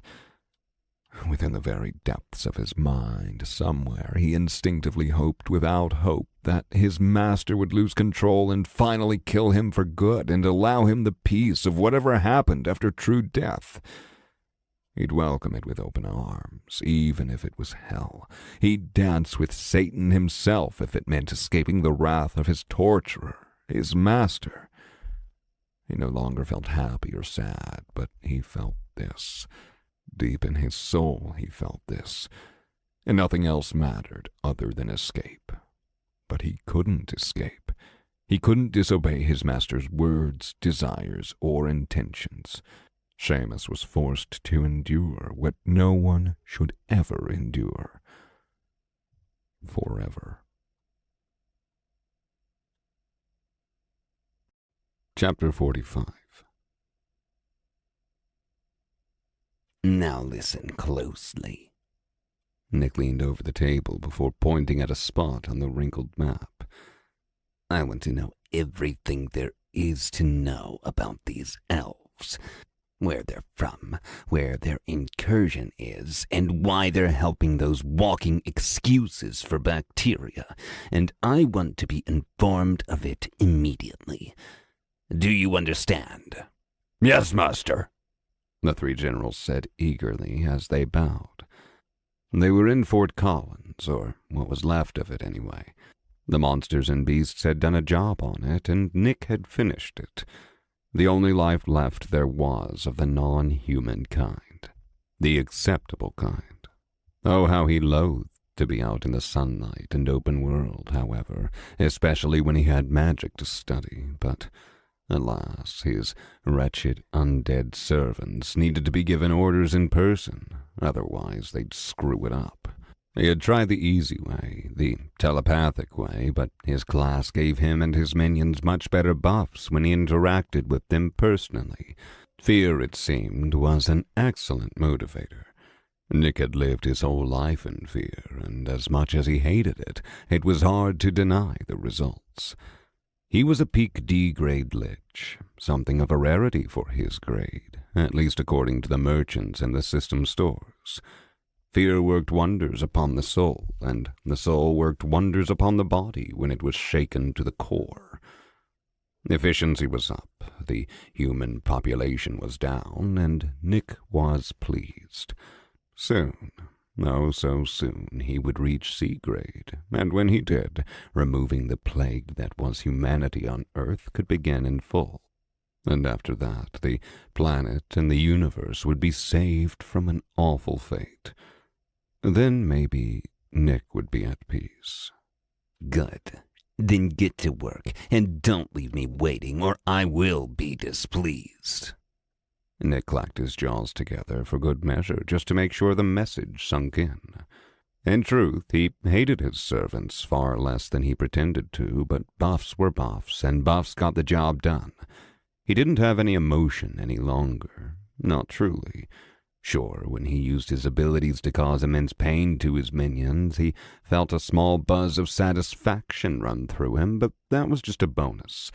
The cherry on top, as it were. And there were downsides to his class, of course. The inefficiencies of having to order the peons around verbally were the biggest. America would have been dead and gone a month ago if he could grant his buffs mentally, but alas, the system was a cruel mistress. Instead, Nick was forced to wait, forced to deal with the undead the old-fashioned way. And there had been setbacks to his design. So many, in fact, that it frustrated him enough that he swore he could almost feel his old anger bubbling up again. Instead, it was just irritation disguised as such. Hostile incursions were a bitch to deal with. They pulled him away from the comfort of his basement, from the comfort of studying magic and how to better himself, and he was forced to the front lines to buff his army to overwhelm the invaders, especially when a C-grade leader was involved. And that was how it had been with the orcs. Nick had thrown tens of thousands of undead at that leader alone, yet it had remained alive far too long. It did eventually die, of course. It was still mortal, and it tired in the end. Sure, it had taken days and a little over 100,000 servants, but Nick was finally free of that headache, and free to clean up the towns nearby. Kill the humans, raise them as soul flames, rinse and repeat. Same with the orcs and any other life form that got in his way. It was methodical, easy even, but tedious, oh so very tedious. But most of the incursions hadn't had C-grade leaders, and his E-grade soul flame servants had been able to overwhelm them much easier. He tended to leave the incursions alone for the most part, unless they were hostile toward him. After all, they did his job for him, removing the human corruption and filth. But Nick did prefer the invaders as soul flames, as they were one less reminder of the humans that had caused him so much. No, that doesn't matter. It's in the past, and I'm past it now. I've evolved. I no longer have emotions. As for what happened after Earth was wiped clean, Nick didn't care. As long as whoever took over left him alone. Hell, if he died, that was fine too. Sure, it would suck to miss out on exploring the multiverse and all the depths that magic had to offer, but if he cleansed the world, then he'd call it a win. This is cozy. Drew cautiously eyed the shack of a building he and Robert were sitting in, though shack may have been a bit too kind. Ramshackle was more apt. There were candles lit, not that they were needed. Daylight from the sun seeped into the place from the cracks between the rough 2x4 planks nailed to the walls. And there was but a single window, and it had no glass, just shutters painted an off yellow. Drew watched as a droplet of water fell from a ceiling rafter into his beer. And the roof leaks. It's not even raining. Drew shrugged and took a sip of the beer. To describe it as revolting would have been a gracious compliment, and Drew happily slid the dust-covered mug to the other side of the table. It's quiet. This is where I come when I need to think, Robert said with a grin. And I did tell you not to get anything here. Yeah, but we're taking up space. The least we could do is order something. Drew protested, but he cast the beer a side-eye glance of suspicion and disgust. Robert chuckled. This place and its single employee are government property. This place is government property. Drew gave Robert a look of suspicion. It is. Sanctuary pays for it, and everything here is gross for a reason, to keep people away. This is where some of my advisors and I come to relax after work. And mind you, we also bring our own food and drink. That seems needless. Isn't that what you have offices for? Sure, but then we get sucked back into work. We all need time to relax at some point, even with coworkers. And no one comes here beside y'all? Not more than once. Robert let out a belly laugh. You're a strange man, Robert. Am I? Do you not find comfort in being left alone at times? Sure, Drew admitted. Mostly to reflect on stuff or... Okay, yeah. I guess I could see how this place would be nice, in a way, Drew said as one of the window shutters slammed against the building. The Oklahoma winds were strong today, it seemed. Yes, and with so many people in Sanctuary now, this is a good place for that. It was true. Sanctuary had more people now than blades of grass, or so it seemed. Drew's original acreage had doubled, tripled, quadrupled, and now he had no idea exactly how large the settlement was. But if he was to throw a number at it, 400 acres seemed too small to contain what Sanctuary had, so it had to be more. Where did all these people come from? There's just so many. They're everywhere. It's awful trying to walk. Even in my armor, people just casually push past me, where normally people used to make way for me. Scary armor and all that shit.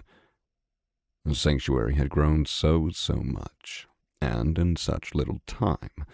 It now held more people than his hometown had when he'd finally moved away to Oklahoma, and that was saying something. There were almost 50,000 people crammed together into a tiny spot. Its defensive walls were constantly being moved outward or ignored as new ones were built. Construction was happening during all hours of the day and night. Towns, cities, isolated rural areas, and of course the refugees. The global teleportation network hasn't helped things either. And Drew nodded. Yeah, I saw a lot of people down there. What's the deal with that? I can't imagine many people knew that shit was coming, not without a god or something on their side. City managers were notified 12 hours in advance, and as your governor, I guess I qualified. I assumed you were notified, but from your expression and words, it seems like you weren't. I do most of the actual managing around here, so I guess the system just notified me since you weren't present. So what? All those people just showed up out of the blue in just a few days? More or less. We've got some sneaky, stealthy types trying to get into the pillar and our offices, along with the crystal mine and, as I've said, assassins. Luckily, my advisors aren't pushovers and managed to hold them off, kill them, or capture them with assistance. I have to assume many were unhappy with where they were living and are bouncing around from place to place to look for a new home. And Drew tapped his finger on the table. Why would they want into the pillar? To either capture it, blow it up, or do some other thing that wouldn't be good for us. And that's why there's a ton of guards there now. People can do that. Blow it up or capture it. Yes. I started preparing our defenses when Hades warned me, but we've been lucky. No shit, Drew grumbled. Blow up the pillar. They'd be damning all these people without access to stuff like Junior's store or the mine. I'll never understand people, I swear. Robert sighed. Agreed, my friend. It wouldn't be so bad if there weren't so many people coming and going all at once. And there's got to be a cost, though, right? The system doesn't do free. There is, but it's nominal. Even the poorest could afford a round trip somewhere. There were hundreds of settlements originally, almost 1,000 actually, but that number's dropping quickly. And Drew's attention was suddenly piqued. Why? Can't say for certain. Could be bad actors like the ones we caught. Could be some of the settlements are buying limited upgrades to shut down free and open travel, or the settlements could be vanishing. You'd need to talk to a god about that, and I haven't been able to get a hold of the baleful lady in Hades. Hades? Busy. Says he has a lot on his plate. Lots of new people worshiping him, other planets to do stuff with. I don't know. God stuff. Robert threw up his hands in frustration. I'll go check on him in a bit then. But while we're on the subject of Sanctuary, do you know why this global teleportation network or whatever just allows open travel by default? Robert nodded. Conflict, or the opportunity for conflict. According to my tutors back in the halls of reflection, the system breeds warriors, and it does so by creating opportunities for conflict. That's why these upgrades are so expensive. The world is not a happy place anymore, Drew. We're all lucky to be alive. Lucky that you lucked into befriending the lady. Yeah, well, I don't feel that lucky. Mark got fucked up bad by those Naga, and the gods seem to think that potential growth is more important than safety. Maybe it is, maybe it's not. But one thing's for certain, Robert said as he stared at the ramshackle wall next to their booth. And what's that? Well, the strong make the rules, Robert said with a slightly pained expression. And Drew sighed. No kidding. The fact that Mardo could just wipe out the Soul Oppressor and likely all the incursions, but won't lift a finger without Rainalier's express permission, and that just doesn't sit right with me. What's the point of having power if you don't use it for something? I don't know, Drew, but if you find the answer to that, let this old man know. I have no idea how we're supposed to protect the pillar, the settlement, and ourselves from spies and assassins that can come and go as they please, and not to mention the undead army. And Drew sat there looking down at his hands while he and Robert remained silent, just relaxing. And that was what he told himself, but Drew was stressed about everything. Robert was right to be worried. Even once the defenses came online, they'd still be at the mercy of luck. The gods might give them information, trustworthy information even, but they wouldn't lift a finger. The sanctuary was on its own. Drew could try traveling from settlement to settlement to build connections and allies to bring down the Soul Oppressor, but if some of them were sending in assassins and the like, he had a feeling that he'd need to kill a bunch more people before folks were willing to listen. It seemed Earth, despite its integration into the system, hadn't changed that much. People were still willing to harm others to advance their goals. And Drew found that he was no exception. Morality seemed to be in short supply. Drew had always been willing to do whatever was necessary to protect his family and friends. That had never been in question, but how far was he willing to go for everyone else? For the people of Sanctuary, or the planet as a whole? Would he kill the leaders of other settlements and force them to join his cause? What would that make him? And what if he didn't do it and those same settlements were wiped out and added to the Soul Oppressor's army? What then? He had told himself that setting the Awoken free had been the right thing to do. They were people, after all, artificial souls or not. But those same Awoken would have been a massive boon right now if they had remained connected to him. Drew would have felt a lot more confident about taking down the Soul Oppressor with them under his command. So had it been foolish to let them go, to free them? In doing so, he'd only put his home at more risk, and now the Awoken, even if they were allies, were far weaker than they had once been. He wasn't even sure they were his allies anymore, either. Not after what had happened. I feel like there's no right answer to any of this. No moral high ground, no right or wrong. It's just is. And nothing seems so black and white anymore. Hell, I've already created more Awoken after releasing the originals and thinking myself in the right for doing so. Some of those same Awoken turned around and betrayed me, and that nearly got Mark killed. And now I have to worry about some murder hobo necromancer killing off entire cities and coming here. And the worst part is I can't even say the guy is good or evil anymore. Maybe he has some ulterior goal that I'm completely unaware of that makes him look like a saint. He might not even be that different from me. Drew needed to think. He needed space, and he needed to reflect. And Robert was right. The strong made the rules now, and neither the gods nor the cadre were willing to help him eliminate this Soul Oppressor. He either needed more minions, and stronger ones, or the help of other settlements, or both. I hate this. He sighed and chugged the awful beer. Time to make some tough choices.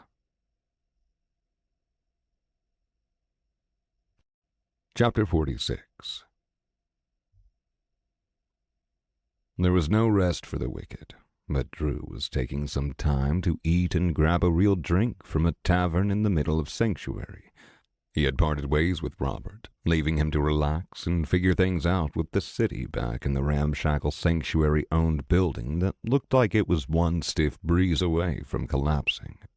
Drew trusted Robert to get shit done. He wasn't a man who needed to be micromanaged, and he never had been.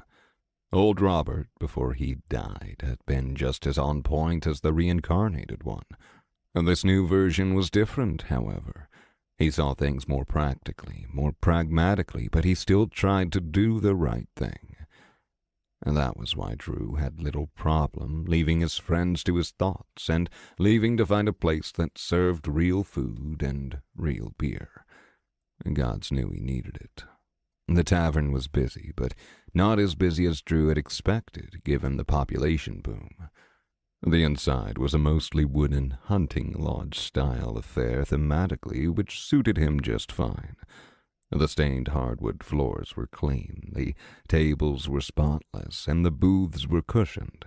It even had an actual fireplace going in the middle of the room, which was nice as the evenings were getting chilly. It was officially fall, and winter would be coming soon. Sanctuary's first winter, if it survived long enough to worry about food shortages and proper heating. A lithe female goblin waddled over with a platter full of beer mugs. Hey, what can I get for you? Beer and food. Do y'all have a menu? Drew answered. Aye, all human fare here. Just tell Missy what you want and we'll get it for you. The goblin shifted her weight from one leg to another while balancing the tray in one hand.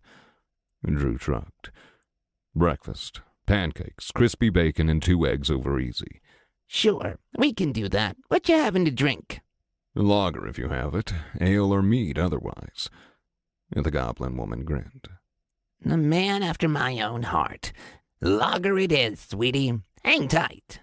Missy, if that was her name, ambled off and unloaded all the beers from her tray at a nearby 8-top table, handing out each mug with finesse. The table was busy too, and held quite the mix of goblins and humans, specifically of the blue-collar variety. Most wore tough work boots, jeans, and dirty t-shirts. Each had a beard or a mustache of some kind, and while they all had ball caps, none of them were atop their heads, instead sitting beside them on the table. Even the goblins wore hardy boots, flannel-colored open button-up shirts, and jeans. The hairstyles varied, however. High fades, flat tops, and mullets ruled the day.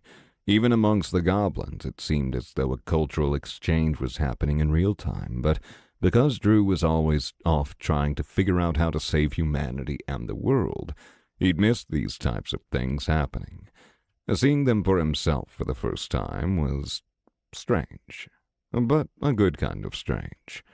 That was the second time this week, one of the men facing toward Drew said as he rubbed at his soot-colored cheeks. You win some, you lose some, bud, the goblin man next to him said. Several of the men nodded in unison, but one replied, Gurr is right. This was just a minor setback. You gotta break a few eggs to make an omelet. This also elicited several head nods as several of the other men grabbed their beers and took a swig. Drew hadn't intended to listen in on their conversation, and he could always choose to ignore it, but in truth he was curious. He had seen the allied races team up with human beings in combat, in defense, and in rescue missions, but he had never seen them just hang out together like normal folks. Adventuring parties were different. People tended to grow close to one another when a part of a close-knit group that faced life-and-death situations day after day. He had even seen some intermingling of different peoples when they retired to their tents at night. But that was different. He understood that. Drew had been there. Drew had not been here, though. He hadn't been a normal person since before the descent. He was different now. Extremely powerful, a problem solver, a leader. In a way, he felt a bit jealous of the group sitting at the table. They were able to live normal lives in this new world. Go to work, have a drink after work, and head home for the night. And that wasn't an option for Drew. Not often, and he didn't feel like he was in a better position than them either. If anything, he longed for a sense of stability in his life. But because of what I do, these people can live normal lives. They can have normal jobs, in a way. They can have stability and families. Those thoughts didn't make it any easier. And just because he knew his job was worth doing, that it needed to be done, didn't mean he wasn't jealous of the men before him. You got a problem, pal? one of the goblins asked as they made direct eye contact with Drew. Drew held up his hands immediately. My bad. It's been a long day, and I got sucked into your conversation. I didn't mean to intrude. He had his armor on, but not his helm. That was usually enough for people to not talk to him, but in a strange turn of events, these people didn't seem to know nor care who he was. They had their own lives. He was just the creepy guy at the bar by himself, staring in at the party. Well, if you're gonna sit there looking all mopey, you might as well pull up a chair, the man with a mullet and a long but well-kept mustache said. And Drew shrugged. He wouldn't turn down some company with his food. Thanks, appreciate it. He quickly grabbed a chair and sat down in it after pulling up to the table, squeezing in by one of the corners. Of course, he sat in the chair gingerly. The weight of his body and the armor he wore meant not everything could handle his bulk, and the last thing he wanted was to bust a business's furniture. I'm Carl, and that there's Michael, Bobby, Zinn, Gur, Rufus, Jaden, and Burke, Carl said as he pointed at each of his companions. Some nodded, some rose a beer mug, others stared blankly. And you're a warrior, I take it.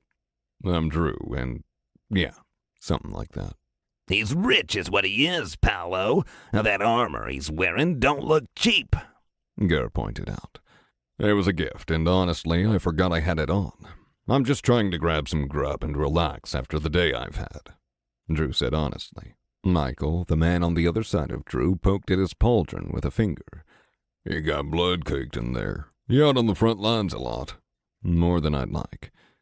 Missy came up around that time. Moved over here, huh? Don't let these ruffians teach you any bad habits, you hear? The goblin waitress said with a wink as she set down Drew's plate of food and a mug of beer. I doubt it. He's a frontliner, Missy. He'd probably go and teach us bad habits, Bobby said with a roar of laughter. She wandered off after telling Drew to holler if he needed a refill. So what do y'all do for a living? Drew said as he poured some maple syrup over his pancakes. We're mechanics, Carl said. The correct term is engineers, Michael corrected. Whatever, we build shit, fix shit, and try to create new stuff, Carl said as he took a big gulp of his drink. If we don't blow ourselves up in the process, Bobby yelled and laughed again, which caused several of the other people to begin laughing hysterically. I guess these are some of the people Robert was talking about, Drew thought as he shoveled a pancake into his mouth and nodded. I thought all the tech was dead. What do y'all work on? Drew asked after swallowing. Not all of it, bub, Gur said. We're trying. Michael took a drink before continuing. To teach our green friends here about the feeling of the open road. Drew cast a side eye toward Michael before taking a sip of his own lager, which was most excellent. Cars. Only the old shit works. Yep. That's why we're trying to rebuild and modify an engine. And these little guys have never known the thrill that is a V8 at their foot and a stick shift in their hands. Wait, you're trying to build a V8 and get it to work with the system? Trying, yeah, but not having much luck, sadly. The big old operating system in the sky don't like us mucking about with it, Jaden said with a sardonic smile. Yeah, I definitely wouldn't go doing anything that might piss the system off, Drew said, having been through the excruciating pain that was a tribulation. We're not trying to break nothing, Paolo. Just find the loopholes, you feel? Gur said. Zen nodded. Find what works, what doesn't work, then combine the loopholes. And, do you plan to market the cars to people or something? A lot of folks can run pretty damn fast now, so... No, nothing like that. That would be pointless, Carl said. We're doing it for fun. Fun? Wow. Well, that's something at least. Wish I could fuck around for weeks on a passion project just for funsies. Does it have to be a car or a V8?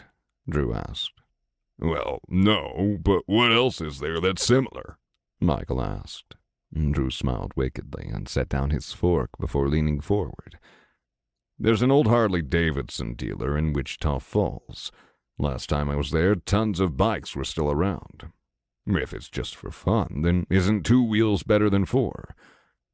and that caused a conversation to break out, and Drew happily bit into a crispy piece of bacon while listening to the men, who were most certainly rednecks, discuss whether a motorcycle engine would still function and whether it was worth grabbing some adventurers to lead them there. The goblins, for their part, were instantly on board, as being on two wheels was inherently more dangerous than four. The tipping point happened when Michael explained how motorcycles actually functioned and the quirks that Harleys tended to have. Namely, they were old as shit, not modernized at all, and leaked oil like kids at a water park leaked piss. But will they work? Carl asked after slamming his empty mug down. Drew smiled. Can't hurt to try, right? Open road, loud roaring noises. Hell, I bet the parts department is still intact and you could grab all their overpriced add-ons, pipes, and handlebars for free. And the merch, bro! Don't forget about that! We can all get leather vests and make our own riding club. We'd be like the Hells Angels or something, Bobby said excitedly. Eventually, a plan was formed, and the group decided they would hire some adventurers to take them out to Wichita Falls to try out several bikes. Drew quietly but happily slipped away to pay Missy for the food and drinks of the entire table, leaving a sizable tip for all the noise they were making before exiting the building. Well, that was nice. Felt like I was one of the guys again, at least for a little while. And maybe these people are worth going all in for. Maybe some have to suffer so the many can have lives like them. I guess that's worth fighting for, even if I only get to enjoy it from afar. Chapter 47. Drew wandered the streets of Sanctuary, taking in the sights and sounds while being pushed and passed by people in a far greater hurry than he was.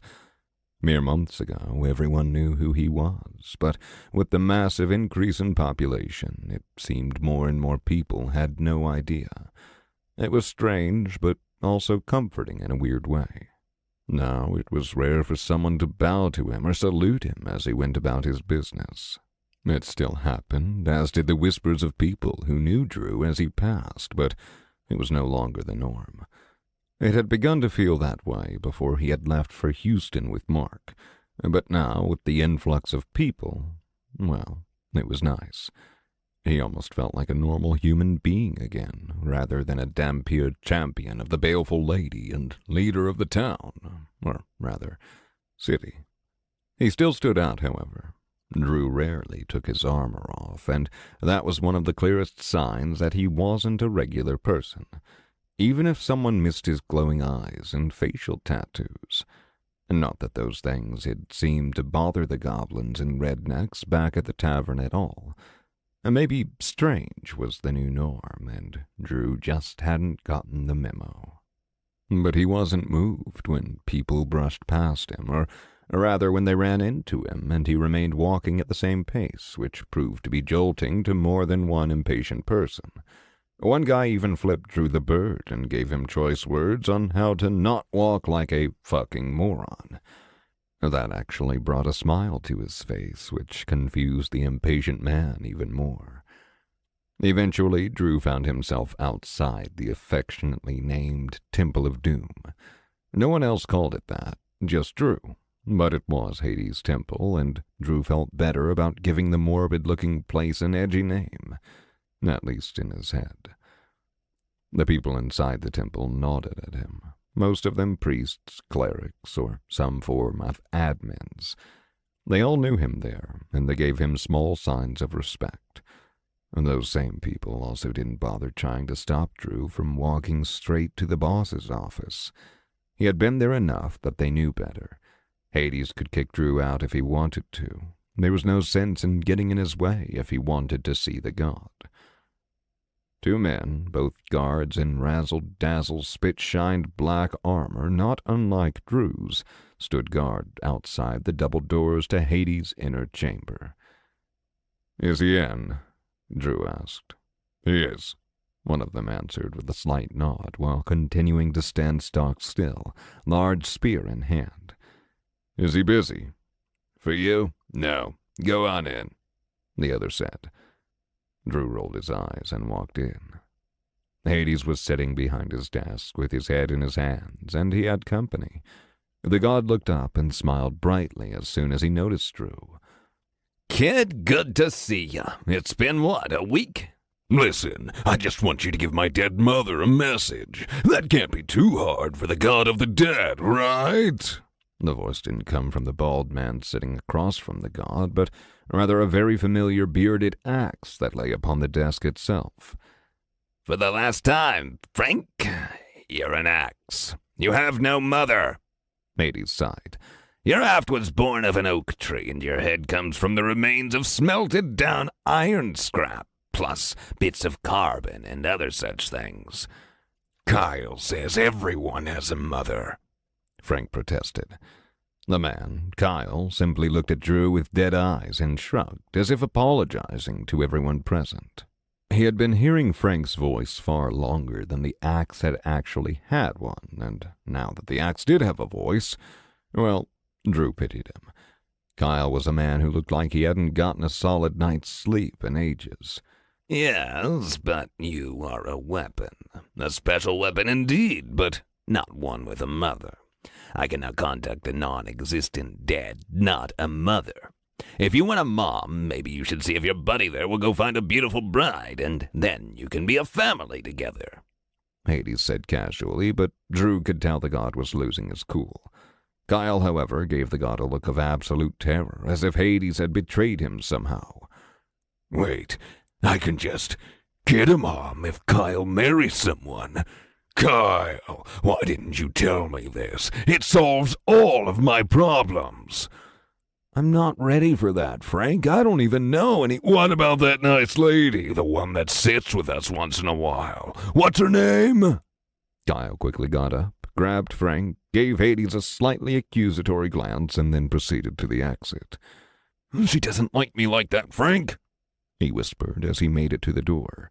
I saw her checking out your ass when you bent down the other night to grab that man's napkin off the floor for him. Wait, you did? Maybe. The door shut behind them, and Drew was left standing awkwardly as Hades smiled from behind his desk. Did you plan that? Drew asked. Oh, the girl thing? No, that was just a happy coincidence. Hades chuckled. Please come in, take a seat, make yourself at home. What's he up to? Hades had always been polite, always welcoming, but this felt forced, like he was trying too hard, or like he was about to attempt to sell Drew something. But what did Drew know? The god might just be in a really good mood. People were entitled to that, even gods. Drew sat down and rolled his neck and shoulders, causing several loud pops. Feel better? Much. Been a bit stiff lately. Probably the army, you know. You could try not wearing it, Hades said as he stood up and went to the side of the room and poured 2 amber-colored drinks. Old habits die hard. Hades chuckled lightly. Don't I know it? Now, is this a business call or pleasure? Both. A double it is, then, Hades replied as he added a bit more to each drink before bringing them back to the desk and setting them down. His office, unlike most of the building, was warm, both in temperature and color. It was a stark contrast, but one that very much reminded Drew of the baleful lady's own personal retreat within the halls of reflection. There were reds and golds, and a fireplace nearby crackled with a soothing yellow-orange light and let off a pleasant smell. The carpeted floors had luxurious-looking rugs in opportune places, and long, dark red drapes were closed over a nearby window. Drew had spent a lot of time in this place, but this was the first time it had felt truly relaxing. Maybe that was due to his meal at the tavern or his calming walk through Sanctuary. It was hard to tell. Either way, it was a nice change of pace and something he sorely needed after days on the road. So why should he question it? You have questions? Hades stated bluntly, yet politely. I do, Drew said as he picked up his drink and took a whiff. Straight tequila, on the rocks no less, and the good stuff. Not his specific drink of choice, not unless it was mixed, but he wasn't going to say no. Then I have answers. Hades smiled as he took a sip of his own. Drew eyed Hades for a moment before shrugging and taking a sip. Smooth was an understatement. Robert said he hasn't been able to contact Rainalier. He seems worried. I'm of the opinion that she's probably taking a break or in the bathroom. Is it anything to be concerned about? No. Hades shook his head. Nothing to concern yourself over. She's just isolating herself for a little bit to relax. Good. She needs time to herself every now and then. I've summoned new awoken. So I saw. Interesting choice, but they aren't technically awoken, at least not in the frame that you probably understand it. I take it you unlocked something recently? Drew's eyes scrunched together before he remembered. Yeah, a cadre building in some tome apparently written by you. Drew pulled up the heavy-ass book that was chained to his belt. Ah, that old thing. That explains it. A good choice, by the way. I hear it's a rivetingly good read. Hades winked before laughing. Yeah, well, these new awoken, or whatever they are different. They aren't like Rex or even Steve. And then again, no one's like Steve. Drew chuckled to himself. But the marshal, Horace, seems to know a lot. He's not acting like some newborn undead. Hades smiled as he took another sip. You catch on quick. As I said, they are not awoken. There are many, many forms of undead in the cosmos, many ways for you to use your class. There's constructed minions, which you're familiar with, and artificially ensouled undead, those you call awoken. And then there's others. Okay. I know there's also natural undead, like the damned. Correct. Natural undead are another type. These new minions of yours are of this type. So they have natural souls. Hades did a hand waggle. But no, they are sapient undead without souls. The soul thing really bogs you down, doesn't it, kid? Well, yeah. Why wouldn't it? Drew questioned honestly. You grew up here on Earth, and the modern religious atmosphere here is very off. And the records of the multiverse have leaked through here. That's where much of your fiction has come from, but the soul stuff is way off base. I don't understand. Of course you don't, kid. Here, let me break it down for you. Some beings have natural souls, the ones the boss lady is picky about, right? Sure. Drew shrugged. Natural souls are born of the cosmos. Death renews life, and life becomes death. Souls go to afterlives and pump out cosmic mojo juice that creates new natural-born souls. Everything is in balance, just like the baleful lady likes. Okay. Right. Then there's artificially ensouled beings like the awoken. They have souls, but the souls dissipate to nothingness when the body dies. They get one existence and that's it. Then there's natural undead like your new buddies. Remember when we talked about an option of specialization a few weeks ago that included studying how to create snapshots of souls? I do, yeah. Hades set his glass down.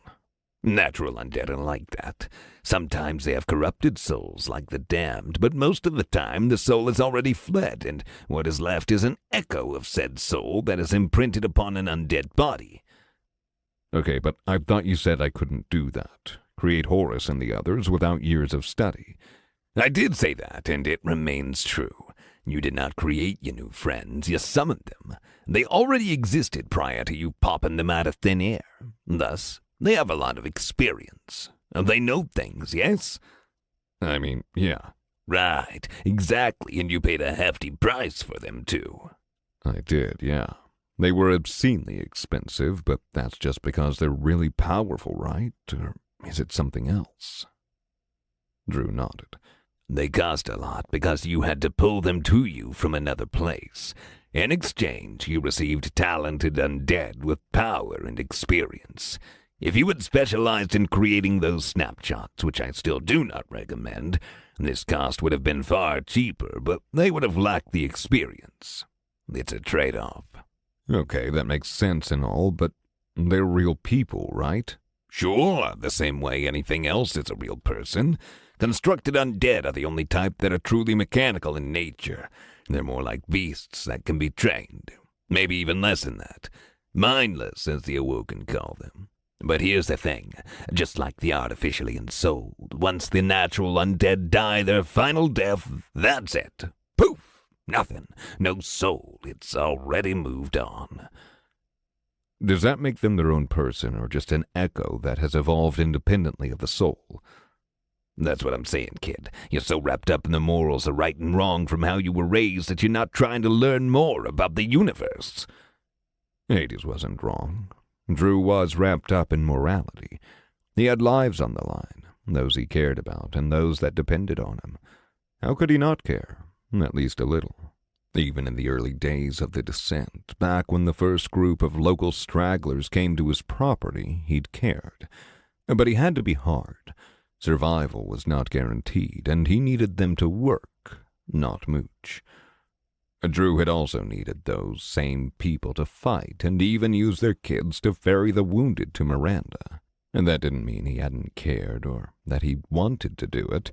He just did what he needed to be done for them all to survive. What exactly are you trying to say, then? Drew asked. He wasn't mad. He wasn't irritated. Not like he would have been only a few weeks ago. He was simply curious. The struggles of morality had bothered him for a long time now. If Hades actually had knowledge and advice that would help Drew, he was willing to hear it out. The multiverse is not a nice place, kid. It just isn't. This isn't your Saturday morning cartoons that you grew up on or a certain movie production company that I regret working with. When you lead, when you have an army and people you look after, folks die, kid. Hades said sadly as he let out a breath. Soul and no soul, artificial and natural, people die. You have to make hard decisions all the time. This is the burden of leadership. There are no cheat codes, no happily ever after. Drew sat there in silence as he absorbed the god's words. They bothered him. They did, but he wasn't angry with Hades. Deep down, Drew knew it was the truth. Earth hadn't been a happy place as a whole either, even before the system. He knew that. The system was no different. In his naivete, Drew had thought that having an undead army meant he could spare people from dying. And that was true in a way. It spared the non-combatants from dying, but people still died. Every awoken that he had chained to him originally that had died was dead. There was no afterlife for them, but each of their deaths was a human life that hadn't died instead. And Drew had simply traded one life for another. If Horus died now, was that on him? He already existed, but he didn't have a soul. Hades had said it left a long time ago when that Horus was just an echo, a ripple in the pond of what that soul once was, a ripple that had evolved and experienced things on its own. Did that make Horus any less of a person than Mark or Amber? No, it didn't, soul or not. You're right. I have been looking at things the wrong way, Drew said as he downed the rest of his drink. Trust me, kid. I've been in your shoes. I was not so different than you are many, many millennia ago. Hades replied while looking into his glass as he swirled the liquid inside. I was thrust into a position of leadership that I did not want, and many people died. Good people. People that I miss dearly. He said the last part barely in a whisper, almost to himself. Drew's own head sank as he remembered the many people who had died around him. Some he was too weak or slow to save. Some had just met with bad luck. They were his neighbors, acquaintances, people he had seen around town. Even Jonathan had died, and now he was a soul flame. Robert was still around, but he had died as well. Many people didn't get a second chance. Some didn't want it. What should I do then? Hades downed his drink. There is no right answer to that, kid. Just a whole heap of bad ones.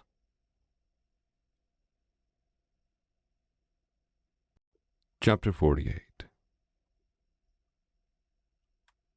Drew and Hades remained in the office, drifting into silence before the god got up, refilled both of their drinks, and sat back down. Dampier and god alike sat, not talking, but just in companionable silence, sipping their drinks and thinking. If he was to be honest with himself, this was probably the most enjoyable time Drew had spent with the former actor, despite the somber mood. I met someone at the Cadra branch office I summoned in, a guy named Mardo. He said he used to work with you when you were Rainalier's champion, Drew mentioned offhandedly as he leaned back in the wooden chair. That old bastard is here, huh? How'd your meeting with him go? Hades asked. Besides the revelation that you were her champion at one point, awful. He's willing to trade us labor and resources at cost to upgrade the pillar and get some much-needed upgrades to security and infrastructure, but he was all but worthless when it came to procuring help with the soul oppressor. Basically said his hands were tied unless the lady gives him orders, and she likes giving her champions opportunities to grow, more or less. Hades nodded. That sounds like him, but he's correct. I'll level with you here, kid. Being a god, it kinda sucks. I have the power to do so much good, to help so many people, but every single small action I take has consequences. Like draining your divine energy. Pah! Hades waved his hand. That stuff is important, sure, but no, that's not what I mean. Say I summon some food for starving people. That's a good thing, right? Sure, Drew agreed, sipping his drink. Wrong. Sometimes it's a good thing, and sometimes it's an awful thing. Those people I send food to can be inspired by my magic and turn around and start an outsider cult and begin summoning eldritch horrors to a planet. If I had let them find food some other way or taught them how to farm, their fates would have been entirely different. Or most of them would have died, but one would have ended up rising to become a hero for their planet as they toppled an oppressive government. Drew pondered what Hades had said before replying. But those are their choices, not yours. You aren't directly responsible no matter what they choose to do. You say that, kid, but when you're in a position to do the same, those thoughts and guilt weigh on you regardless. The baleful lady does things her way because it encourages growth, strength, and endurance, both mentally and physically. Answer me honestly. If she snapped her fingers and removed all the incursions and the soul oppressor, what would you do? Now that was a question Drew hadn't expected. How could he? He had been told time and time again that he needed to solve things on his own. He couldn't rely on anyone else to do it for him, so he had never stopped to think about the what-ifs. It was a waste of time, and it wouldn't solve anything, only make him even more bitter. I honestly don't know, Drew said as he set his glass down on Hades' desk and looked at the ceiling. Maybe have that kid with Amber grow this city into a place with modern luxuries where people could live peaceful lives. I guess I'd try to find other survivors, too, see if we could open trade with the other settlements. It's hard to say. I've never thought about it. All those are still good goals, kid. They are, but hear me out. If some asshole A-grade is in a bad mood and flies by Earth and decides to Death Star it to make himself feel better, then what? Everything is just gone in the blink of an eye.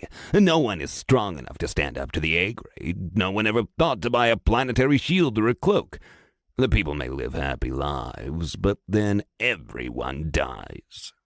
Drew frowned. That's awfully specific. And morbid. It's specific because it happened to the very first planet the lady put me in charge of when I became a god. I spent centuries building that planet up, helping its people solve every issue under the sun, and even helped unify their global government. The moment I turned my back on it, it was gone. Poof! Millions of lives snuffed out before I could even process what had happened. And that's terrible, man. I can't even imagine what that was like. All those innocent people. Drew stared down into his drink. It was, and it still haunts me to this day, kid. I don't always agree with the baleful lady, and I have personally suffered a great deal of sadness because of her inaction at times, but her process does work. I believe in a slightly modified version. Information is free from me, but it's up to you what you do with it. I like you, kid. Believe me. You remind me of a younger version of myself, but this is just the way things are. I'd rather you be strong so you can protect what's important to you, even if that means you losing a friend or a family member. I'll mourn with you. I'll share your pain. Do not think that I lack empathy. It was a sobering moment for Drew, and a painful one. The thought of losing someone important to him, knowing that the gods wouldn't necessarily step in, it hurt. Earth had always been that way, though. No one could expect divine intervention, and their loved ones died, and prayers went unanswered at times. Drew had assumed, wrongly, that with gods around that were on his side, everything would be okay somehow. In some ways, things would manage to work out. And as much as he truly wanted to be angry with Hades, he just couldn't bring himself to be so. From the sounds of it, the god had experienced far more loss than Drew ever had, far worse struggles, far more hardship. How could he judge a man, god or not, who had gone through all that and still believed that the baleful lady's way was a better option? Hades wasn't lecturing him either. He wasn't telling him how and why he should do or not do certain things. The god was just talking, speaking to Drew like a sad person sitting at a bar and sharing war stories. How could he possibly hate someone for doing what they thought best after all they'd been through? And that wasn't fair to Hades or himself. This only reinforced what Drew already knew. He might need to do shitty things to accomplish his goals, to survive. Divine beings or not, the best he could ask for was information and friendship. Mardo said he was willing to go to war with a bunch of merchant worlds. Trillions of innocent lives might be caught up in the mix and die. Also, he could give us resources for free rather than at cost. I didn't take him up on it, but I'm glad to know I have at least some backing. The Cadre is a faction within the multiverse, a powerful one at that. Technically speaking, only the baleful lady is above you in the hierarchy of that faction. You, as her champion, have a lot of pull. Drew nodded. Yeah, I got that much, at least from his willingness to do something so drastic over something so small. But what exactly is a faction? A collection of people, like a clan or a tribe, but far larger in scale. A clan or tribe might consist of millions of families across dozens of worlds. Factions often contain multiple clans and tribes, all working toward a common set of goals. The Cadre, and others like it, take it a step further. It is a faction that consists of all of the lady's followers, quadrillions upon quadrillions of them. They have the power, as a group, to do whatever they want, should it align with the baleful lady's ideals. And that equates to what? A lot of manpower and buying power? Hades laughed. Among many other things, yes. The system can and does offer settlement owners and even planetary leaders many options. Mardo probably explained this, but the Cadre can offer these same things with less cost and greater efficiency, plus more. He did say something about bringing a defensive force here to help protect Sanctuary. I wouldn't hold your breath, kid. If he knows I'm here, he's going to get all extra special in his worship of the boss lady and think this planet is sacred and such, and that means anyone he brings here is going to be as much of a hard-ass as he is, and it will take a long time to gather such like-minded individuals. Drew sighed. He's not going to be of any help on that front in the near future, then. Doubtful. If you had gotten someone else instead of him, maybe you could have had an army, or at least some special forces, but Mardo is a stickler for the rules. He'll abide by his word, no doubt, but he will never so much as bend a single rule to help you. If you're looking for help with the oppressor, you'd best look elsewhere. Yeah, I've thought about that. Good. Thinking is good. What have you come up with so far?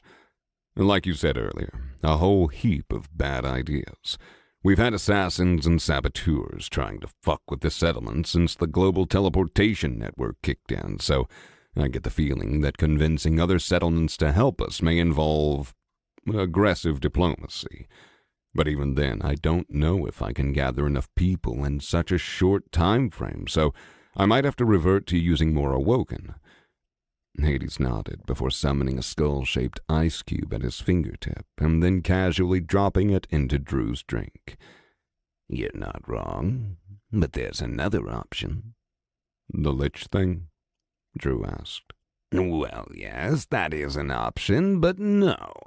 You have my tome, which will unlock a lot of fancy new templates. Why not add a couple necromancers to your army? I don't exactly have the minion cap for it. I might be able to summon one, but that would max out my cap, so it would be pointless. Hades stood up and placed both hands behind his back as he walked, casually, over to a nearby bookshelf.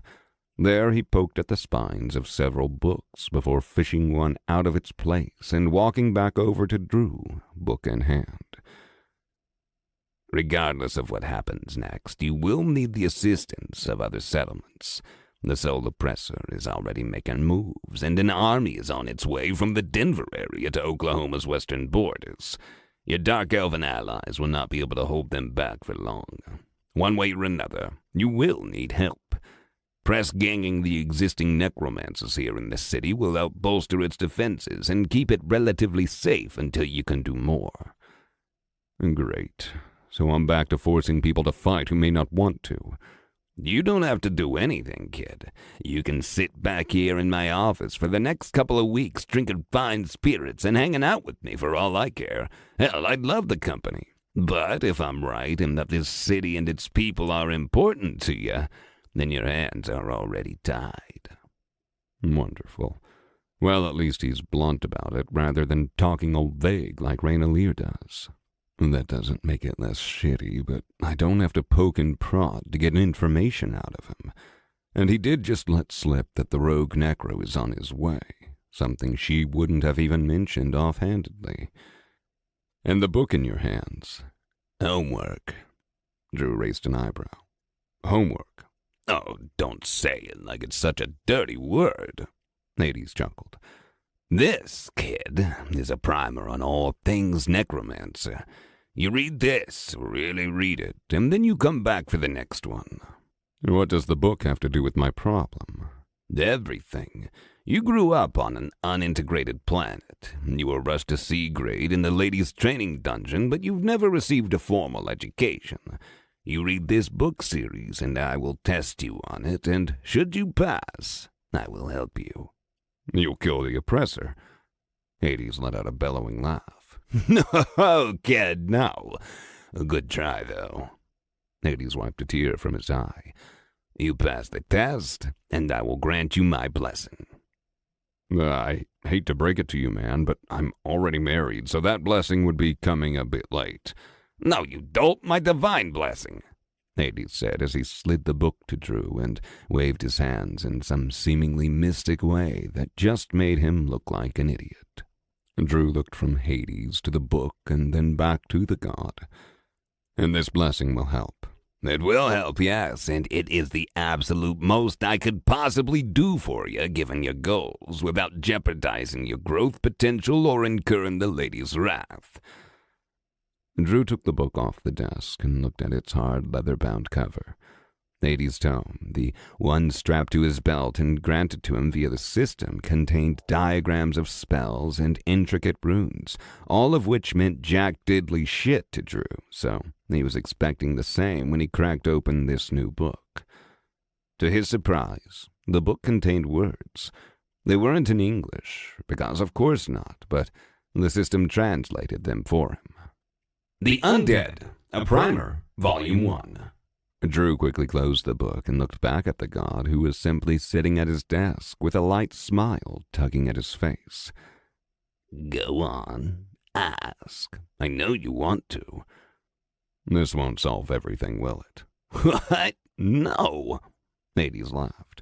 Of course it won't. The question you were supposed to ask is if I wrote it, kid. No, did you write this? Hades lost his smile. No, Rainalier did. I expect you to treat it with the utmost care and never, ever let that zealot Mardu so much as sniff it. Got it, kid? Yeah. I guess I best get going. My teacher gave me homework, Drew said, letting out a faux groan. What a cruel bastard. Hades laughed.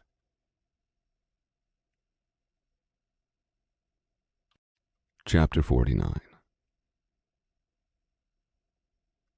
After leaving Hades' temple, Drew had immediately set off to find Robert to warn him about the Soul Oppressor, that his forces were already en route to Oklahoma.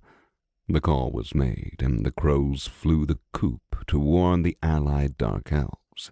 They were to delay the undead horde as long as possible, but not risk their lives unnecessarily. Their help would be needed in the battles to come, and no one was willing to throw away their lives against what was likely an unstoppable force. Instead, alternative plans were made. The goal was simple: to make it as hard as possible for the undead army of the oppressor to progress. Through traps, difficult terrain, ambushes, rock slides, and more. The undead didn't need to sleep or eat, so there was no point in trying to tire them out. No, the entire strategy revolved around making it the biggest pain in the ass to pass further into the state. This would give rescue parties, all of which had been mobilized, plenty of time to find survivors, get to other towns and cities, and evacuate as many people as possible, either east, to a safer state, or to Sanctuary itself. It didn't matter as long as they didn't feed the army that was encroaching upon them, and they reached some kind of safety. And the last thing Drew or Robert wanted was unnecessary deaths, or for the enemy army's ranks to swell in number. Those who refused to leave would either be forced to, by boot or blade, nor left to rot in their stubbornness. Some people just didn't know what was good for them, and as much as Drew loathed to use the stick, more than a few of these people would need it. Robert also began enlisting the help of local necromancers alongside the allied goblins and dark elves, and with his own limited group of sneaky types to take the new necros out and level them up as high as possible. Any and all undead minions would be needed, and necromancers could amass a sizable force of bone shields to protect Sanctuary for when the time came. Drew, for his part, studied for 2 days straight. He spared only a little time for meals with his wife, Freya, and Spock. All other time was fully devoted to the book Hades had let him borrow. And, in a rather morbid change of pace, Drew found himself actually enjoying his homework. The first in his life. Maybe it was because people's lives depended on him, or maybe it was the subject matter itself, but either way, Drew made great progress in just 2 days. The Undead, a primer, Volume 1, contained information on so many types of undead that it would make a normal person's head spin, but Drew greedily absorbed each and every last detail, and when he was finally done with it, he read it again, then again. The sheer quantity of knowledge contained within was mind-boggling, from the differences between a ghoul and a ghast to that between a draugr and a wight. These were, as the book mentioned, the absolute basics of undead kind. What they could and couldn't do, their weaknesses and strengths, and effective strategies in combating them. When Drew finally returned the volume, Hades tested him, as promised. What are the weaknesses of ethereal type undead? Hades questioned. Magic and soul attacks. Drew answered blankly. What types of magic? All types, other than those they are resistant or immune to. Spatial magic is especially effective against them. Hades nodded. Good. And what types are they immune to? Sleep and charm effects, but not petrification. Anything that would affect the mind is worthless, such as illusions, and they're flat out immune to poison of any kind. Eutropals. What should you do if you should ever encounter one? Run. As fast as fucking possible while throwing everything I have at it in the hopes that it ignores me. Why? They're amalgamations of undead, unborn mortals. They hold a deep-seated hatred for everything, living or dead, and are immensely powerful to the point that demigods are often required to subdue them. Hades smiled. And some of them would likely still die, but yes, good work. Now let's say you had the power of a god, limitless reach, but limited divine energy. What would be the surest way to deal with an encroaching army of soul flames upon one of your territories? Drew cringed, knowing all too well what Hades was alluding to. The book didn't detail what gods are and are not capable of, but if I had to hazard a guess, destroy the Soul Flame's master, or, barring that, find a way to completely sever their connection. Partial points? Hades held up a finger. The master is the best way, of course, but severing their connection would be very expensive. Hence why I will not be doing it for you constantly for anything you summon. You'll need to learn to do that on your own. Another option would be to gather them all in one place and obliterate them or trap them, thus leaving the master relatively defenseless. Hades snatched the book from Drew's hand, walked over to the shelf, and placed it back before grabbing the one next to it and handing it to Drew. He took the book from Hades and quickly cracked open the front page, being mindful that the book wasn't his and thus remaining gentle with it. Undead, Minions and Templates, Volume 2.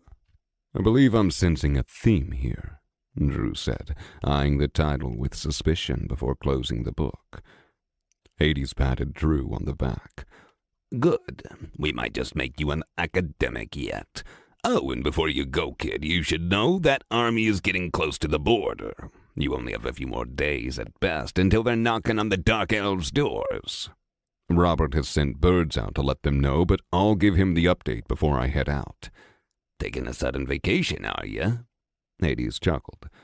Drew shook his head somberly. No, although I wish I could. I've given it some thought, and I think it's time to visit the other settlements to secure aid in defeating the oppressor. Makes sense, kid. But what are you gonna do if they tell you no? That was the question that had been keeping Drew awake for the last 2 days.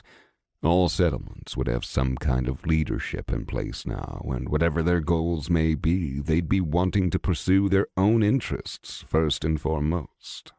That meant Drew would either need to promise something in trade, and the settlement owners would need to be desperate enough to accept it in exchange for sending people to war, or I might have to force their hands.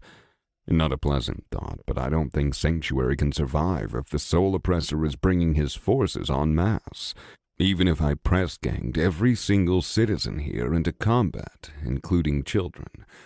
That's just not something I'm willing to do. I'd rather be a tyrant than force the elderly and kids into battles they wouldn't survive in. Drew hardened his heart. They'll say yes, or I'll find new leadership that does. I see. Hades frowned. Sometimes a big stick is necessary, but if you find anyone open to the carrot, don't forget that option exists as well, the god said before placing his hand on Drew's shoulder. And for the record, kid, I do think the stick will be necessary if you hope to save this little slice of heaven you've made for the people here. Hades' words only cemented what Drew had come to believe. If he was going to give it his all to protect the people of Sanctuary, his home, and everything they'd built together, he would need to do some less than nice things. He didn't like that thought, but he had weighed the options. If the worst should happen, he was confident he could get out of Dodge with Amber, Spock, and Freya in tow. He could make an opening and cut his way through with blade and magic. But people would die. Mark and Miranda still in D-grade, his mom, Beefcake, if they found themselves overrun by even E-grade threats, especially in the numbers Hades had spoken about, they could die. All it would take was a single lapse in judgment by Drew, Amber, Freya, or Spock, or worse, just shitty luck. Some citizens could likely escape behind him, but the vast majority would die in their desperate retreat. And where would they go? Even if Drew was willing to pack his bags and leave Sanctuary behind in the event of a failure, where would they go? Kansas was apparently being invaded by the undead. Colorado was a wasteland, and with the undead coming into Texas from the west, who knew what that meant for the western states?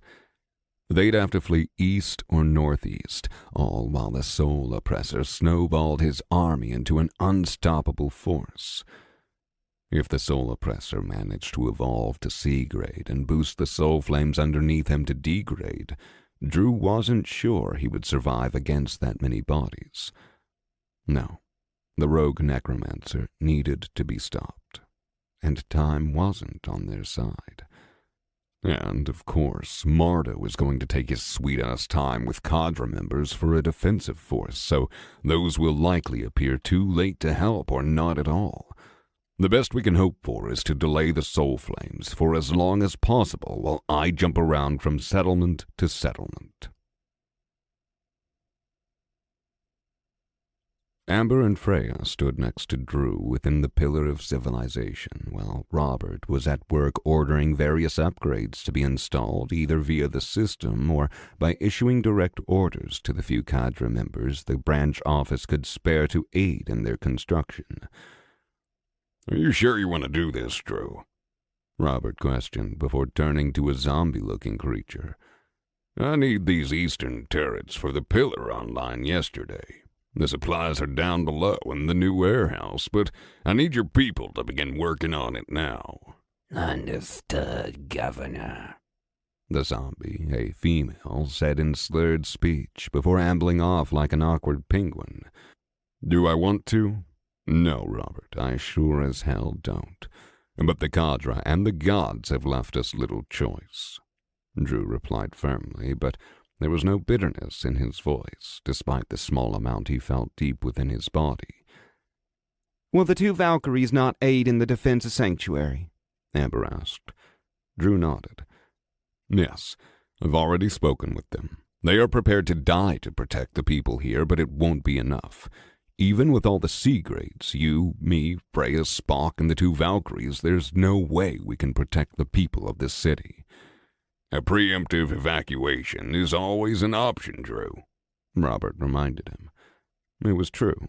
It was an option, but then we'd have 40-something thousand people on the road with little protection against anything peak D-grade or higher, and we'd have to cross our fingers and hope the Soul Flames still attacked Sanctuary with just us defending it.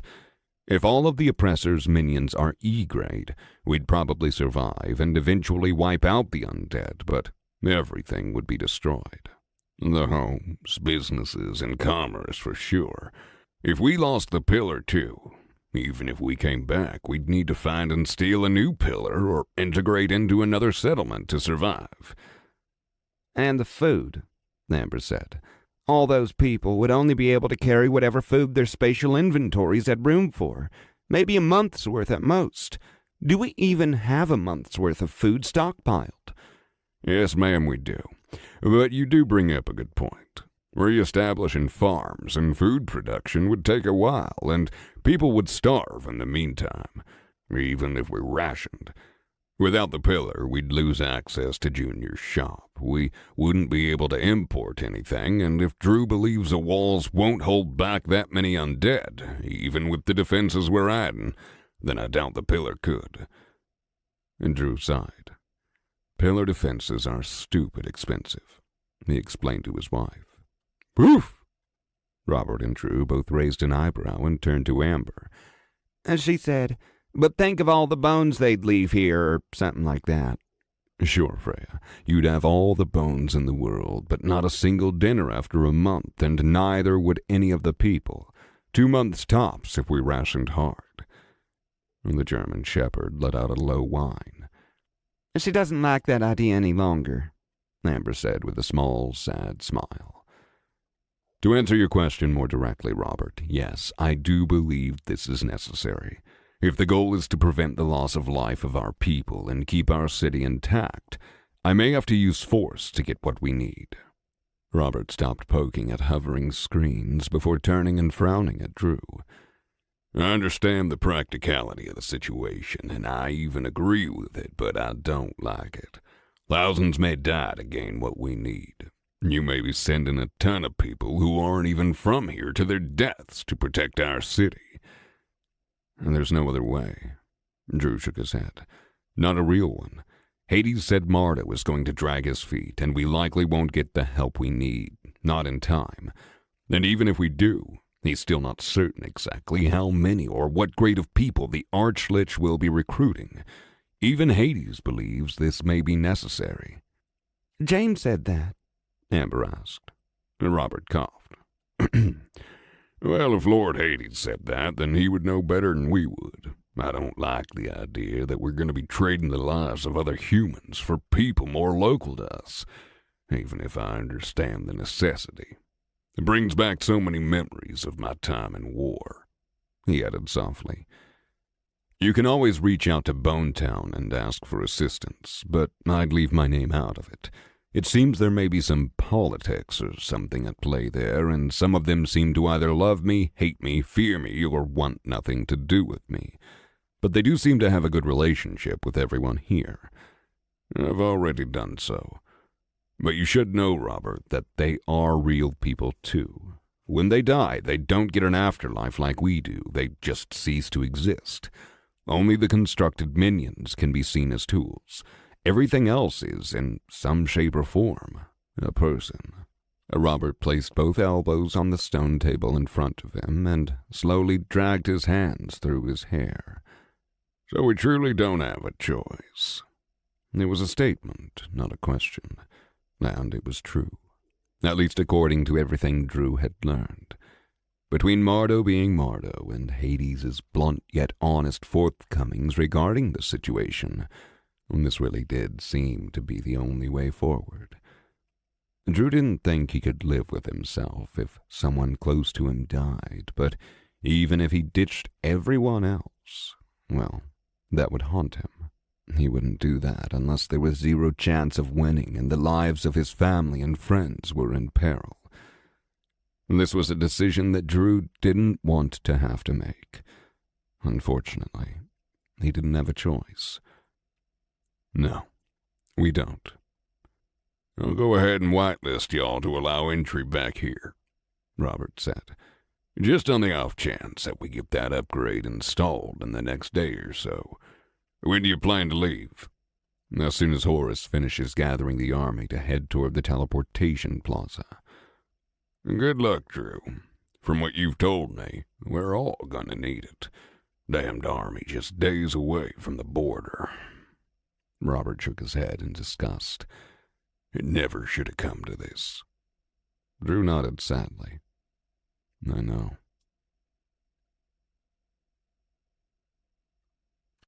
Chapter 50. Where are we heading to first? Amber asked while standing next to Drew at the center of the teleportation plaza. It was a stonework affair, with large blocks of coarse stone laid flat against each other, and despite the lack of adhesives or caulking of any kind, the gray rock didn't move or shift under Drew's weight. Whether that would change over time, he didn't know. Hell, for all he knew, the stone itself could be magical somehow, but the construction materials weren't the central attraction. No.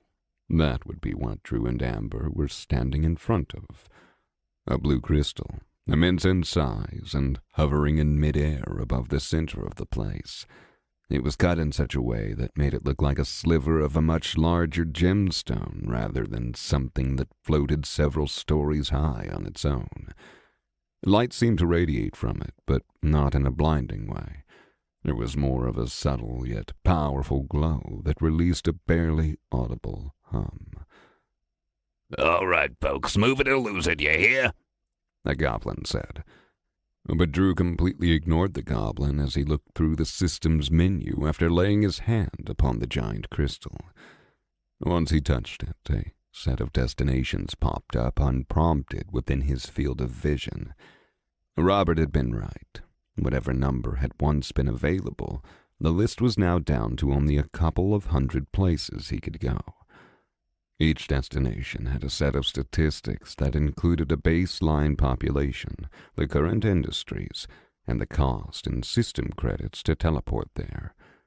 Other than a satellite-style map that depicted the settlement's physical location, information was sparse. "Not sure yet. There's a bunch of places, but there isn't a ton of information about them. Right now, I'm looking at settlements with larger populations in the hopes that there are more." Drew was cut off as the goblin jabbed him in the shin with a blunt club of some kind. "Did you hear me, bub? I ain't got all day here." He turned ever so slowly and cast a downward glance at the goblin, who seemed to wilt from the attention. "Do you see the giant undead army behind me?" Drew asked in a casual tone. "They're kinda hard not to see, bub," the little green man said as he glanced awkwardly from Drew to behind him, where Horace and all his minions stood waiting. "Did you not stop to think that maybe, just maybe, the giant guy in creepy armor with a massive undead army might be the owner of this settlement?" The goblin blinked, then blinked again before a dawning sense of trepidation seemed to pass over his face. No, I didn't think, sir," he said, this time with much less aggressiveness. "These past few days I haven't slept much. This place is so busy." "Then find whoever is your boss or manager, and tell them I said, find a replacement for this man today so he can go home and rest. And if you have a problem, take it up with Robert."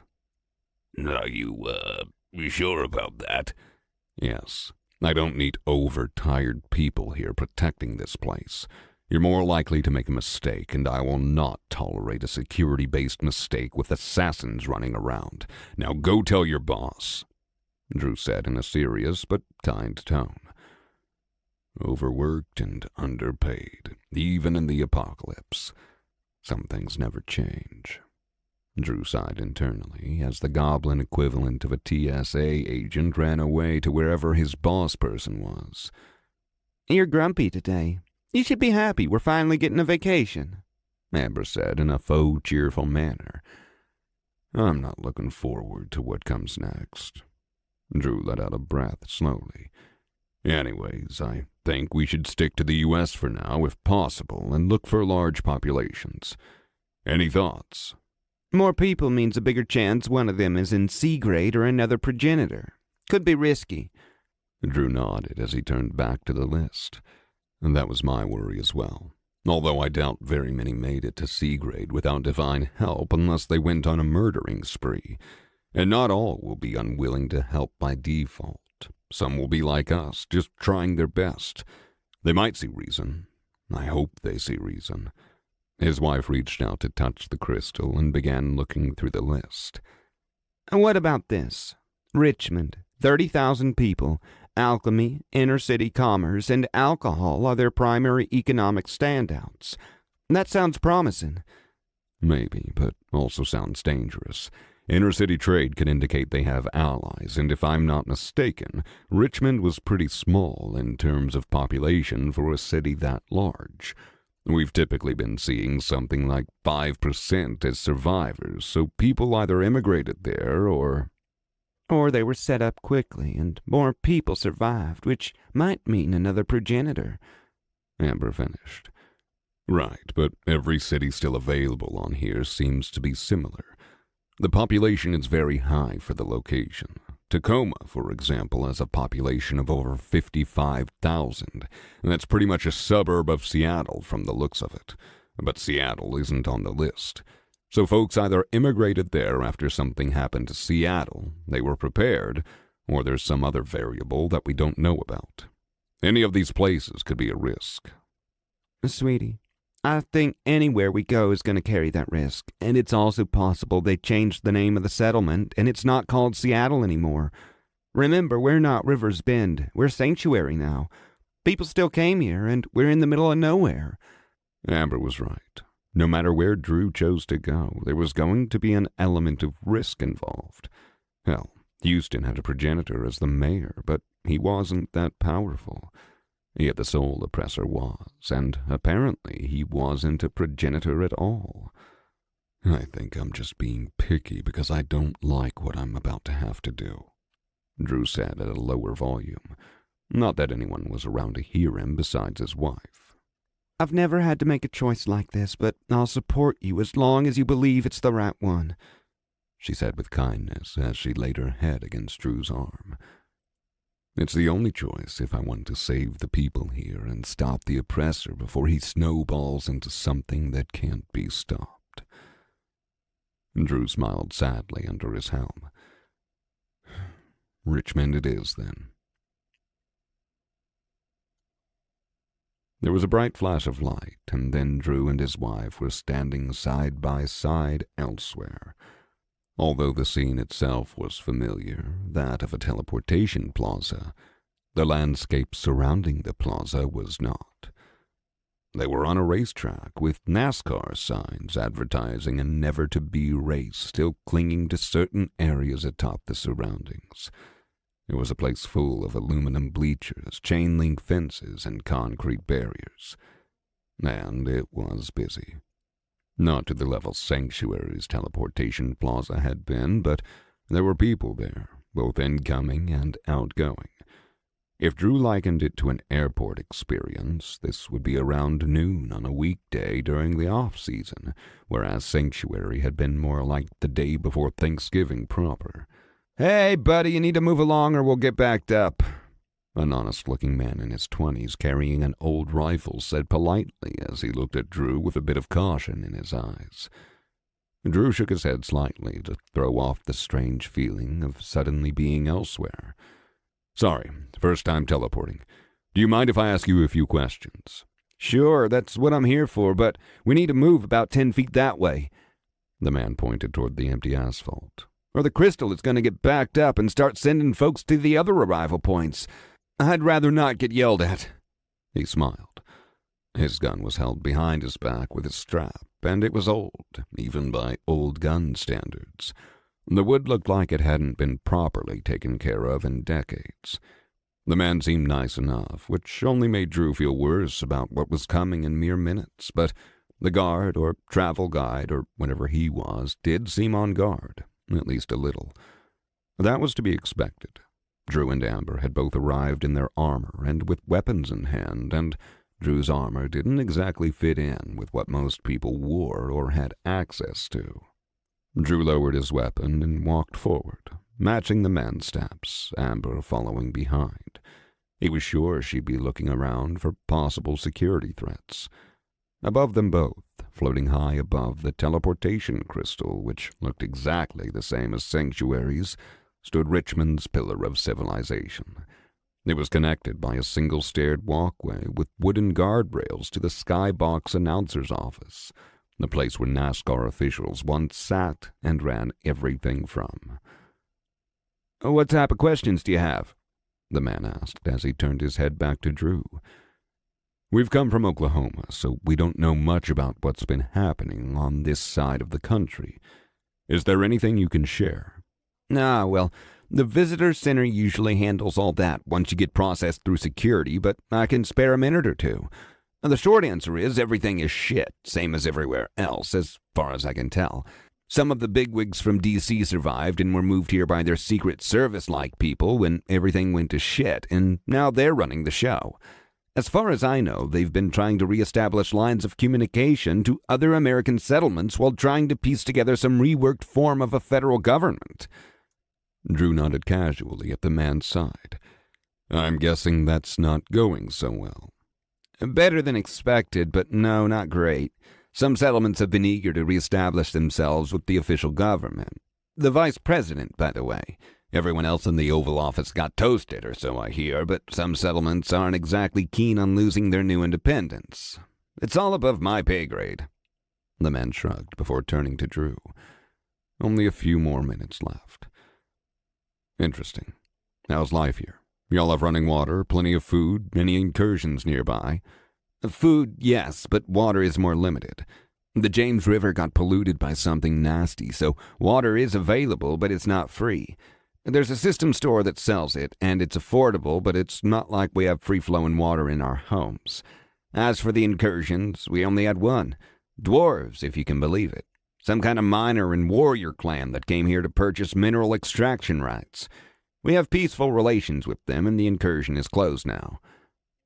So they aren't advanced enough to have running water yet, which is pretty inexpensive compared to the system defenses for the pillars and settlements. They're either prioritizing safety at the expense of comfort, or they can't afford either, which means they might not have a flourishing economy. The dwarves are an interesting development, though. The settlement might have sold the rights to something lucrative, and now they're hurting for it. Or there's nothing worth having here, and the dwarves are using Richmond as a base of operations while searching for whatever they're looking for. It also sounds like they have allies, or at least allied settlements.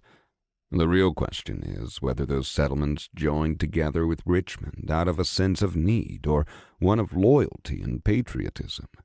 If it was due to security, they might not be a threat, but if it was loyalty, we could be facing more than one settlement's population here.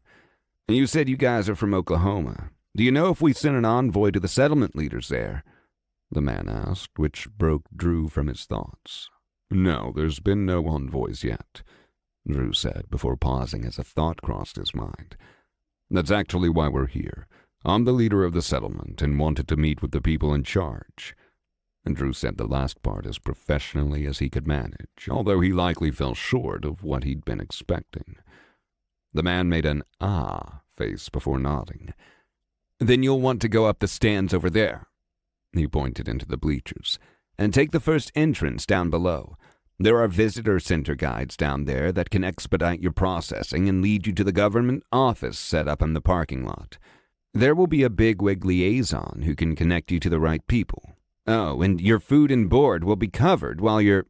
Amber leaned over and tapped Drew on the shoulder. We should get going, sweetie. Any moment now. Sounds good. Thank you for all your help, Drew said before frowning. He leaned closer to the man in a casual manner. You should probably stick right next to me for the next little bit. The man smiled and shook his head. I'd love to, but work calls, and I'll be fired if I don't get back to it soon. Drew, dear, Amber said with a little bit more impatience.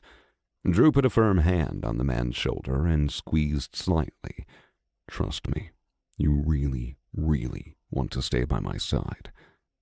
The man scrunched his eyebrows together as Drew raised his sword ever so slightly, then looked directly at it and then back at the man. The guard, as friendly as he had been, started to reach for his rifle before Drew squeezed even harder. Not enough to injure the man, but enough to get him to stop. You'd have better luck with a rock than the gun. I'm advising you to stop before you get hurt.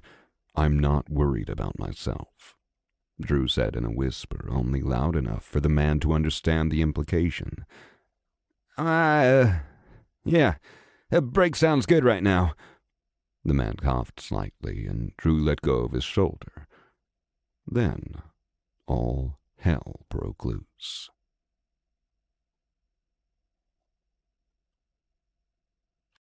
Chapter 51. One moment there were only a couple of hundred people in the Richmond Raceway, and the next there was an army of undead, many thousands strong. Upon seeing such a force, the man standing directly in front of Drew had gone pale, paler than many of the undead in question.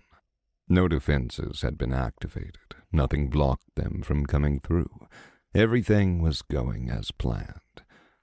Those who surrendered and threw down their weapons, or those who ran, were allowed to live.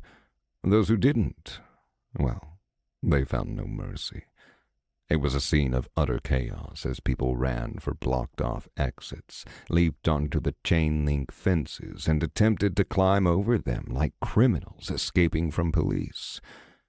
And Drew's forces didn't chase the runners, however. They were free to go. Drew's orders to Horace were simple. Wait 10 minutes before coming through, allow people to run and surrender, and capture the pillar.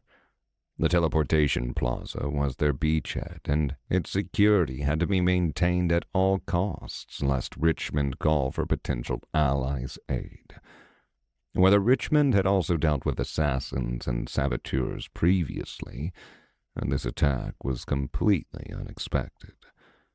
To be fair, even Sanctuary would have a difficult time dealing with an army showing up, but we also have a Valkyrie posted close enough to handle it should it come to that. This was the exact reason Robert, and Drew to a lesser extent, had been so intent on getting the pillar and teleportation defenses up and running immediately, despite whatever costs they may incur. Where some settlements might have sent out individual bad actors, Drew had come in force, and that was something Robert didn't want happening to Sanctuary. And neither do I. I just don't know the inner workings the same way Robert does. Within a few minutes, everyone present had either surrendered, run, or been killed. Most chose to run, which made sense. Few people were dumb or brave enough to try and fight back against that many undead, but some did, and their deaths weighed on Drew's conscience. "Follow us down. You're going to need to get to the announcer's box up there that connects to the pillar," Drew sent to Horace. "I've seen coliseums like these before. It will be a labyrinth down below. I'd prefer to send my forces straight to the top," Horace replied. "All right, use the dreadblades to clear people out first, though, since they can't fly through shit, and make sure you secure the plaza." "Warden, I am aware of how to do my job, thank you. Give me your directives, and I will see them through." Drew grunted to himself. "Fine. Capture the pillar, secure the area, send some forces down below to contain the people who surrender. "And the runners?" "If they haven't escaped by the time your forces get there, capture them. We can't have too many running off and warning people." "Would it not be better to capture or kill them all to prevent the information from leaking, Warden?" "The leadership will eventually learn the truth when people don't return. Better that we show mercy when we can, or no one will trust us enough to work with us." What are you going to do to me?" the very shaken guard asked Drew with obvious fear. Drew turned his attention to the man and then looked at Amber. "Nothing, but we are in need of a guide." A guide?" the man asked, as his eyes shifted from Drew to the undead army now marching right past them without so much as blinking. "Yes, take us to this visitor center and the government office you spoke about." The man whimpered as Horace passed by and sneered toward him. Am I going to die?" "Not today." Amber and Drew walked side by side as the man led them up into the bleachers and then down into the inner corridors. The racing lane, the pit area, the plaza, it was all ignored. Sights that Drew and Amber would normally pause to look at and enjoy were left behind in the settling dust and blood. Freya had stayed at home for this trip. She was a good girl, and neither Drew nor Amber wanted to subject her to what was going to happen here. They preferred that the fur child continued to believe that her parents were good people, that they didn't do bad things. But today, bad things had to happen. Amber liked it even less than Drew did, but she stood by his side knowing full well what was at stake. Drew was certain that his wife was trying to ignore the blood, the people screaming, and the signs of carnage, but he also knew it ate away at Amber just as it did to him. Drew was thankful to have his wife by his side at a time like this. He really needed the support. The people here had done nothing wrong to them. They hadn't presented themselves as an immediate threat, and yet Drew and his forces had launched an invasion against the otherwise peaceful settlement. Blood had been spilled, the blood of people just doing their jobs. Part of him really hoped that they saw something truly horrendous happening to help him justify his actions, but Drew had a creeping feeling that today was going to be a memory that stuck with him forever. "What do you want? And what were those things?" the man asked after finally working up enough courage to stop shaking. He probably realized his life wasn't in immediate danger, and the way he'd quickly recovered, for the most part, led Drew to believe the man had likely seen combat. "They are undead, almost all of them thoughtless, like zombies from the movies, but if you can think just like you and me," Drew answered, happy to take his mind off other, darker things. "So you, what, killed them and raised them to that state?" Drew chanced to glance at the man and found that he had regained most of his composure, but the earlier friendliness was now gone, and in its place was extreme trepidation. He couldn't blame the man. Drew had just invaded his home with an army of horror spawn, and he'd watched as his co-workers had been either cut down, captured, or run for the hills. No. They were never human beings. Despite what it looks like, this is necessary to protect the world. "Protected from what? Am I supposed to believe you're here to make friends?" No. Drew shook his head. I'm not here to make friends. Time is short, so I don't have the luxury of playing grab-ass with whoever your leadership might be. As for the threat to the world, think of someone like me, but with an army that numbers over 1 million strong and has no issue actually killing people and then enslaving them into things like zombies. Then multiply that by like 5. The man stopped and turned to stare at Drew, almost unblinkingly, and stood there for several whole moments. "You're not joking, are you?" Sadly, no. We need help, and we need it now. "Then you're not here to kill everyone." For all his mental strength, Drew shuddered at the fact that someone actually thought that about him. No, I am not. I wanted to do this with the least amount of bloodshed as possible. That was why I had my minions capture people and let them run. I need allies, but I can't wait for red tape and bullshit. A lot of folks' lives are on the line, and if we don't stop this guy soon, he's going to snowball into a threat I won't be able to handle. The man seemed to mull this over before turning back around and continuing to lead Amber and Drew onward. "The visitor center is a waste of time, then. I'll just take you to the government building, but I'll warn you, they have D-grades guarding it." Interesting. So they do have some real fighters here. D-grades would be very helpful against the Soul Oppressor. Any peak D-grades? Drew asked. "No one is that high yet." The man chuckled nervously. "At least, I don't think so. Malcolm is the most famous person here, and he's like level 100 or so, maybe 110. Drew sighed. Well, that's better than nothing, I suppose. He kept walking, but the man turned his head, and Drew saw his eyebrow was twitching. "And just how powerful is this bad guy you're so worried about?" Peak D-grade. I'm more concerned about how soon he'll evolve, because then his minions can start leveling up to D-grade themselves, and he'll get a massive boost to his minion cap. Individually, I'm not worried about him. It's the number of undead he has enthralled. "Peak," the man seemed to gasp before quickly shutting his mouth. "How are you not worried about him?" The man whispered aggressively. There's no one around. Why is he whispering? Because I'm mid-C-grade or so. "This is madness," he said under his breath, yet Drew could still hear him. What's your name? Drew asked. "Sam, and if you don't mind, can you do me a favor?" Drew shrugged. Depends on the favor. They emptied out of the stairwell and into a large concrete area. Above them sat the bleachers, and all around them were shuttered shops. The ceilings were high, and no one was in sight, which led Drew to believe people had either escaped or run elsewhere to try and deal with his undead forces that were likely swarming the place like a kicked pile of ants. Well, at least there are no bodies anywhere. That's a good sign. "The government office. My sister works there as a liaison's assistant. Could you please not kill her? She's all I have left. Drew shook his head lightly in confusion. Why would I kill her? She's also Mr. Matthews' bodyguard. Sure, Drew agreed, but I might have to hurt her to incapacitate her. What if I could get you in without any violence? Drew raised an eyebrow beneath his helmet. If you can, I'd prefer that. Drag your sister away if you have to. I'd still appreciate your help navigating the area, but if you want to try and take your sister and haul ass, I wouldn't blame you. Sam breathed a sigh of relief. Okay, then just let me do the talking, okay? Sure.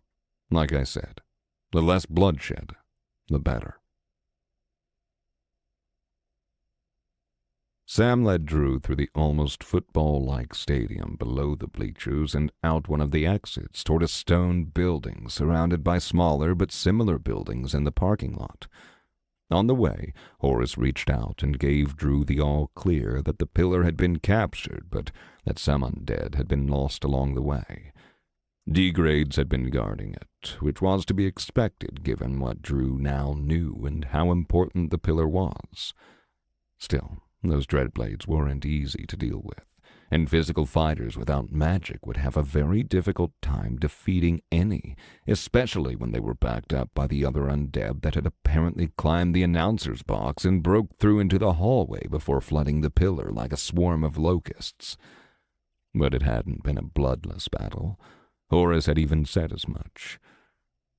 I need to stop worrying about the morality of every single action I take, or I'll never get anything done, and then Sanctuary citizens really will be fucked. I think I've been so concerned about making the right calls morally that I've lost sight of my goals, to protect what I care about at all costs. But how couldn't I care? Mark was right. I have more power than any single person should ever have, and my actions impact countless lives. I'm no longer acting on behalf of just myself and my family, but an entire city's worth of people, almost all of whom I don't know. Of course I would try to police myself. And then shit like the implosion happens, and thousands die, even when I try to do a good thing and screw it up. It feels like no matter what I end up doing, it's going to cause misery somewhere, and if I just sit still with my thumb up my ass, nothing is ever going to get accomplished. Or worse, friends like Mark might actually die. All right, there's going to be some security outside, but they're used to seeing me. You guys are going to be my friends, so just play the part and maybe, holster your weapons, Sam said, breaking Drew from his introspection just in time for the three of them to pass by all the stone buildings. Where exactly is this place? I thought we'd be going into one of the stone buildings, Amber said. Sam shook his head. Those are storage buildings that were recently set up. I have no idea what's in them, but I've seen security going inside at regular shifts. The government building is the first one with a metal roof coming up. All right. Game face. Try to keep the violence to a minimum, but don't be afraid to get shit done either. There's no more time to second-guess myself. Chapter 52. Hey, Sam. Who are your new friends? A female guard asked, one of two standing outside the metal-roofed building they were heading into. Sam smiled. Just some friends who have been on my ass to meet them for drinks over in West Hampton. The woman, armored in hardened leathers and holding a spear in one hand and a shield in the other, gave Drew and his wife an appraising look. Her compatriot, an older-looking guy, likely in his 50s, eyed them both with more suspicion, as if he never trusted anyone at their word. I'm gonna need you two to hand over any weapons you have before entering, the male guard said gruffly.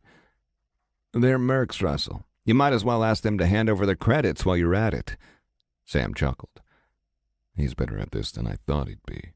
Now let's see how well this holds up, because there's no way in hell I'm handing over anything, and Amber would sooner put an arrow through his eye than give up the bow she got from Hades. Mercs. The man spat at Drew's foot, the glob landing right on the top of his metal boot. A vein throbbed on Drew's face as he glared down at the mucus and spittle. Rude asshole. Sam raised a finger. And they're a lot higher leveled than you, so maybe don't piss them off. They're mercs. They respect nothing other than cold, hard cash, the man retorted. They're also my friends, and the big guy there has even less patience than you do, Sam said as he hiked his thumb over his shoulder toward Drew. I mean, he's probably not wrong there. The woman stepped between Sam and the grumpy man. He's right, Sam. You're good, but they're new. No weapons in a government building unless they're carried by federal employees. Sam turned back to Drew and Amber with pleading eyes, practically puppy dog eyes, begging for a limit to potential violence. They were between a rock and a hard place. Drew would never willingly give up his weapon, and neither would Amber, but they also wanted to prevent further bloodshed if possible. Unfortunately, it didn't look like that was going to be an option. Sam, what are you doing here? I thought you still had a few hours left. A pretty blonde-haired woman said as she walked out of the doorway before closing the metal door behind her. Rach, thank God, Sam said with relief as he pushed past the female guard. I guess that's his sister. What's going on? Is everything okay? The blonde woman asked as she instantly received a hug from Sam. Well, I can see where this is going already, Drew thought to himself, while noticing Amber's pinky finger on her left hand twitch slightly. What? Oh, yeah. Pat just dropped by, though, and said our apartment caught fire a few hours back. We need to get home. I was coming to get you, Sam said, expertly lying through his teeth.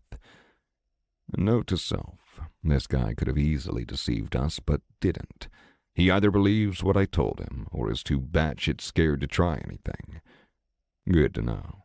Oh, no, the woman cried as she pulled her brother tighter into the hug. What about Princess Donut? Is she okay? Princess Donut? No, must be their cat. It's definitely not a dog. No sensible person would ever name a dog something like that. Yeah, her hair is a bit singed, but Pat got her out in time, Sam reassured her. Man, this guy could have been a politician. I don't know whether I should be impressed or disgusted.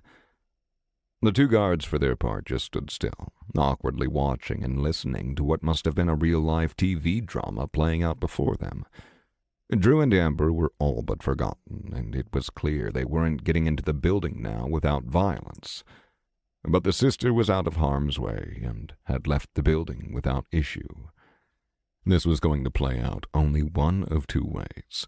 The brother and sister would leave, and Drew and Amber would need to shuffle off with them without getting the information they needed, or they would have to get in.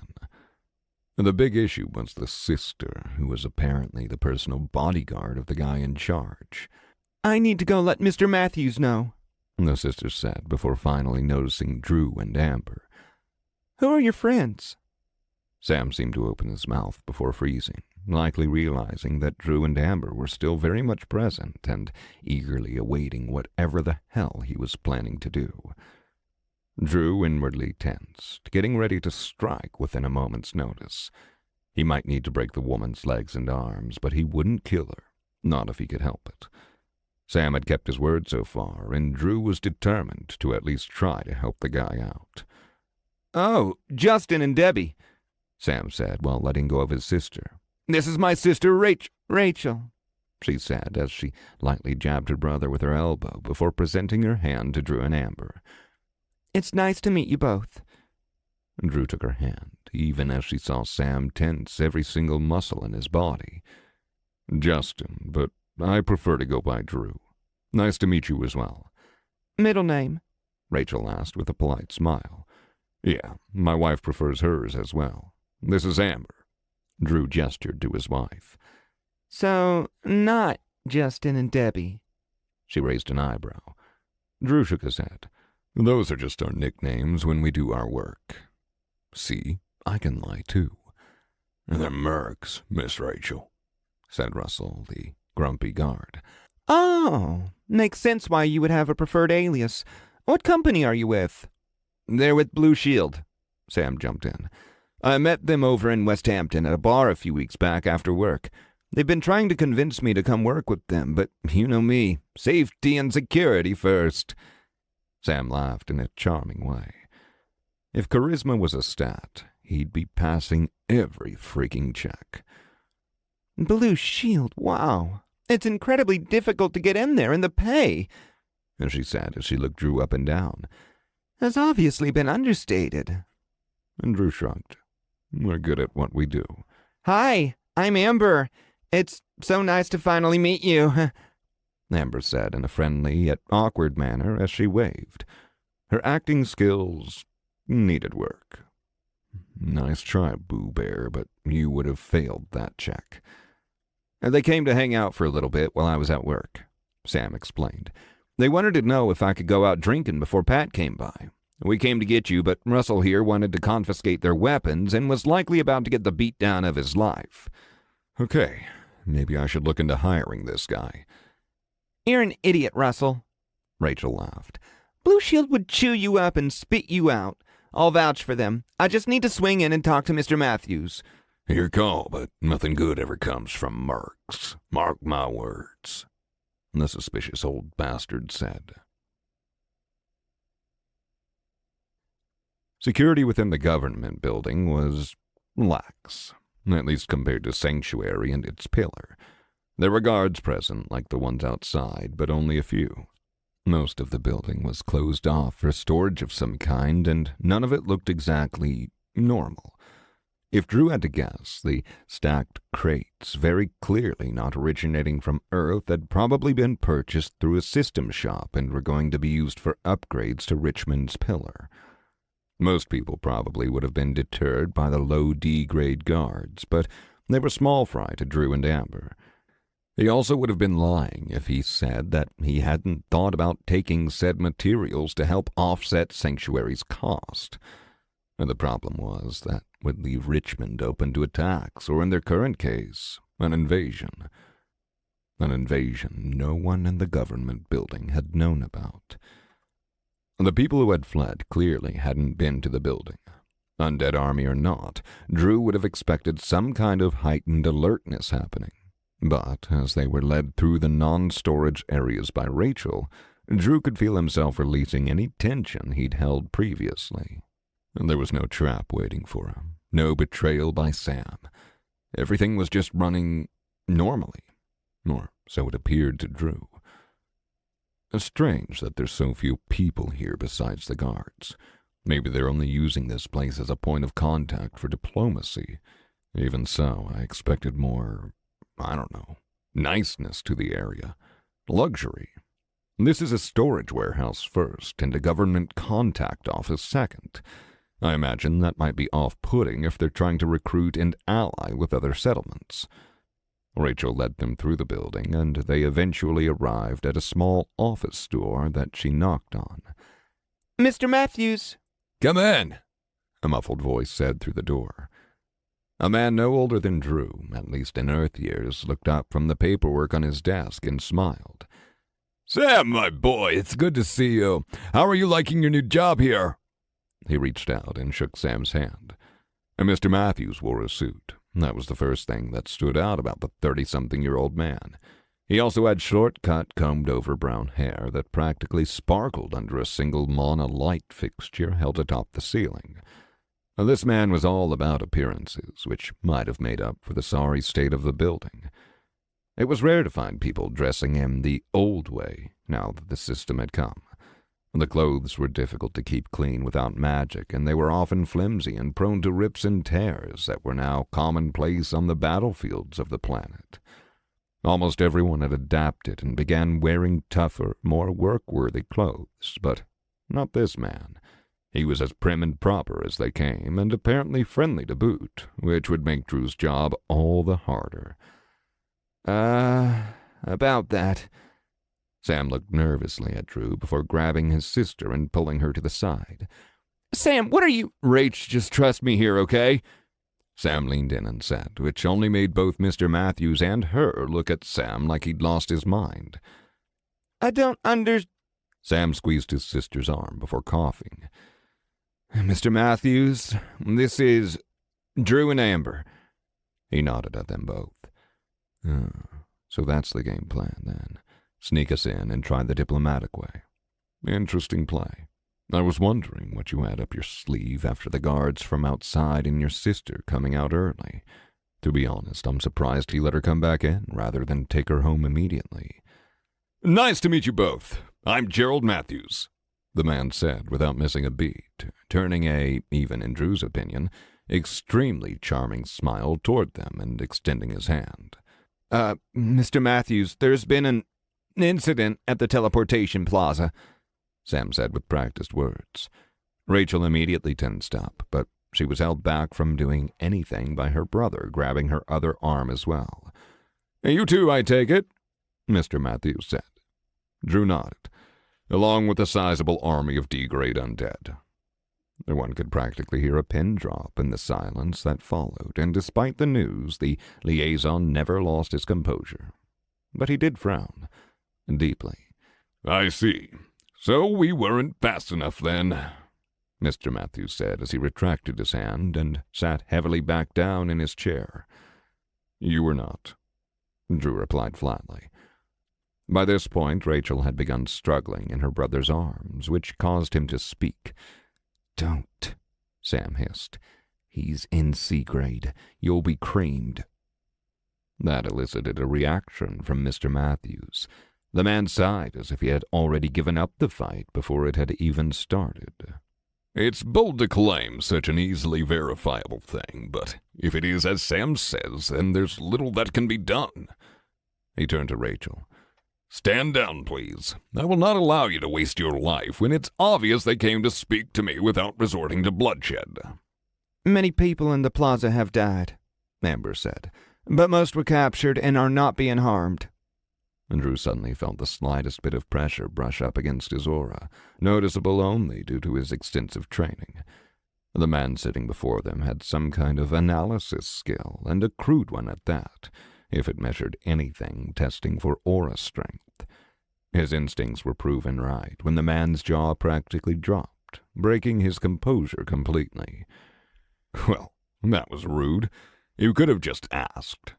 And Drew chuckled as he removed his helm for the first time since arriving, setting it down on the man's desk, and then claiming one of the two very comfortable chairs in front of it.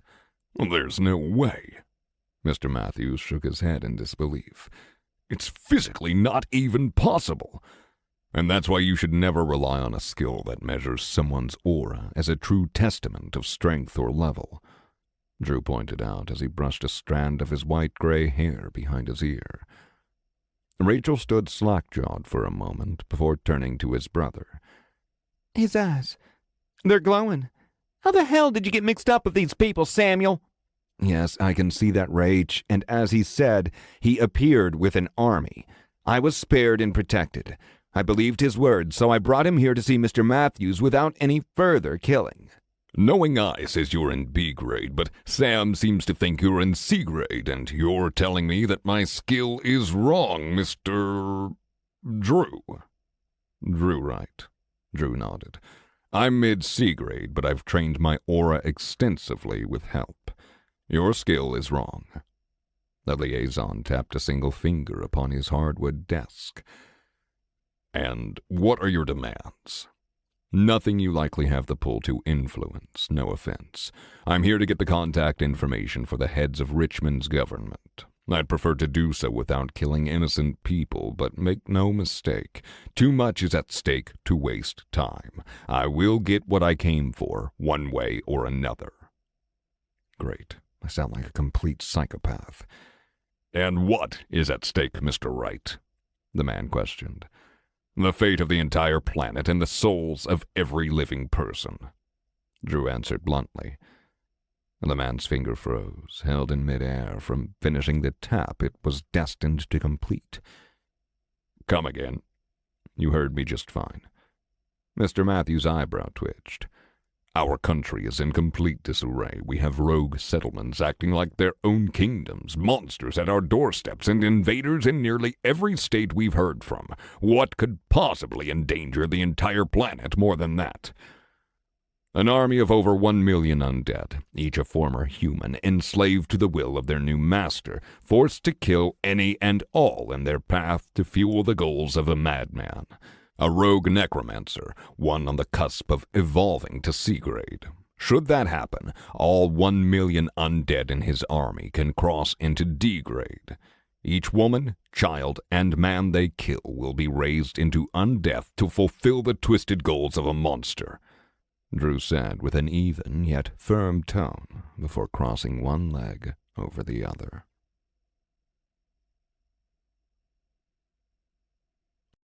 Chapter 53. If I were to believe you, and let me assure you I have extreme reservations, then I must once again ask, what are your demands? Asked Mr. Matthews, liaison for the remnants of the United States federal government.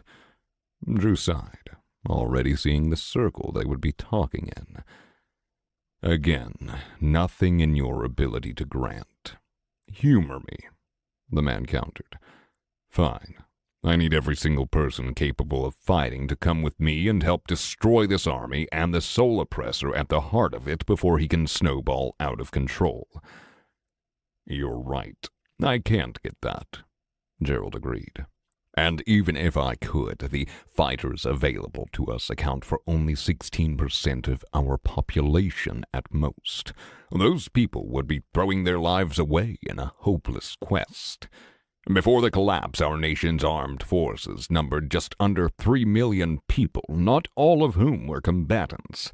Now we are cut off, isolated, and our people are dying. Drew leaned forward on the liaison's desk. That's why we're not just going to Richmond. We're going to hit as many settlements as possible before the clock strikes 0. I'm sorry. You're clearly not thinking rationally. There's just no way. The man chuckled darkly. I couldn't help you even if I wanted to. You can help, actually. I just need the information for the people who have the ability to make this happen.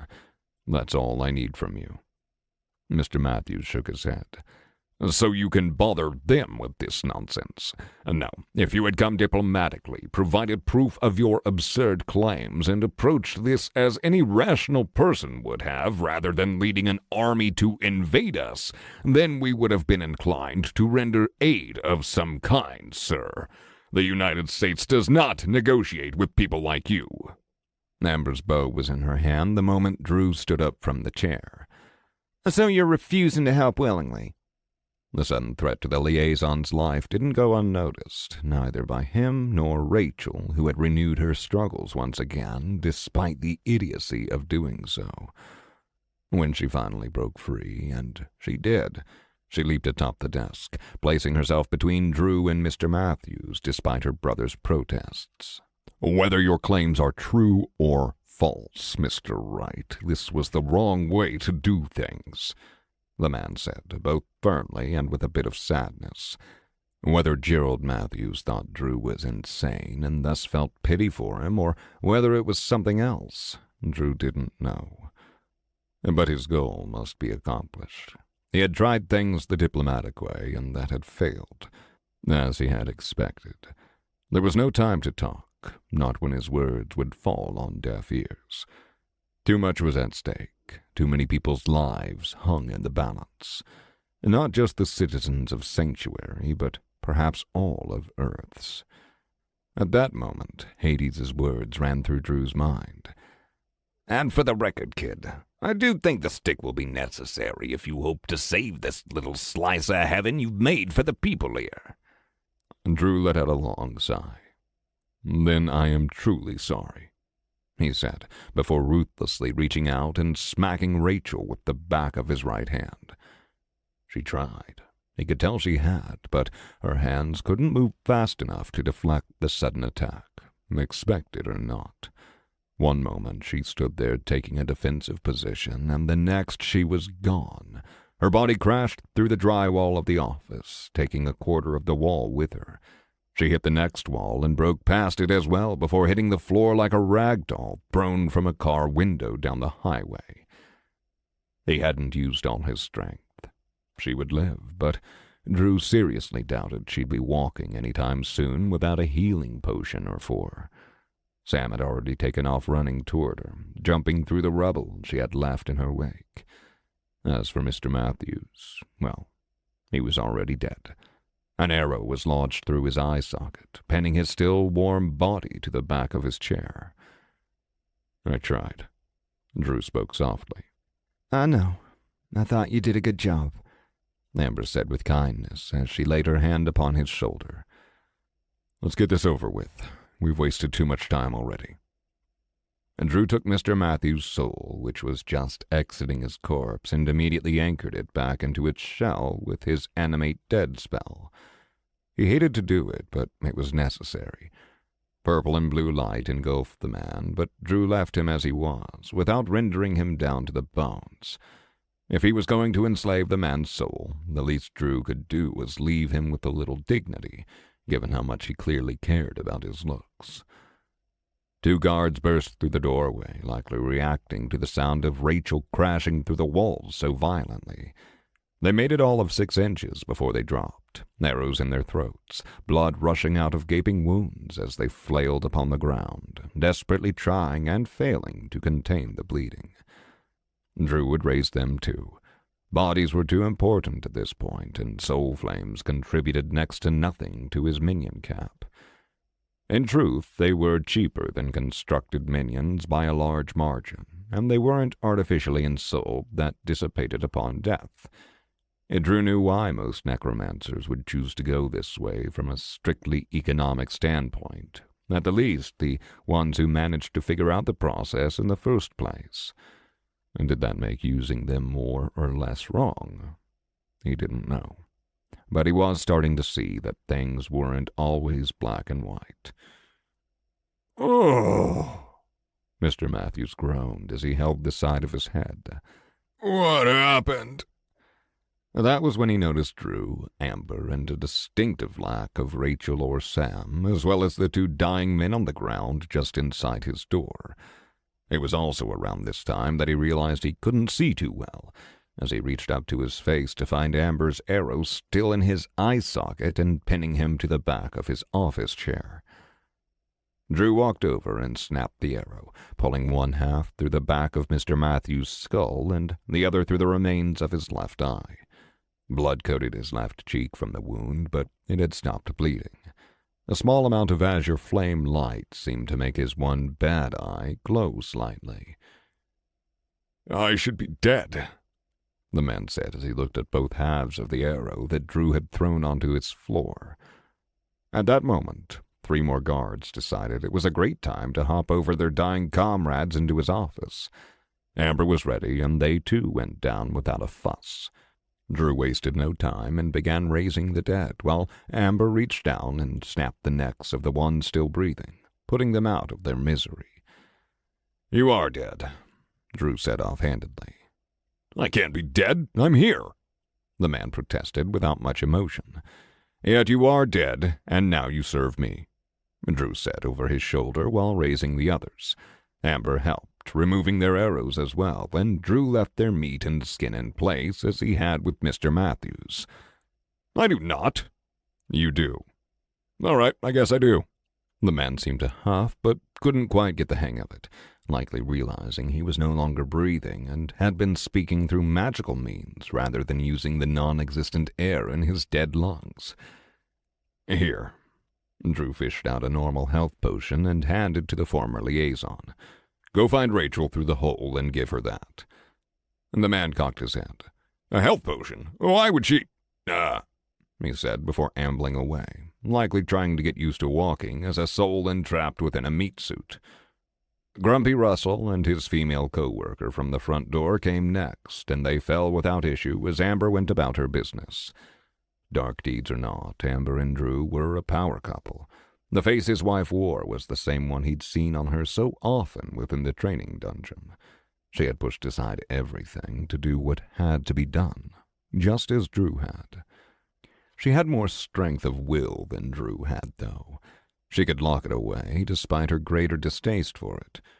Drew, well, he had the capacity to do so, but it's no different than killing forge-born sloths or devils. I have people to protect, and the ones I can count on are the people by my side. I don't have time to talk. I don't have time to whine. I have shit to do, and I'm the only one who can do it. Drew thought. He didn't have to like it, but it did have to be done. By the time Drew was nearly finished raising the guards as soul flames, Mr. Matthews was back, a busted-up Rachel hanging on one of his shoulders while her brother helped her walk with his other shoulder. She was beaten to shit, bruised, and would likely be feeling pain for a while, but she lived. Sam looked both relieved and angry, and Drew could understand why. Thank you for not killing her, but you went overboard. I did say I might need to injure her. I'll get her another health potion when I'm done here. Don't bother, Rachel said as she spat blood and a tooth onto the floor. She's already had 4. Drew nodded. Right, y'all have alchemists here. Sorry about that. No, you're not, she said through clenched teeth. I actually am, but it had to be done. Your brother wisely tried to hold you back. You leaped knowingly into danger even when ordered not to. Drew inclined his head toward his new soul flame. You ignored everything and did it anyway. Fat load of help it did. Now we're back to where we started and I feel like I got hit by a car. Drew shook his head. No, he's dead. Problem solved. Grumpy Russell blinked open a single eye. The other was long gone, Amber's arrow having turned it into mush in a much worse way than Mr. Matthews' own. Oh, son of a bitch, he said as he stood up and saw all his dead comrades waiting beside him. What did I tell you, girl? Mercs are never any good, but no one ever wants to listen to Russell, and— Shut up, Russell, Drew said as he brushed drywall dust from his armor. Russell instantly saluted. Sir, yes, sir. His own words took him aback, as if he'd been slapped lightly in the face. The older dead man looked to his right and then to his left, seeing his comrades clearly for the first time since waking up. He had seen them all dead or dying on the floor and had rushed in anyway. But now they were alive. You turned us into friggin' zombies. I saw that lad dead and arrowed through his fucking skull. Russell, what did I just say? Drew questioned. Shut up, Russell, he repeated. Then please do so, now. Mr. Matthews, if you please, who the hell do I need to contact to get the fighters recruited from your settlement? The Vice President, Mr. Wright, although he will not do so. His hold on power is tenuous at best, and the only reason he hasn't been ousted is the Secret Service protecting him, number in the dozens, and are all mid-D grade. Of course. There's never just a button I can press to fix all my problems. No, I have to jump through all these hoops. All right, people, walk with me. Russell, carry Rachel, please, so she doesn't break an ankle trying to walk. Right away, sir. Get your hands off me. I don't need— But she was cut off as the man hefted her into a princess carry and began walking to catch up with Drew as he led them all out the door. Drew turned back to call over his shoulder. Sam, you coming? Like I'd leave you alone with my sister, he said, finally catching on to what was happening and racing to follow. Amber scowled at Sam. He's happily married. Yup, and I can only handle one stubborn— Drew began before getting the wind knocked out of him via his wife's elbow. Ugh, beautiful wife. Thanks. His wife nodded to herself once. That's right. Only one.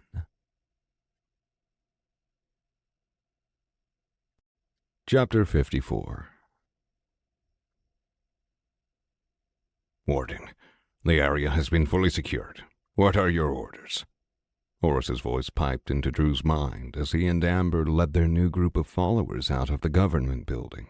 Diplomacy doesn't sound like it's going to be an option given how little time we have. We're going to have to do this by pure force. Meet me outside and bring a small group of undead with you. Leave the rest with Brooke and his girlfriend to guard the plaza. Horace's reply came through with a tone of joviality. It is as if they are courting, is it not? I'll be right there, Warden. And Drew turned to regard the group following him and internally grimaced. He was using soul flames, something he had hoped to never resort to, and worse, Drew had killed a fairly nice guy and people who were just doing their jobs in the process. It made his stomach churn. But it had been necessary. The only other way he could have gotten the information and the location he needed from Mr. Matthews would have been via torture, either physically or with his aura. That was a line Drew wasn't ready to cross. Not when he could just painlessly kill them and then raise them as a soul flame. Both options were bad ones, but torture was several steps worse in his opinion. Not to mention, it was just as likely he would have been lied to or given false information. Drew wasn't exactly an expert at extracting information from people who didn't wish to divulge it. If Hades was right, and Drew sincerely believed the god was, the Archlich's army would be at the Oklahoma border in a day, 2 at max. An army of well over 1 million undead soul flames. Even if every single person in Richmond joined him on his crusade to stop the undead, which was highly unlikely, Drew would still need to hit other settlements to secure fighters. Global teleportation network or not, that would take time, and time was something he was desperately short on. "All right, folks," Drew said as he stopped walking and turned around to face his new entourage. "Other than Sam and his sister, you are all now dead. If I'd had the time to do things diplomatically, I would have, and I apologize for the state you now find yourselves in. Sadly, I find myself in dire need of allies, and you're now enlisted." Russell's hand shot up immediately, almost like a schoolchild awaiting the teacher to call on him. And Drew ignored him for the moment. "There's a guy out there, a lich, who is like me, but far, far worse.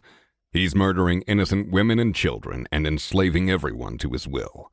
I don't know what his goals are, but I have it on good authority that he's extremely bad news. I need every able-bodied fighter I can get my hands on, and I need them within the next few days." Drew sighed as Russell started waving his hand back and forth impatiently. "What is it, Russell?"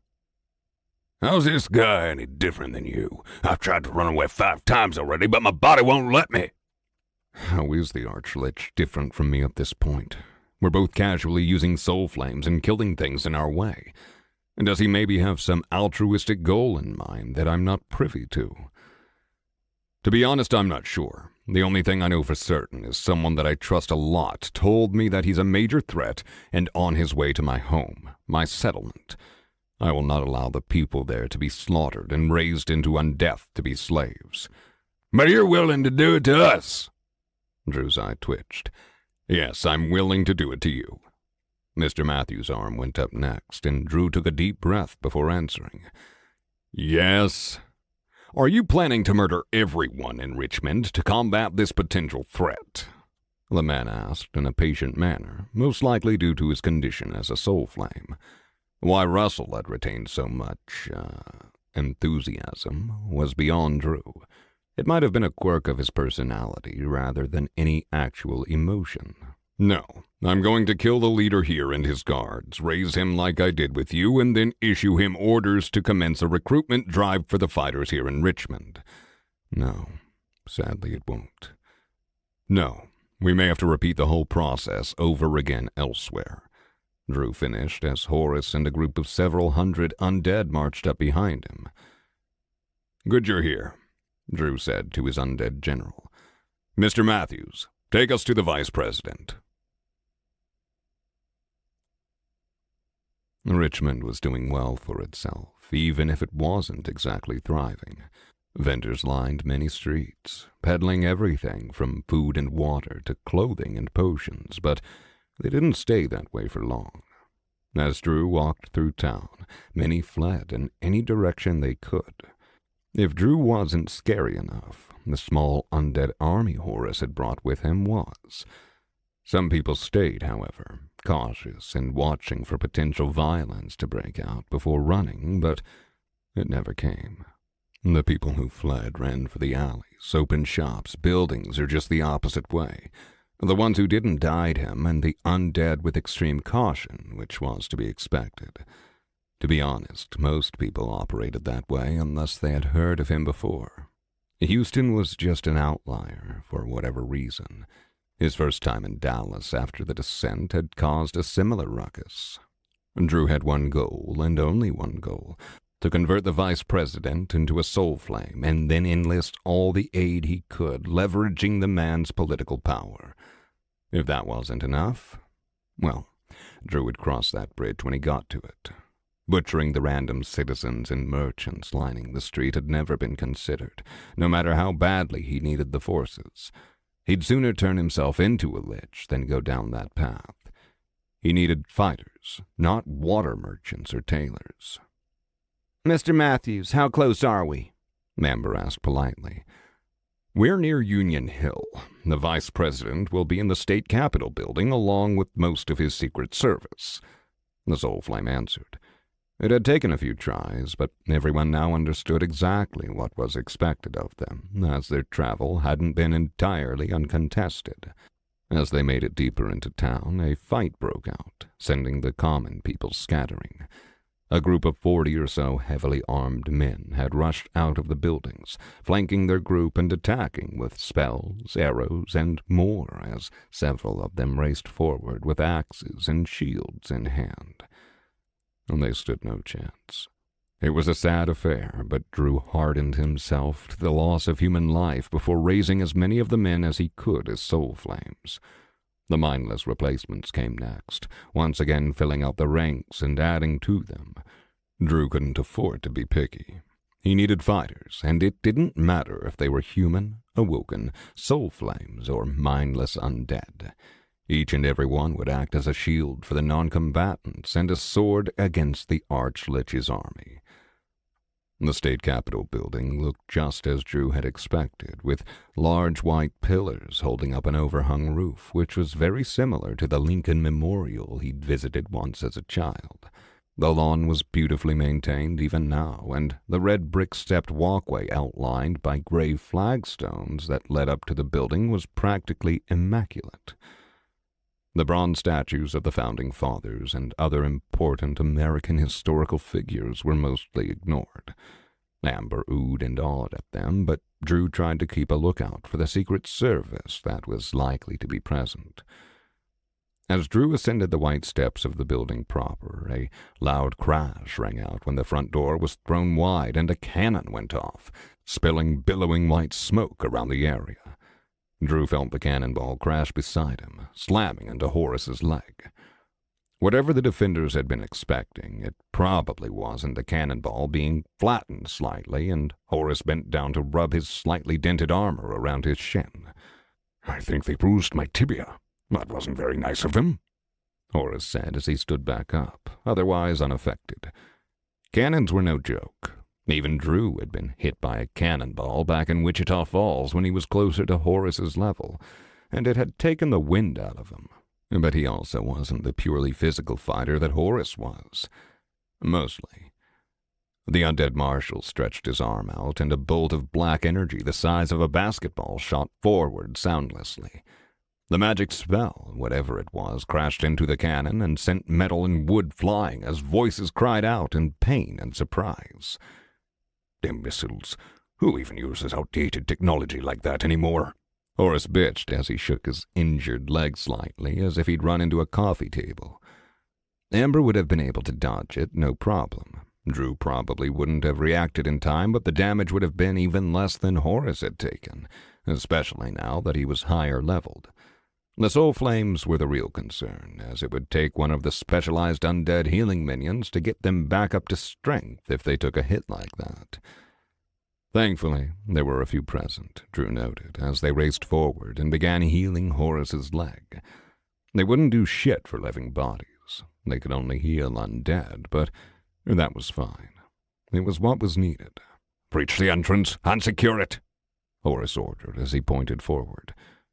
The mindless ones ran forward, and the soul flames, all but Mr. Matthews, followed behind them.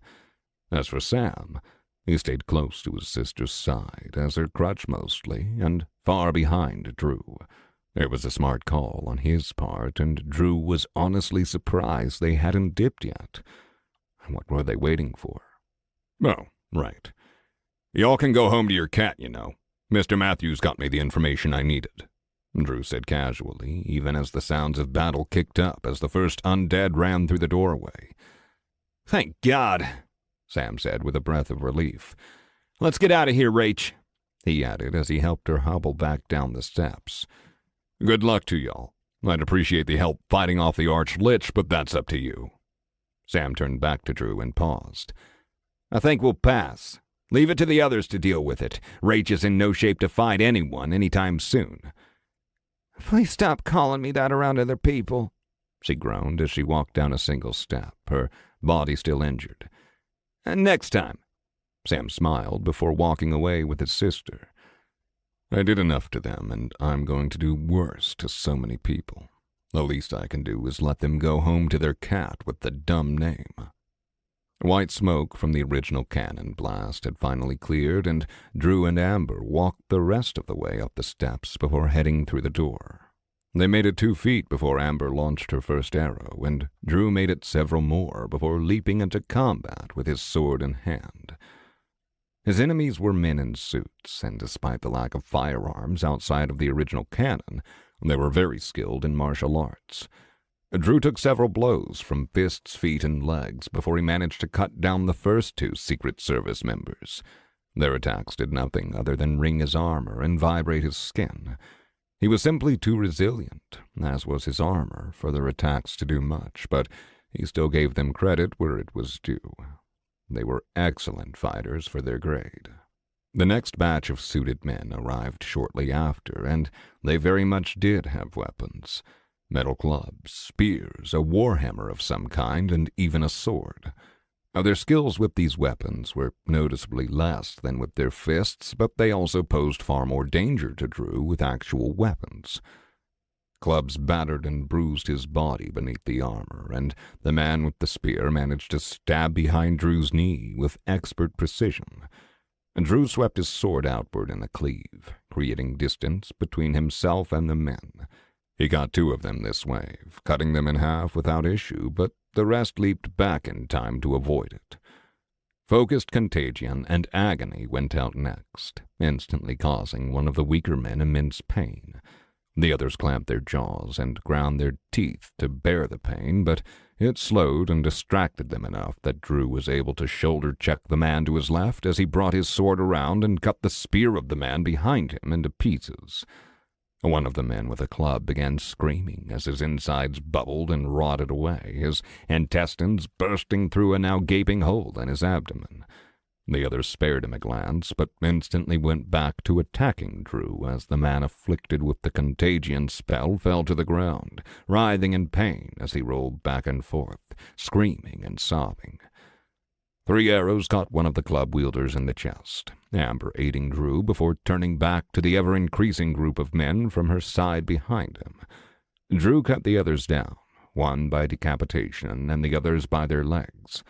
As the one on the floor died to his contagion spell, it spread out to the still surviving attackers, but Drew swiftly brought his sword down to end their lives before the spell caused them further misery. There was little point in letting them suffer, and he'd prefer to keep them as intact as possible to raise as new soul flames. The battle was already won when Drew pulled his sword from the final corpse on the floor. If there were any surviving Secret Service members, they weren't on this floor of the building. Horace, have them pan out and use a couple dreadblades. Politicians usually have bunkers or escape routes, Drew ordered as the rest of the minions fell into a lull. Horace nodded. Snakes always do, Warden.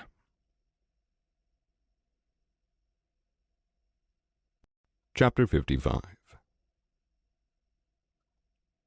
We found him, Horace reported. He's running down a large hallway beneath our feet toward the south. What are your orders? Drew sighed. Just kill him. I can't trust someone to follow through with sending combatants to us unless they're under my control. What if his soul escapes before he can raise him? Amber asked in a serious tone. Fine. Horace, have the Dreadblades catch him, bring him here, and then kill him. That way I can raise him immediately. Drew plopped down onto the ground and buried his helmeted head in his hands, his arms propped against his knees. He sat with his back to one of the many historical walls that were now stained in blood, and he ignored the beautiful vaulted ceiling above. He was about to kill someone to ensure that Sanctuary received adequate protection against the Archlich's army. He tried not to let the thought weigh on him, but it did. His wife walked over and sat next to him, leaned her head on his right arm, and sighed. It was a good thing they hadn't brought Freya or Spock. He and Amber were already judging their actions with the harshness they deserved. They didn't need their friend and pup joining in as well. "Am I an evil person?" Drew whispered. No, sweetie, I don't think you are. You're putting the lives of everyone back home in the best care you can provide. I'm sure they'd all be very grateful. But at what cost? Killing innocent people who are just doing their jobs, raising soul flames, invading other settlements, and basically conscripting everyone I can. And Drew shook his head with the heaviness he felt within his soul. Maybe it's the right thing to do, but it still feels wrong. He felt Amber's hand rub against the metal covering his forearm. I'd be worried if you didn't feel that way. Killing people should never happen without feeling something, but you're not murdering people for fun. You're not running through the streets and chopping up everyone in your way. You're being pragmatic. You're converting the leaders so you don't have to kill regular people and force them into battle as your minions. The soul oppressor, or whatever he is killing everyone and everything. Have you asked Hades what this guy's deal is? No, but I guess I should. I think you should, yes. Amber reached up and placed a skin on his helm's cheek before standing up and walking away to leave Drew with his thoughts. "Hey, Hades, you got a moment?" "Sure do, kid. How's it going?" "Miserable. Thanks for asking. Can you tell me what the Soul Oppressor's goals are? Why is he doing what he's doing?" So you've had to use this stick, and now you need to justify yourself that your actions are correct." It was a statement, not a question. Either the god knew more than he was letting on, which was likely, or he truly had been in similar situations as he'd said, which Drew was also inclined to believe. "I guess so, yeah." "Believe it or not, but we divine beings can't read the minds of mortals unless psychic powers are in our wheelhouse, and they aren't in mine. That said, I've been watching him, and it seems as though his goal is to wipe out humanity. Could be wrong on that, but nothing else I can think of makes sense." "Wipe it out? Why?" "Literally just said I'm not a mind reader, kid. He doesn't touch the incursions unless they attack his forces first. He doesn't kill anything that isn't in his way. Beasts, monsters, and the like are left alone unless his army runs into them. He's only actively hunting human beings for some reason." "He's killing everyone, but won't stop to close the incursions. Does he not care if someone takes over the world or drains it dry of all its resources?" "Best guess? He probably holds a grudge against human beings in particular." "I thought he was a lich. Aren't their emotions even more muted than normal undead?" Where did you hear such nonsense?" "What do you mean?" "Undead have emotions, kid, just not in the traditional sense. Other than naturally born undead, all other undead were once mortal. Echoes of those emotions still exist. They know they should feel something, so they act upon it. Their bodies might not produce the hormones usually required to get angry or to feel joy, but they can still feel satisfaction or rage when their desires and goals are challenged. Think of it like mental muscle memory.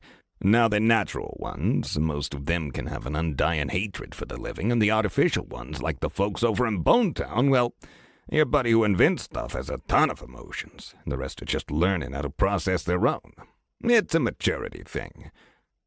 And Drew's brow furrowed. "I don't get it. All my soul flames have said their emotions are muted, more numb, and Maud from the dungeon had almost no emotions at all. Laughter came through the connection from the god. "It is muted, kid, just like their bodies. It's like when your leg is asleep. It still functions, but it's numb and tingly. Sometimes you feel nothing, sometimes you feel something, but it's not the same as if the leg wasn't asleep, right? Undead are the same way. Liches are just more muted. They have emotions, although most pretend that they don't. As for your friend Maud, well, she's just a very introverted character who prefers her own company and that of her cat. Speaking of which, she popped up next to her phylactery about a day ago. She prayed and asked if you were still alive. She prayed to you. I am the god of undead, kid. She's also seen us together, in case you've forgotten. She was very pleased to hear you and your team survived the dungeon and cleared it. She asked me to relay a message to you. Drew smiled. This should be good. What did she say? Congratulations. I'll make you some new underwear since I'm sure you ruined all yours. He barked out a laugh, and Amber came trotting back over to check on him. Thanks, Hades. I needed that. Happy to help, kid. And remember, sometimes shit just sucks, but it rarely sucks forever. Do what needs to be done and get past it. Cheers. The telepathic line to the god cut, and Drew still felt the smile on his face despite the god's words. With everything around him feeling like it had gone to shit, the fact that Maud was back and as snarky as ever managed to bring some joy to him. What's that? Amber asked as she lightly kicked Drew's boot. Maud is back, Drew said as he looked up at his wife. She told Hades to let us know she said congratulations and let me know she'd be making me new underwear since she was sure all of mine were fried. A warm smile broke out on Amber's face as she nodded and wiped away some water in her eye. Spock will be so happy to hear that. Horace came trotting back into the room with a bruised man wearing a ruined suit. The red tie around his neck was torn and hanging on by but 2 long threads, and the arms of his jacket were torn at the bicep and the elbow. In short, it looked as if he'd had a very bad day. Please, whatever you want, you can have it. Just let me go. The man practically screamed in desperation as his eyes shot back and forth between Amber and Drew. I am so sorry about this, Drew said as he bowed his head and pulled his sword out of his spatial inventory. No, please, he pleaded upon seeing the weapon. You want money? I have tons of it, all yours. Here, I'll even make you the leader of this place, the vice president said, grasping at straws. Notification. Ownership of the settlement of Richmond has been transferred to you. Accept. Yes. No. Oh, well, that puts me in a pickle, Drew thought before automatically accepting the transfer. There, you see, all yours. Just let me go, please. Did he just pass the ownership role to you? Amber asked. Drew nodded, then crouched down to the man's eye level, holding his sword to his side. You've put me in a bind. I was going to kill and raise you so you could continue existing if you just conscripted the fighters here to aid my settlement in the defense against a massive army, but fuck it. There's no reason to harm you now.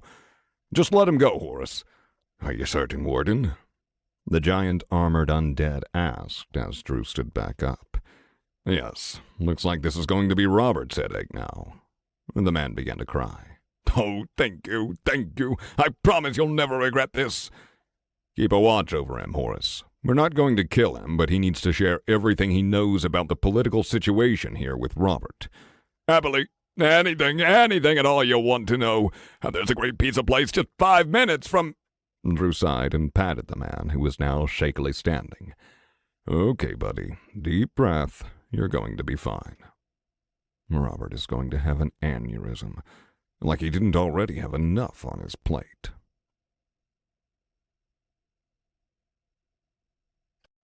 Interlude 3. Beefcake strolled leisurely through the bustling mortal settlement. It had grown much in his short time upon this plane of existence, and, as loath as he was to admit it, he'd grown to enjoy his time here. His mistress was a guru of the art of entertainment.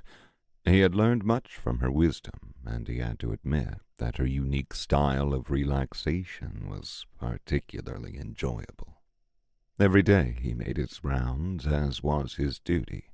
He worked with the winged Valkyries to whip the fresh mortal blood into shape, checked in on his mistress's crops, and made his way around the people her son Drew was most attached to. Although she'd never admit it, it was very clear to the demon that she loved her son dearly, despite their many differences. Thus, Beefcake was bound by honor to monitor the well-being of the mortals Drew called friends. And because the mistress's son had recently returned to the mortal settlement, Beefcake now checked in with the one known as Spock. The fact that these mortals each had individual names was confounding to one such as he, a proud demon warrior, birthed as nothing but a larval spawn. His kind went without names until amassing great power, yet here, upon this plane, even the mortal spawn had names. It was bewildering. They had done nothing to earn them, yet they had them. "What is it that you are doing, mortal?" Beefcake boomed as he walked up to Spock. The mortal was among the Dickens, as he usually was in his free time. Of Drew's friends, Beefcake enjoyed Spock the most, if for no other reason than his very noble passion of caring for the majestic Dickens that reminded Beefcake of his home realm. Spock looked up from where he was kneeling, a brush in hand. "I am grooming the Dickens, as well as logging data from my most recent experiments with them." "What experiments do you refer to, mortal?" Beefcake wondered if intelligence on such activities would qualify as the hot gossip his mistress frequently requested.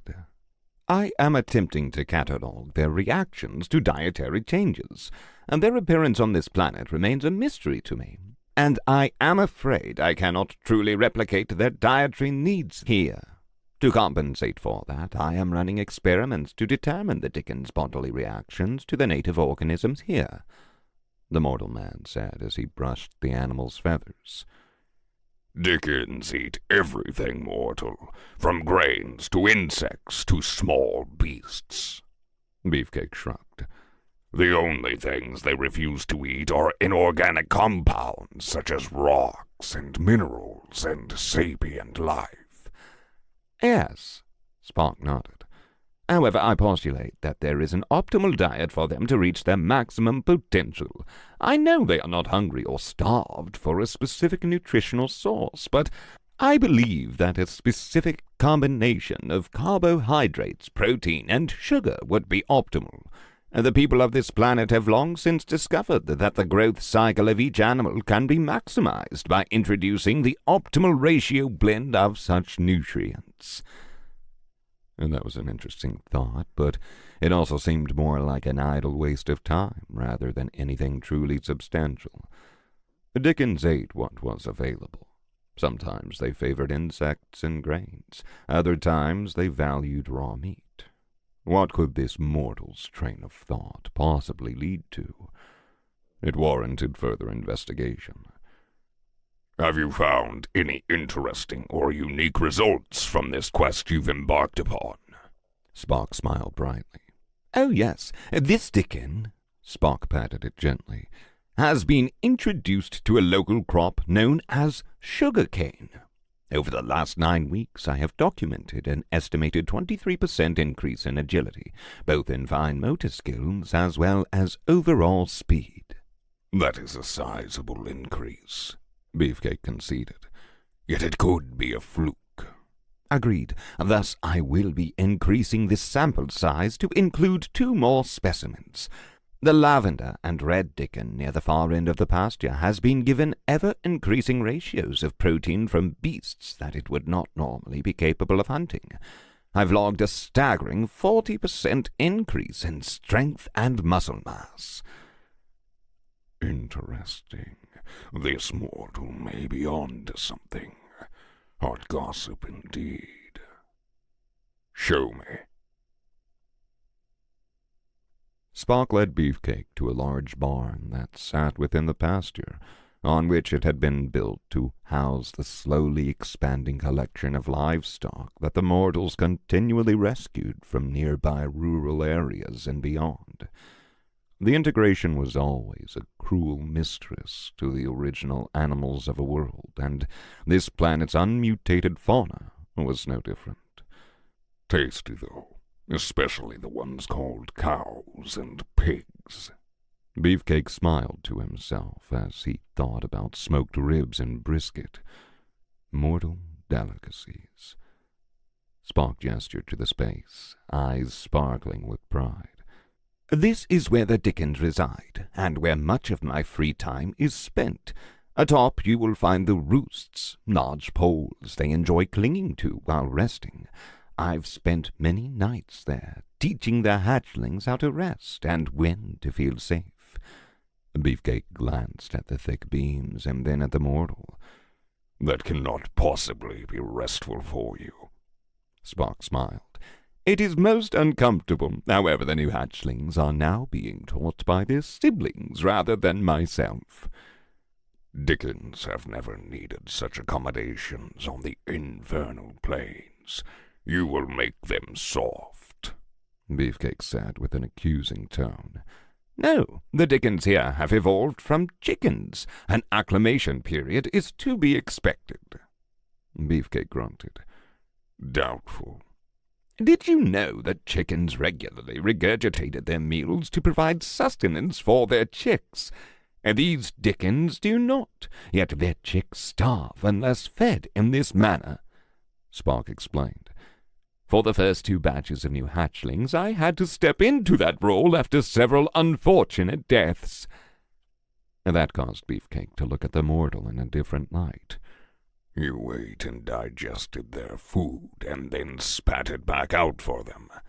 Yes, and it was not pleasant. It's almost beautiful that this mortal man would go to such lengths for these majestic steeds. Almost. Are all humans like this, or is his existence different due to his past as a system guide? But that's not what I brought you here for, Spock smiled.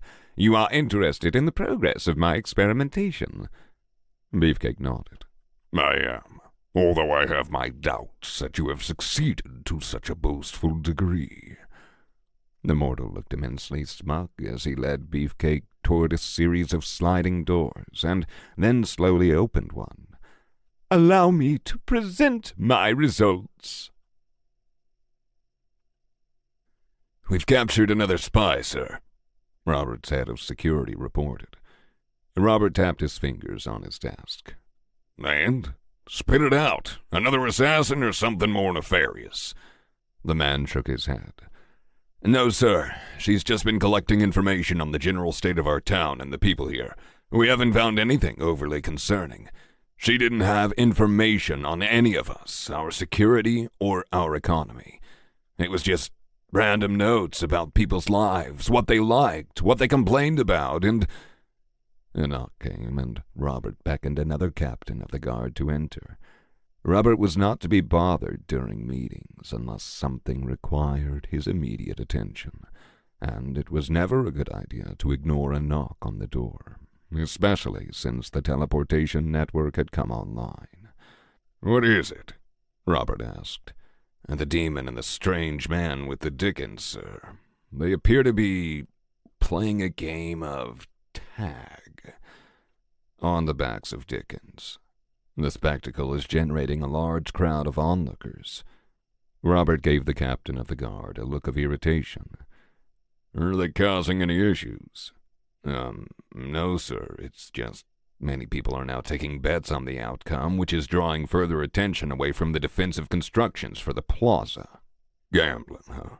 That's liable to get some skulls cracked open if the bets become too big and people start losing a lot of money. Strange that they would waste their hard-earned credits on something so mundane. Get Junior in there. All bets are to go through him. We'll issue a 5% tax on any winnings, but add 2 patrols of guards with an additional set to protect Junior from any unsavory behavior. The captain saluted. Yes, sir. We need those defenses up, but I won't deny the people a little bit of a break. Besides, we're going to need all the money we can get. Drew's mother may have saved our bacon this time, but we can't count on such generosity continuing. Or maybe once the defenses are in place, we can organize events to increase our economy and bring tourists in. One more thing, sir, the captain said as he was halfway out the door. There are goblins present, and they are, fornicating in public. Robert sighed heavily before pinching the bridge of his nose. Are there children present? No, sir, we double-checked. Then issue the goblins a medium-sized fine and warn them that if children had been present, they'd be looking at several years of forced labor at a minimum instead. Understood, sir. Yeah. Sometimes I really envy Drew. The mortal's foul steed ran circles around his own, and all Beefcake could manage was to force his mount to leap over the trailing Dickon, forcing it to spin in the opposite direction to keep the mortal off his tail. Then he discovered the strategy of using his powerful mount to leap over a single large boulder in the pasture, causing the trailing Dickon to spin in the opposite direction in order to give chase. It was an old demon trick called line of sight. It worked especially well against spellcasters that needed a visual on their victims to activate the recursive spell work. Beefcake was large and heavy, powerfully built, much like the Dickon he rode, but he rode it in this game because the others would have been at a decisive disadvantage due to his weight. Still, the mortal was impossible to shake, even with his own Dickon's bulging muscles that allowed him to jump over obstacles and fences within the pasture and clear single-story buildings without pause, none of which should have been possible for peak E-grade Dickens. The mortal man known as Spock was onto something. He had found a way to bring out the potential of these majestic creatures in a way Beefcake hadn't known. Some new form of magic, something the mortal called science. Spock and his steed raced around the large stone pile that Beefcake had just leaped over, but it was too late. Beefcake was already leaping back around the same pile. The mortal wouldn't catch him this time. He'd already been heavy outplayed multiple times, and Beefcake refused to be the pursuer again. But then the mortal smiled, his bird already turning right as Beefcake leaped. By the time he landed, the mortal was nearly upon him, and he had no time to turn around to execute the same strategy. Tag! The cursed man smiled as he lightly tapped Beefcake's thigh. Before the demon could react, the mortal was already speeding far into the distance. Curses! Beefcake yelled in frustration. Beefcake and Spock were too engrossed in their game to notice the large crowd of people, both citizens and guests, huddled around the pasture's fencing. Thousands of credits exchanged hands in moments, all of which was being funneled through a tiny man in a red pointed hat and a brown beard with gray starting to speckle it. How were your rounds today, my handsome Beefcake? His mistress smiled as he walked into the room, a defeated demon. Frustrating, Beefcake grumbled as he plopped down on the couch next to his mistress. I engaged in a bout of tag and lost miserably to the mortal known as Spock. Worse, many other mortals were present, unbeknownst to us, watching us with great trepidation. My loss seemed to rally many of their spirits as they exchanged currency. His mistress chuckled lightly. Doubtful. They were likely bored and seeking a new form of entertainment to brighten their otherwise dull lives. Think nothing of it. She handed him a bowl of popcorn. Besides, I've made us a bowl of popcorn and set up our schedule of Christmas movies. Surely that will cheer you up. Beefcake nodded. The movies of the planet were truly special, as was his leisure time with his mistress. In truth, he couldn't have asked for a better person to be his warlock. He cherished what he had, which was more than most demons could ever hope to accomplish in their lifetimes. Beefcake had found a teacher, a respectful master who saw him as more than just a summon or a tool, and he had never felt more cultured than he did now. To think, He had been chosen for this position while his former peers had been sent to far-off battles that meant nothing in the grand scheme of the cosmos. He almost felt bad for them. Almost. His stomach suddenly gurgled. "Infernal mortal food," he cursed. You say something, Beefy? His mistress questioned. Shaking his head, he answered. "It is not important. I went without food for much of the day, and by the time I was finished losing my honorless bout, I was forced to make do with the closest food stall." You don't mean the one with those barbecue-baked beans? His stomach gurgled far harder as a pressure built and then was released with a great cacophony. "Excuse me. It must have been those." He suddenly stopped upon noticing that his mistress was lying hunched over. "Mistress!" He quickly got up and shook her, only for her body to loll to one side, her eyes rolled back in her head as her mouth foamed with white bubbles. "Mistress! No! Not again!"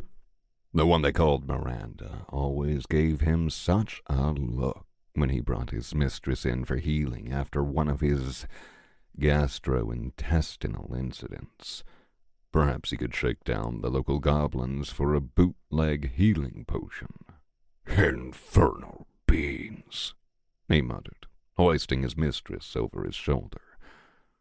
The movies would have to wait.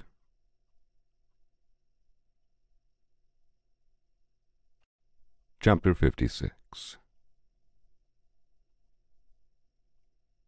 "I'll get it handled, one way or another," Robert said as he casually gave the vice president a once-over. "Sorry, Robert. I planned on converting him into a soul flame, but—" Drew began to say before Robert held up his hand. "You made the right call. He surrendered. There was no need to spill more blood. The real question I should be asking you, Drew, is how you feel about this whole soul flame business." Drew sighed deeply and slowly closed his eyes before responding. "I don't like it, but we need all the help we can get. Hades said this arch-lich guy has a bone to pick with all of humanity, and from the sounds of it, extinction is a viable option on the table. I don't think I can do this without getting my hands dirty. No matter who we send out to fight the soul oppressor, people will die. Awoken, human beings, our allies, soul flames. They're all real people, and I just don't have enough minion capacity to do a full army of mindless constructs. Not even if you became a lich." And Drew shook his head. "No. I think Hades said it would increase my cap by 5 times, but even if I use the cheapest possible constructed minions, that's only 250,000 bodies. Those Dreadblades, as an example, cost many times more than a basic skirmisher." They were back in Sanctuary. Drew had captured the vice president and brought him to Robert, while all fighters, except a small force of local soul flames from Richmond, had come with him. Drew had left the locals to guard the pillar and plaza. They wouldn't be enough to stop an invasion, but they could act as basic security, which was all Drew needed at the moment. He had all of a couple hours to rest and visit Robert and Mark, and then he and Amber, along with the undead army, would be off to the next location. It was going to be a very long week. He needed to beef up his forces, and he needed it done immediately. "The oppressor's army crossed the border an hour ago, a full day ahead of what I'd hoped for. I don't mean to stress you out, Drew, but we really could use all the help we can get. I've gotten the database systems online now for the teleportation network, so anyone who has been flagged as dangerous or banned from other settlements with the same technology will also come through on our end. Defenses are going up as fast as possible, and I've pulled everyone off the crystal mines to begin constructing new walls, and—" "The crystal mines," Drew interrupted unintentionally as he rubbed his chin and began walking back and forth. "They're lucrative. Very lucrative. They fund like 80 or 90% of our budget, with basic taxes covering the rest and leaving us with a fair amount of profit. Profit we could leverage, or At least, future profit. I wonder if... Hades mentioned something to me, Drew suddenly said. He said the cadre provides services that the system does, but more efficiently, more streamlined, and at cheaper rates. Robert nodded. Basically, yes.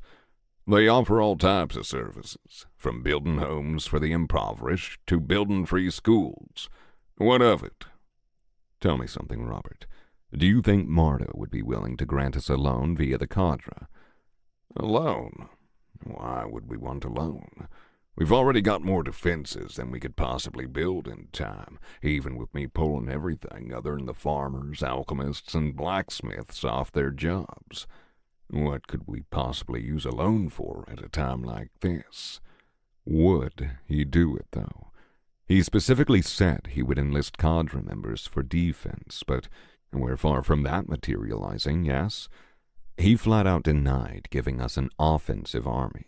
But the system offers loans, so wouldn't the cadre?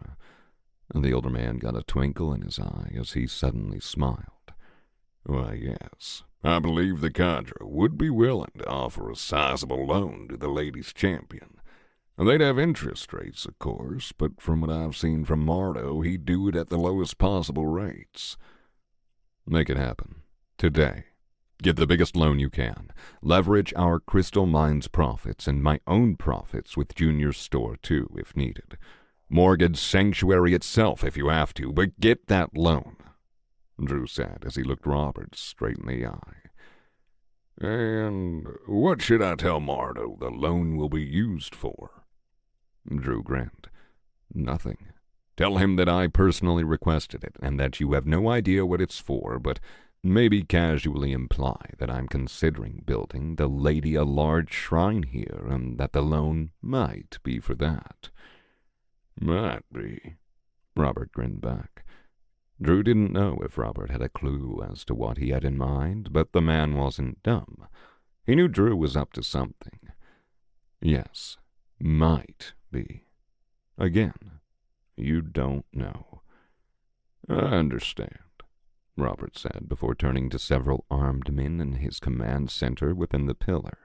Watch that man like a hawk. If he so much as twitches, cut off his hands, he said, gesturing to the vice president, whose eyes went as wide as saucers. Drew left immediately, and Robert followed him before splitting off and heading toward the cadre's branch office. As for Drew, well, he made a very casual and informal visit to his favorite garden gnome to confirm what he thought he already knew. Good, Drew thought as he walked out of Junior's shop and waved goodbye to the tiny bearded man. He immediately set himself straight toward Mark's house. Now we just have to see if the zealot takes the bait. He's not doing so great, Miranda said as she poured Drew a cup of tea.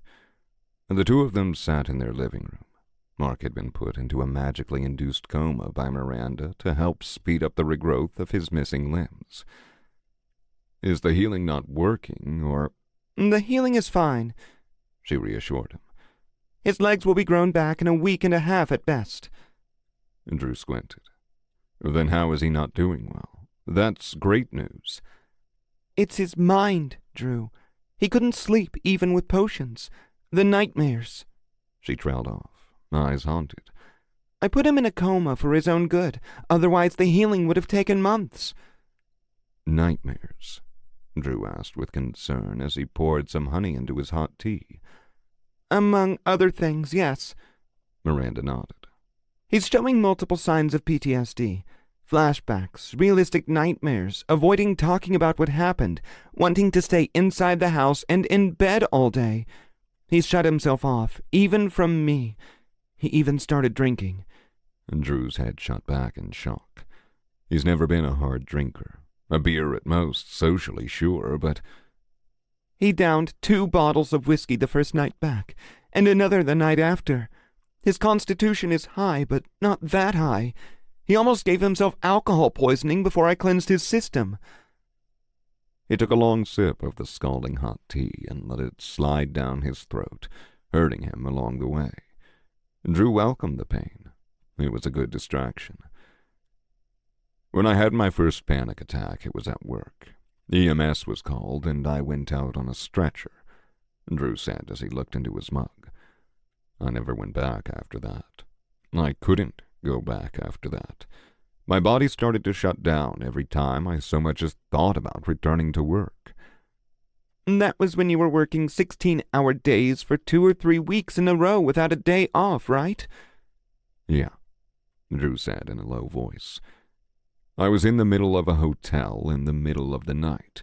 No one was around, and I called for help on my radio. The manager on duty thought I was joking and told me to get back to work, even when I begged him to come help me. I thought I was dying. Really dying. I was all alone, scared shitless, without my cell phone. I had to crawl to the hotel lobby, and I finally found help there. I remember Amber telling me about that. She said you were in bed for 3 months straight, lost half your weight, refused to even go to the bathroom without anyone to help you, Miranda said sadly as she took a sip of her own drink. I wasn't the same after that. Not even once she and my mom dragged me out of bed, kicking and screaming, and took me to a specialist. The meds helped keep me stable, but I was never able to leave my house again while I was alone.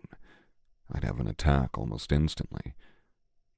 Miranda picked up the jar of sugar and added a liberal amount to her tea before stirring it. And then you moved up here? Yeah. Things got better, more peaceful, less financial stress. I was able to make money doing small odd jobs if Freya or Amber were with me, but I didn't truly get better until the system kicked in and I changed my race. Amber said you picked it solely due to the mental fortitude and resilience. Mostly, yes. I knew what was coming, and I knew we wouldn't survive if I was still disabled. Mentally, I'm stronger now, but I've still seen a lot. Done a lot. I can see why Mark might be suffering from it. Everything that's happening to the world, the powers we have, what we need to do with them. It's a lot. Miranda laid her spoon back down on the table. Drew, Mark, he's done. Done with all this. He doesn't want to go on any more adventures. I can heal his body, but we need a specialist to heal his mind. I don't think therapy will be enough for him, but I could be wrong. Either way, it's going to be a long road, and one that means he needs to be here at Sanctuary, not out there. It's too much for him. Whatever you need, you tell me. I'll make sure it happens. You two are family. Mark is like a brother to me. He's had my back for longer than I can remember. I don't care what it costs. I'll make sure he's taken care of. Drew said resolutely as he took another gulp of tea, absorbing the burning sensation in his throat without so much as wincing. I know you'll do everything to help him. He's really lucky to have a friend like you, Miranda said with a soft smile as she cocked her head. His brother is also staying with us for a while. He's helping with some kind of construction efforts at the moment, but he wanted to tell you he appreciated you looking after Mark and for coming to get him. Drew waved it away. I'm happy to help. There's no need for him to thank me. He eventually walked out of the house, and when he did, he set his path right back toward the plaza. The conversation with Miranda had left Drew overloaded by everything they had spoken about, and added to the guilt over his best friend being so badly injured in both mind and body from saving Drew's life. Hades. Hey, kid. I'm a little busy at the moment, but... I'll keep it short. Mark needs a healer for his mind. Miranda thinks it's PTSD. I've got my hands full at the moment, trying to get an army built up to defend this place, so can you take the reins? I'm insulted that you even have to ask. Miranda is the most promising priestess I've had in centuries. I'd be happy to help. I'll get my people on it immediately. Thanks, Hades. I owe you one. More than one, kid. Definitely more than one, but who counts favors among friends, am I right? Drew smiled warmly. Who, indeed? Hades took out the small set of scales and set it on the office table in his bedroom. He leaned down and opened a single eye before letting out a large smile. Definitely happy to help you, kid. I'm reckoning the trust like a pile of dead leaves in fall, the god said to himself as he watched a bright yellow glowing orb grow in size and tilt the scale further to one side. Lord Hades, come back, a feminine voice pleaded, sending a shiver up the god's spine. He quickly pocketed the scales before rubbing his hands together and turning back to his bed, where 3 beautiful succubi lounged in provocative positions, the flimsy lace material of their clothes leaving little to the imagination. Ladies, Hades said with his most charming smile. There's enough of me to go around. The god snapped his fingers and sent his robe spiraling off toward the floor. 2 duplicate avatars stepped out from his body, and their expressions matched his own.